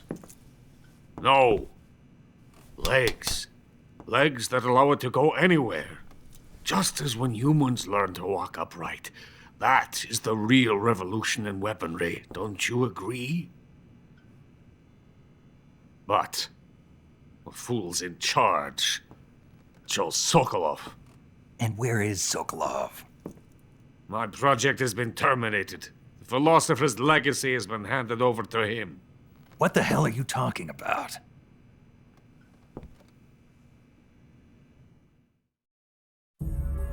The philosopher's legacy. Haven't you heard of the philosophers? The Colonel has inherited their immense legacy. Volgin's father was in charge of the philosopher's money laundering activities. In the confusion of the war, they somehow ended up with their treasure. And Volgin inherited that treasure illegally. We never need to worry about the military budget. The development costs at our facility are all paid out of the Colonel's deep pockets. The weapons born here will be the genes for creating an entirely new form of warfare. The funding for my research came out of that legacy. Came out of it. Now, my money, my men, all have been diverted to the Shagohod project. Tomorrow, they will be conducting the final test, while Sokolov is making the final preparations in the weapons factory at Volgin's main base, the great fortress of Grozny Grad. Here I am, playing host to an enemy spy and drinking myself into a stupor. That's where they moved Sokolov? Yes. And the Shagohod is there too? Of course. Hey! You're not thinking of going to Grozny Grad. Are you mad? It's an impenetrable fortress. I'm sure it is. You'll be killed. I'll take my chances. Wait. What? Listen to me, you fool. I want to help you. Help me? To thank you for your compliment. What compliment? My shoes. Tatiana gave them to me. I wanted to thank you for complimenting me on them. I'll tell you how to get into the fortress. In return, I ask only that you get that idiot out of there and destroy the Shagohod. There is an underground tunnel that runs around the perimeter of the fortress. You should be able to use it to sneak into the base. Head for the mountains. The entrance to the tunnel is located there. Take this.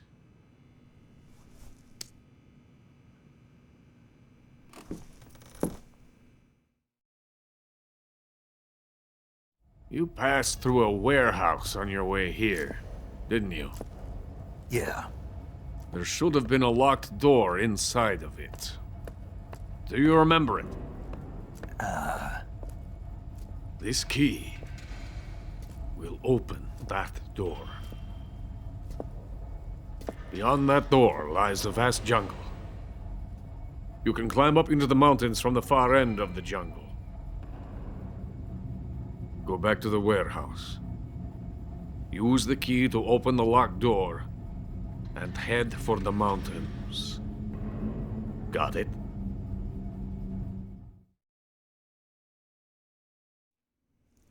Why are you helping me? Unlike Sokolov, the thought of defecting has never once crossed my mind. I love my country. I love this land.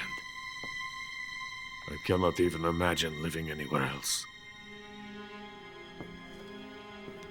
I wish to remain a hero of the great motherland. I cannot bear the thought of being hounded into a corner and left to waste away. It is already dawn. We must hurry. I will remain here and nurse my troubles for a little longer.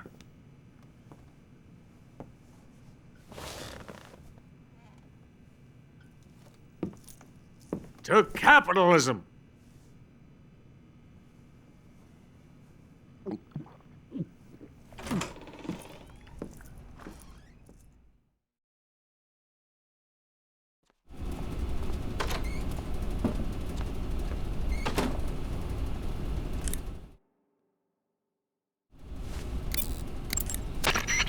Major, Sokolov's already been moved to the fortress. But that's only what Granin told you, right? He may have been giving you false info. No, he wasn't lying. How can you be so sure? Gut feeling. Good enough for me. According to Granin, you should be able to get to the mountains through a passage located deep in the jungle beyond the warehouse. Right. Then if I climb the mountains, there'll be an underground tunnel leading to Groznygrad near the summit. Start out by going back to the warehouse. Use the key you got from Granin to open the door and proceed into the jungle. You remember where the door is, don't you? It's directly north of the door you went in when you came from the aqueduct.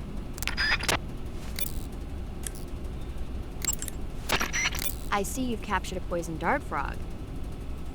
The poison dart frog is native to the tropical rainforests of Central and South America. They normally grow between 2 and 5 centimeters in length, but for some reason the ones in that area seem to be much bigger than that. Poison dart frogs are known to carry a potent neurotoxin called pamiliotoxin. Long ago, people used the poison to coat their arrows for hunting. Watch out, because if you eat one, you'll get food poisoning. Sigint, Granin said something about putting legs on a tank. Do you know what he was talking about? If you ask me, it's gotta be a joke.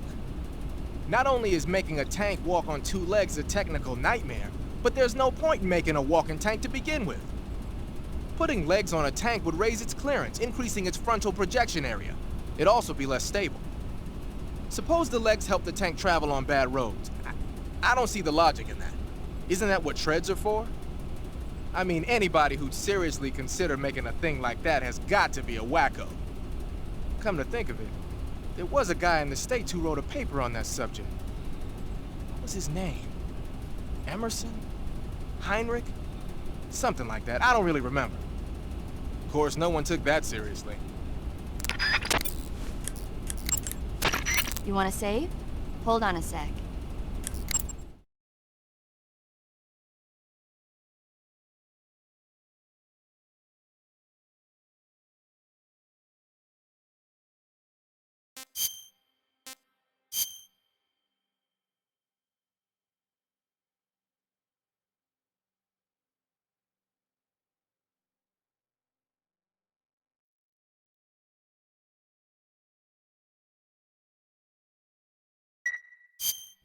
Snake, have you ever seen the War of the Worlds? No. These flying saucers from Mars arrive on Earth disguised as meteorites. The saucers use their heat rays to attack the nearby towns. And then... Something wrong. The thing is, I was too scared to watch. I had my eyes shut almost the whole time. Then you haven't seen it. No, it's not that. It's based on a novel by H.G. Wells. You haven't seen it, have you? That does remind me, though. When I was 2 years old, my father listened to the radio drama version of the story. It was right after dinner on Sunday, and we were relaxing in the living room. They said monsters had come out of a meteorite that landed in New Jersey. It sounded just like a real live news broadcast. My father said he and my older brother actually believed it and started yelling and panicking. My mother supposedly grabbed me from my crib and took me out to the car, still wrapped up in blankets. But then, just as my dad was about to start the car, he realized that it was all just a radio drama. Because on the car's radio, they were playing Bing Crosby tunes. No matter what station he turned to, no one else seemed to be reporting on this big history-making news story. Sounds like something out of the big broadcast. Nobody said a word. We all went back to our rooms. My father and brother got off with a scolding from my mother, but I was the one who really suffered. After that incident, every time I acted up, my father and brother would scare me by saying, "The Martians are coming!" That's terrible. Isn't it, though? So, you haven't seen the movie? I saw it. So even nuclear weapons wouldn't work against the Martian war machines. Uh-huh. Anyway, Snake, if you conceal yourself like the Martians did, the enemy won't know what hit them. Conceal myself?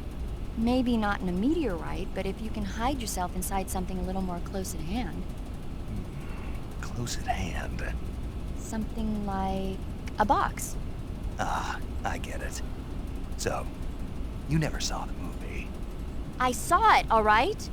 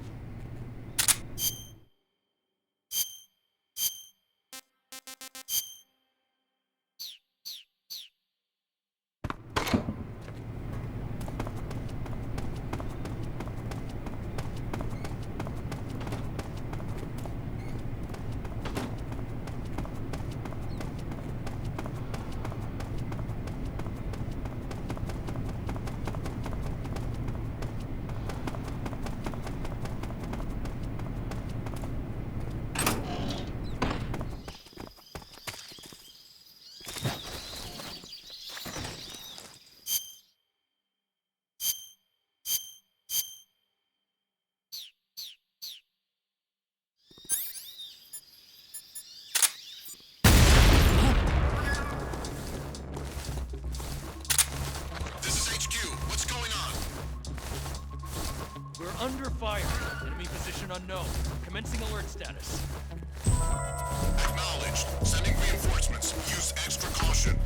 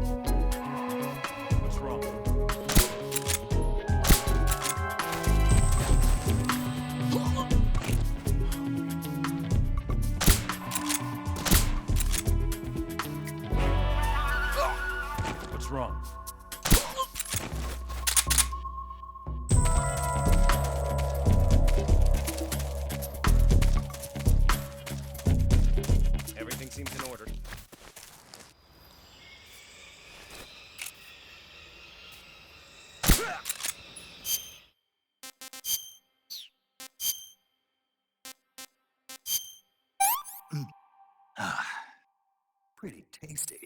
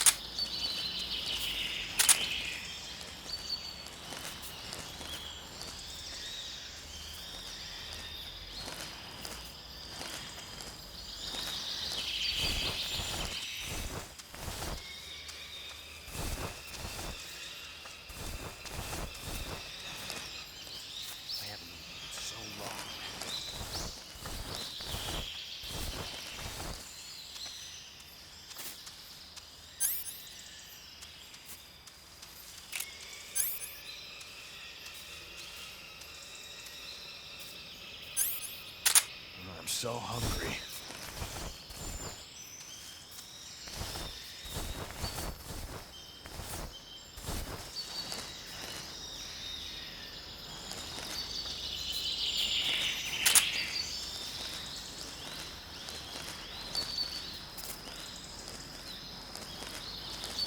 I'm so hungry.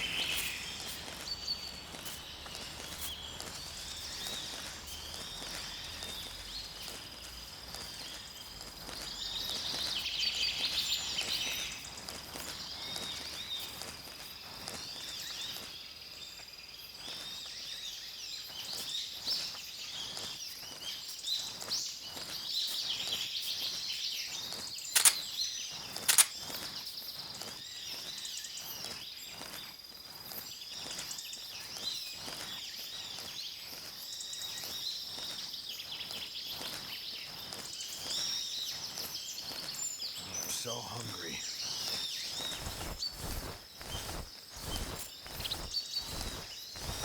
I haven't eaten in so long.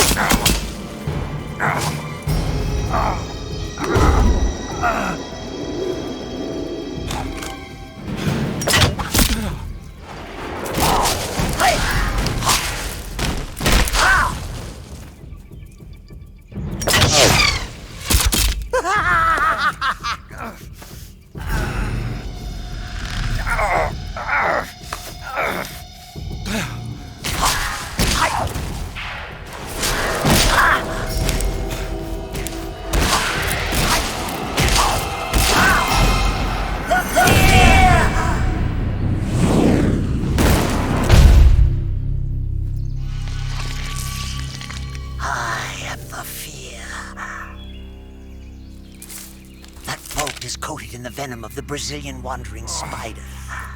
Soon a most exquisite pain will engulf your entire body. Your limbs will be paralyzed, your lungs cease to draw breath. Eventually your heart will stop beating. But what fun would that be? Not a feeling death at all. The boss's apprentice. I will give you fear such as you've never experienced before. Come into my web. It is time for you to feel the fear.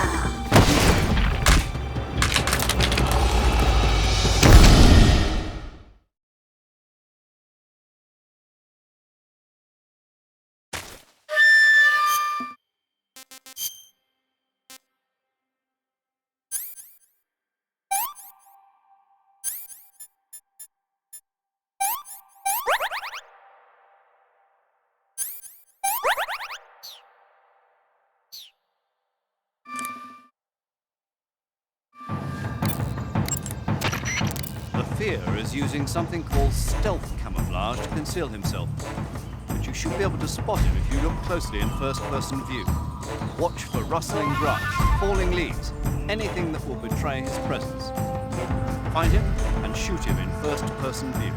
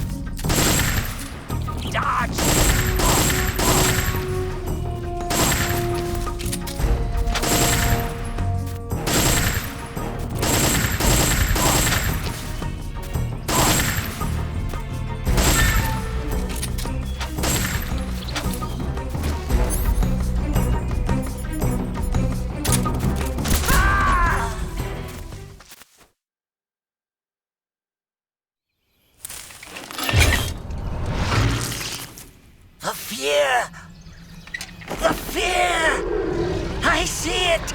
The fear!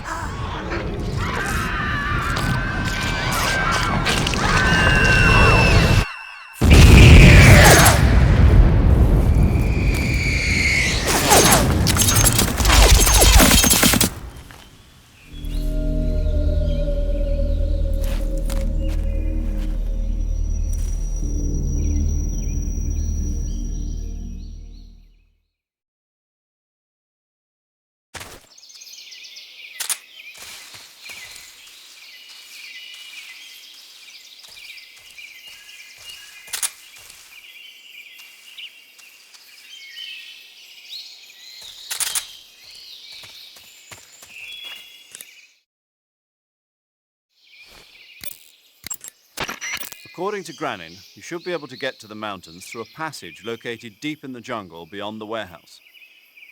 Start out by going back to the warehouse. Use the key you got from Granin to open the door and proceed into the jungle. You remember where the door is, don't you? It's directly north of the door you went in when you came from the aqueduct. I see you've caught a European rabbit. The European rabbit is said to have come from the Mediterranean region originally, but nowadays they're found all over the world. They've been used since ancient times as a source of food, so it might be worth catching them. Rabbits are known to eat their own excrement. They eat their own... That's right. It's called cecal feces. When the rabbit eats fiber, the fiber is fermented in the rabbit's appendix, or cecum, and turned into a nutritious substance full of vitamins. The rabbit excretes the substance and then eats it again to absorb the nutrients. That's a neat trick. I think I'll give it a try. Snake, rabbits and humans don't work the... I'm just kidding. You really thought I was going to eat it? A little, yeah. Even I wouldn't do that. I guess not. But how did those seagull feces taste? What? Nah, just kidding. Oh...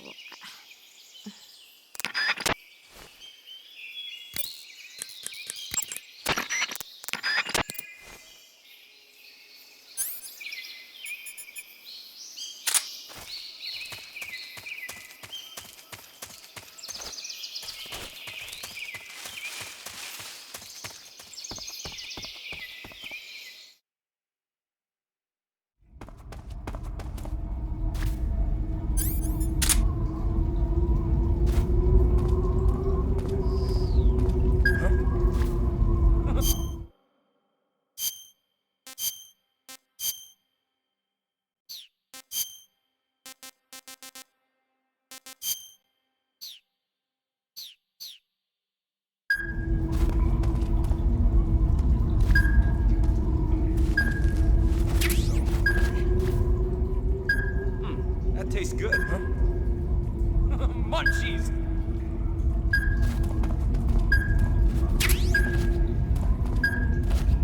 That tastes good.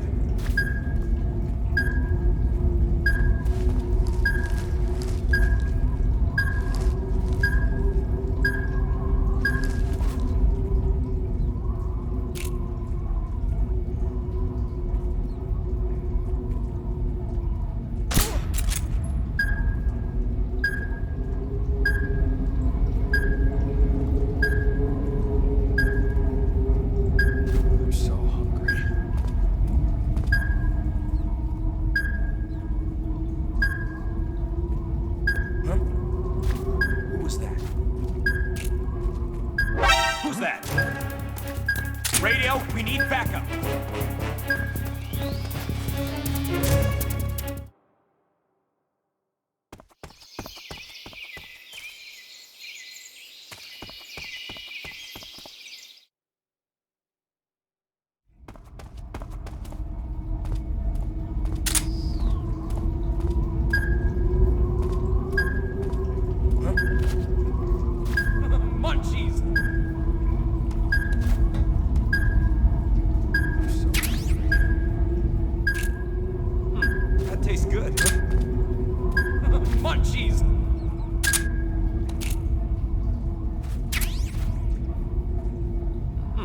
Tastes good.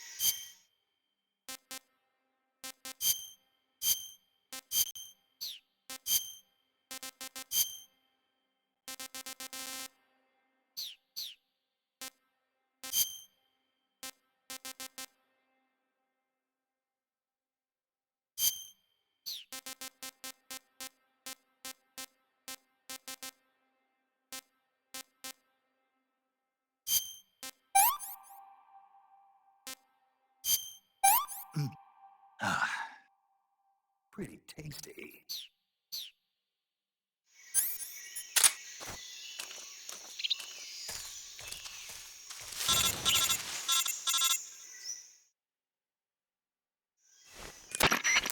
Snake, are you there? Eva, where are you? In the fortress, in Groznygrad. Dr. Sokolov is here too. Is he all right? He's fine. Right now he's busy putting the finishing touches on the Shagohod. Good. That means they haven't killed him. Not yet anyway, but you better hurry. They've already finished the Phase 2 tests. Once the final preparations are complete, they'll have no more use for him. The Colonel won't have any qualms about killing him if he thinks the CIA is closing in. Eva, you can't let Sokolov out of your sight. I know. Snake, do you know where Groznygrad is? Granin told me that I should be able to get there from the mountains to the north, through an underground tunnel. Granin told you? Yeah, he even gave me the key to the warehouse. Why? Because he was drunk, I guess. You've got to be kidding me. Hell if I know. Snake, there's one problem with that route. What problem? The mountain entrance to the underground tunnel that leads to the fortress is sealed. You need a key to get in. A key? What about the key Granin gave me? That key won't work. But don't worry, I'll figure something out. I have an idea. There are some ruins at the top of the mountains. Meet me there. The top of the mountains. Got it. Wait, there's something else I've got to tell you. Now what? I heard that one of the Cobras is waiting for you in the jungle at the foot of the mountains. He's a legendary sniper called the End. Yeah, I've seen him before. That ridiculously old guy, right? Don't underestimate him. He's known as the father of modern sniping. Is he alone? No spotter? None. He's all by himself. Apparently, he doesn't need a spotter. You can't be serious.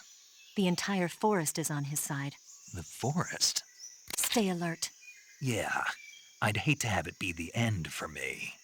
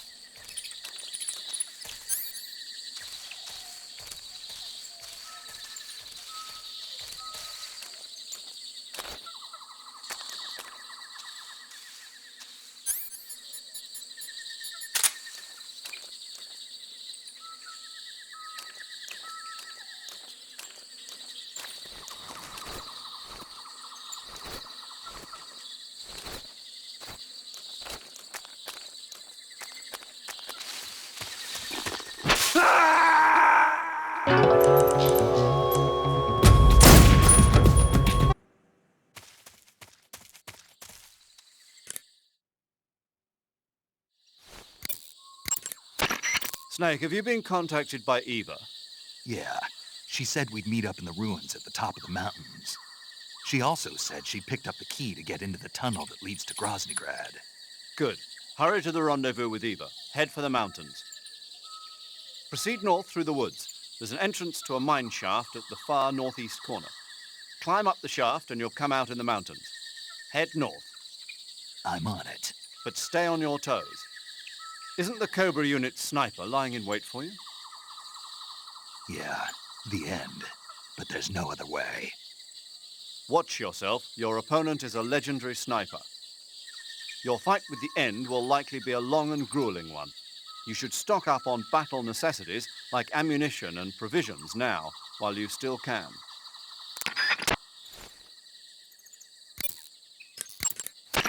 You want to save?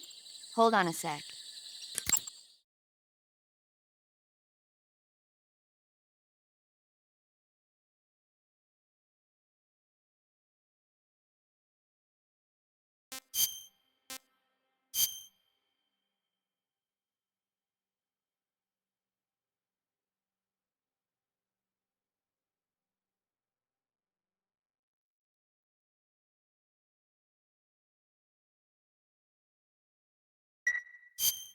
Snake, have you ever seen For a Fistful of Dollars? Nope, never. It's a spaghetti western. Spaghetti western? It's really cool, especially the main character's stylish gunplay. Gunplay? I saw it in England on the Major's recommendation, but it hasn't come out in the States yet. It's so cool. They'll bring it to America, I'm sure. You have to see it sometime. Sure.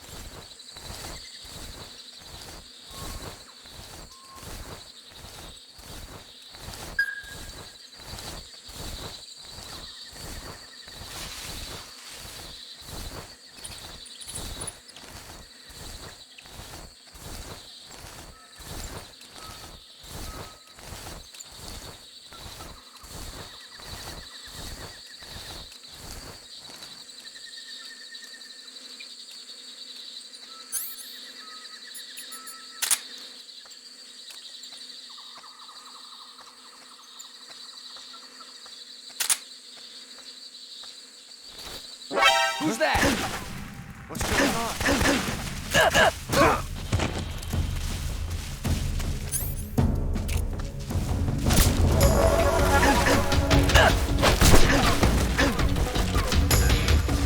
This is HQ.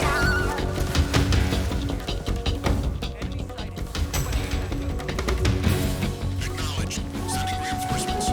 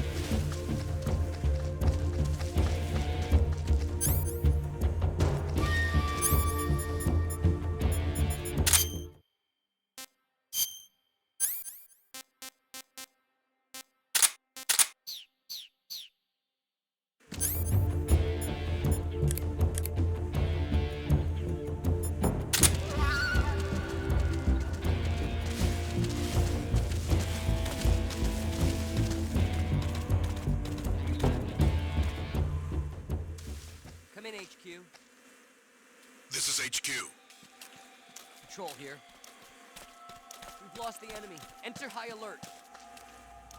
Acknowledged. The enemy is still nearby. Pursue and engage him.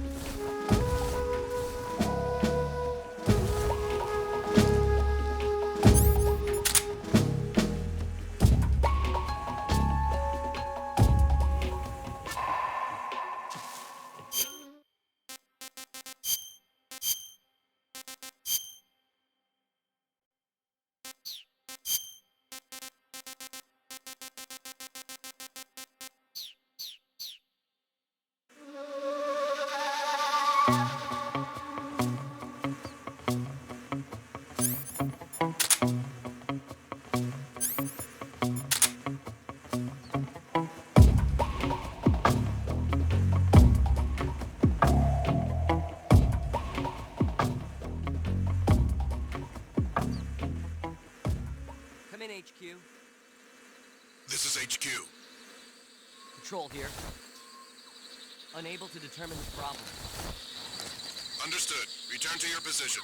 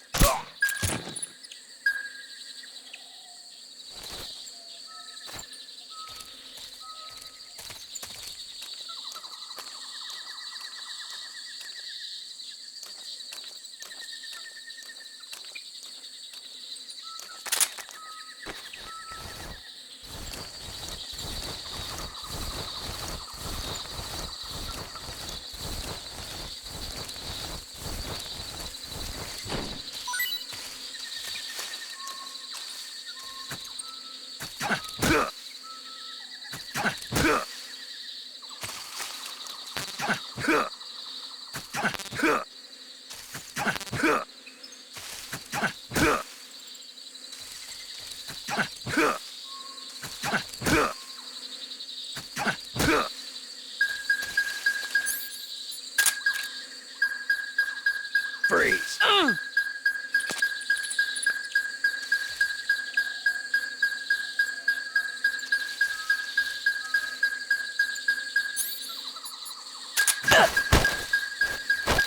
Speak. Answer me. This area has traps. Answer me. Past wire traps by crawling.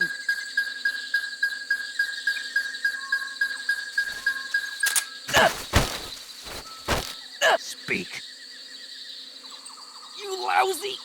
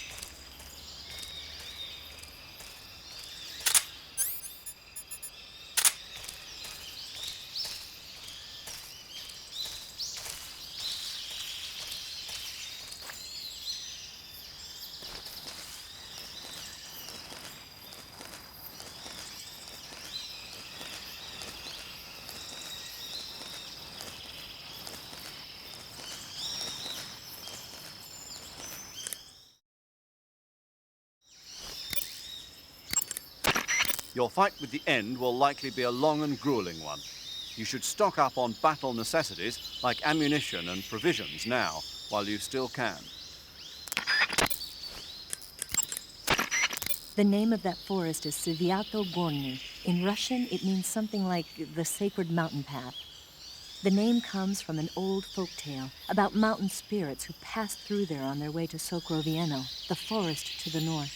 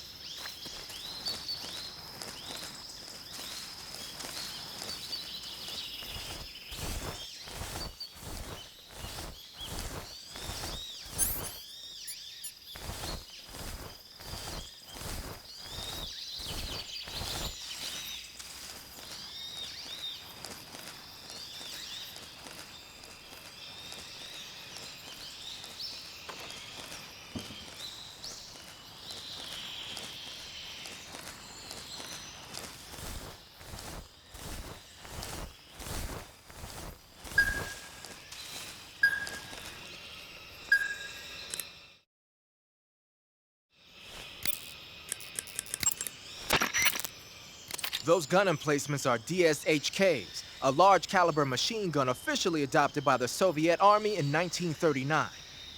The name DSHK comes from the initials of the two creators, Degtyarev and Shpagin, plus the Russian word for large caliber. They saw a lot of action in World War II. The Russians used them as anti-aircraft and anti-armor guns for position defense, vehicle turrets, and infantry support. The combined weight of the gun and the emplacements is almost 350 pounds, so you can forget about picking one up and taking it with you. The gun is gas-powered and capable of spitting out 550 rounds a minute on a belt feed system, which is bad news for you when the enemy's using it. Hide behind something and lob a grenade at it, or attack it from outside the emplacement's firing angle. Either way, it's not a good idea to rush at it head on. Or you might try using a smoke grenade to put up a smoke screen that'll cover your approach. If you manage to get close to a gun emplacement, you can take it over by pressing the action button. The weapon button controls the trigger. Beware though, the ammo supply is limited. To move away from a gun emplacement, just press the action button again. Use it when you need the upper hand.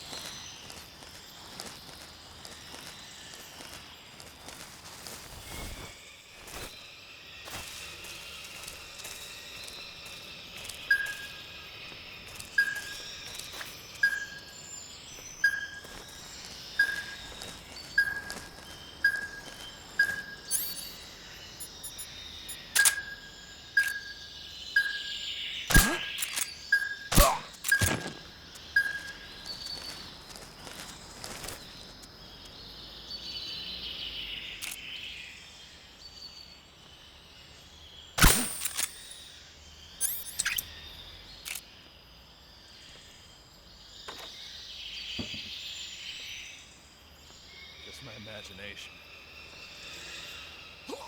What's wrong?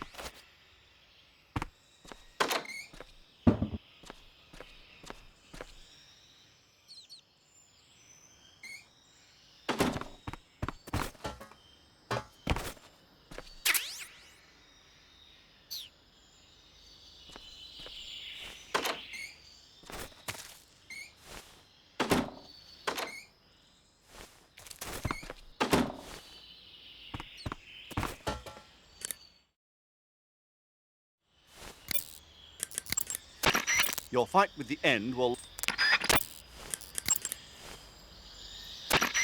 Eva. Hmm? There's a house here in the middle of the woods. So there is. It looks like a cottage, but what is it? It really was a cottage once. It was originally the dacha of a high-ranking official. Now it's being used as a relay station. There should be a supply of ammo and rations. But watch out. There's supposed to be a unit posted in there.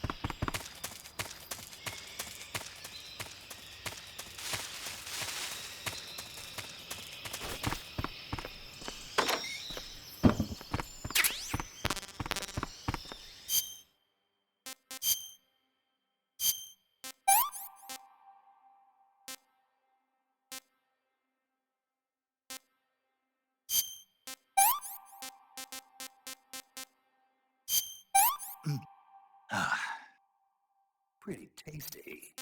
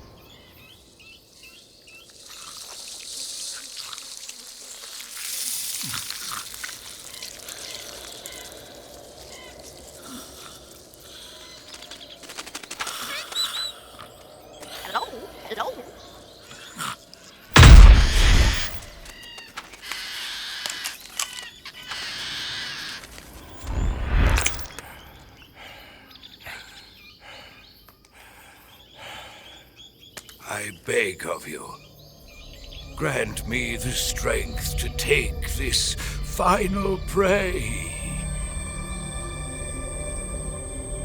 Let me linger in this world just a little longer.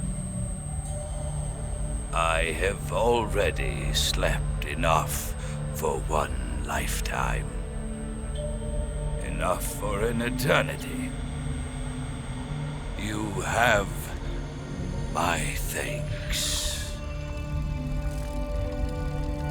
I have to thank you for waking me. If you hadn't shown up, my sleep would have been eternal.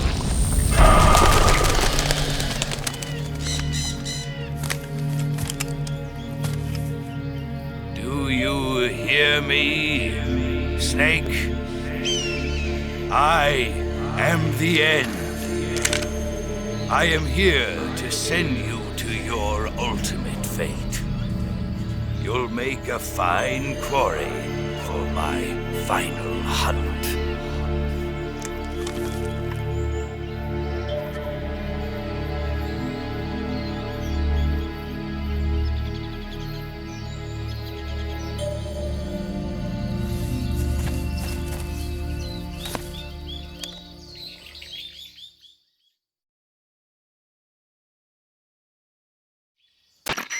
Eva, I found that sniper you were talking about. That's the end. He's a legend, known as the father of sniping. I've got experience sniping in urban and marine environments. What about the forest? Never. I see. Well, that forest is divided into 3 areas, a river, a plateau, and a clearing. He should be lying in wait for you in one of those places. Sounds like this may take a while. It'll be a test of endurance. Be careful, though. From what I've heard, the End has an almost supernatural knack for camouflaging himself. So, whoever moves first loses. This guy's over 100 years old, though, so I should have the advantage in terms of stamina. I wouldn't be so sure if I were you. Why's that? I've heard that his body is photosynthetic, like a plant. What is he, some kind of monster? On top of that, he can speak to the forest, too.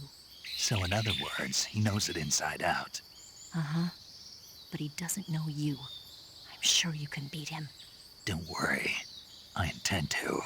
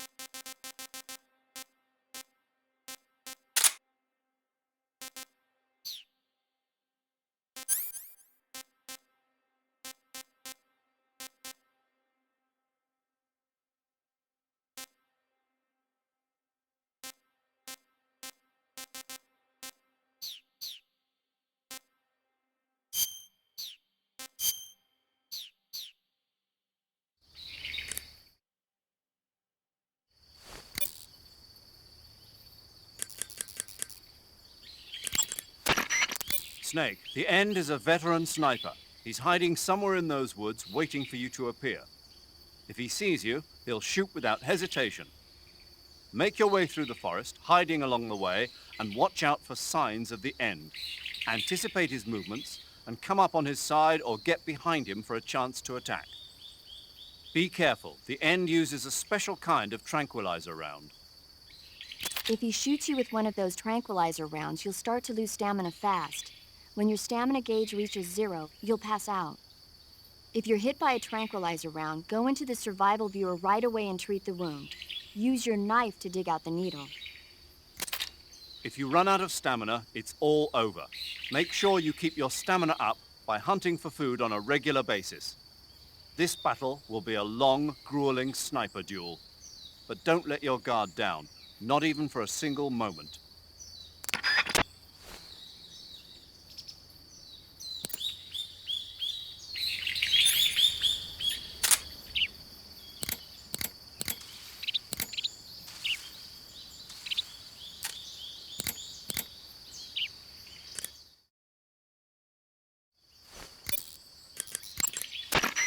Sokovievo Forest is a big place. It's times like this that the map function in the survival viewer can be your best friend. Not only does it show you the terrain and the places you've been, but you can also use it to figure out which locations the End has chosen for his sniping positions. Learn the terrain and try to catch the End off guard from behind.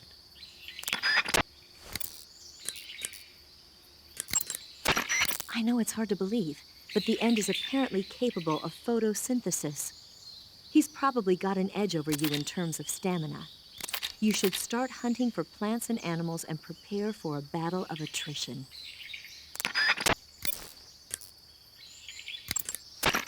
If you run out of stamina, you won't be able to resist the effects of the N's tranquilizer rounds, and you'll end up falling asleep. Hunt for food on a regular basis to keep your stamina level up. If you start to run out of food or ammunition, you should think about leaving the woods and coming back later.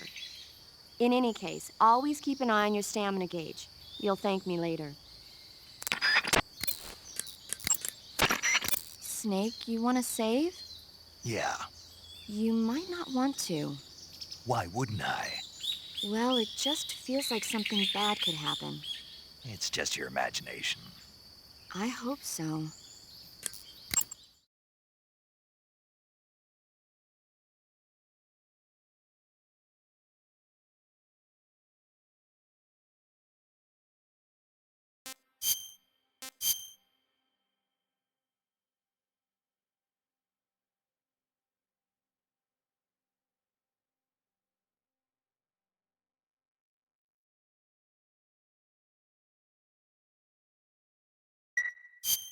Make sure you come back as soon as you can.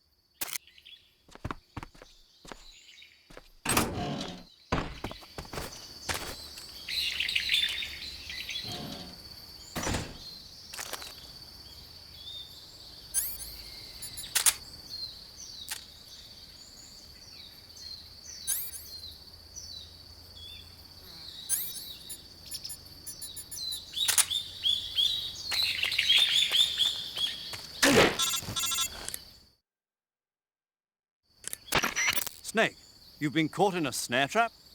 You're going to get yourself shot if you stay up there. Use the action button to cut the rope and escape from the trap. Hurry, before he finds you.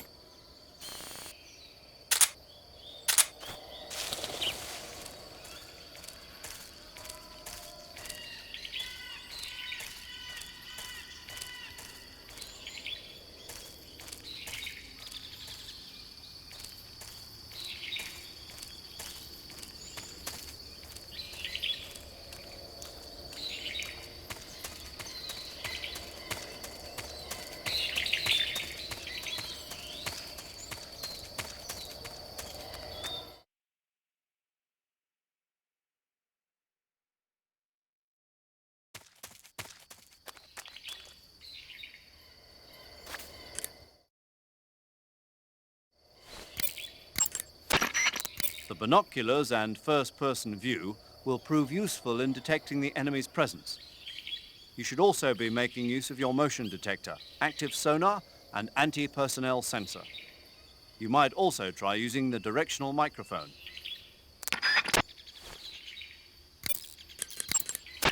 Hey, you've got thermal goggles, don't you? Use those and it should make it easier to find the end, even when he's camouflaged. A word of warning, though. I've heard that when he's meshing with the forest, his body temperature drops so that it's just barely above the outside air temperature. He's probably going to be harder to find than your average grunt.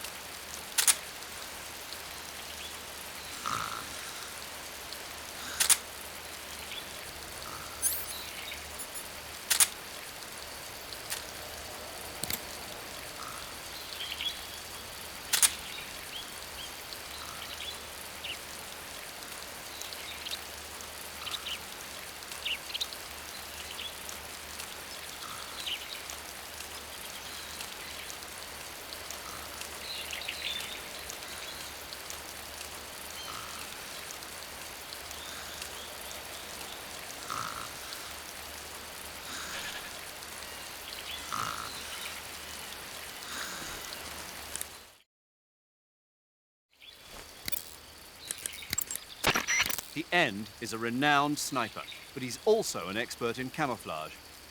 He's lying low somewhere in those woods and waiting for his chance. You'll only get yourself shot if you run around like a fool. Use your camouflage to blend in, take cover behind rocks and trees, and find where he's hiding. Make use of your binoculars.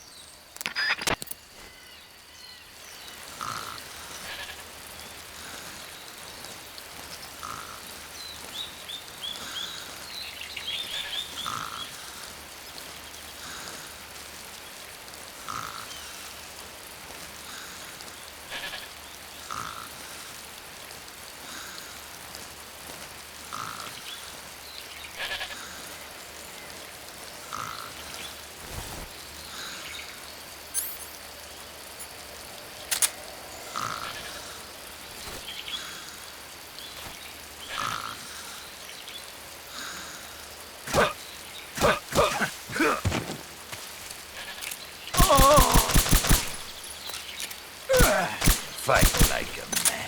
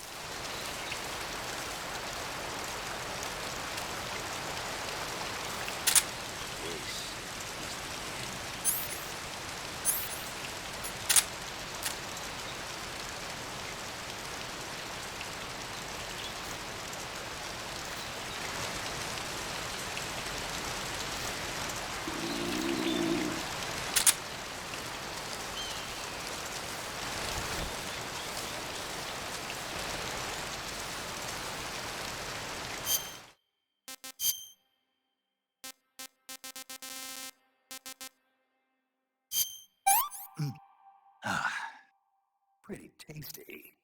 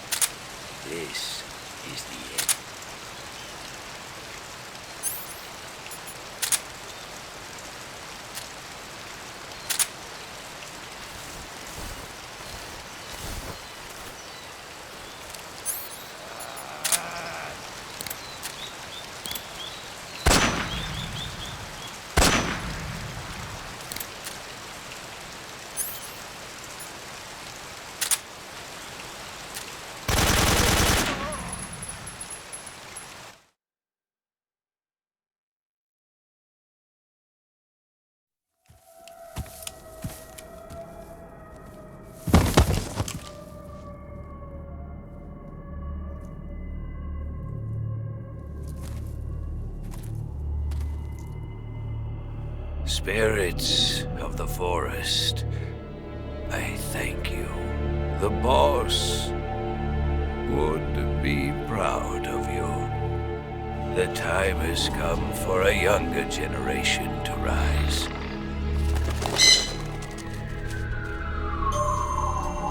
I've been wandering for more than a century, and now my journey comes to a close. What a splendid way to end it all.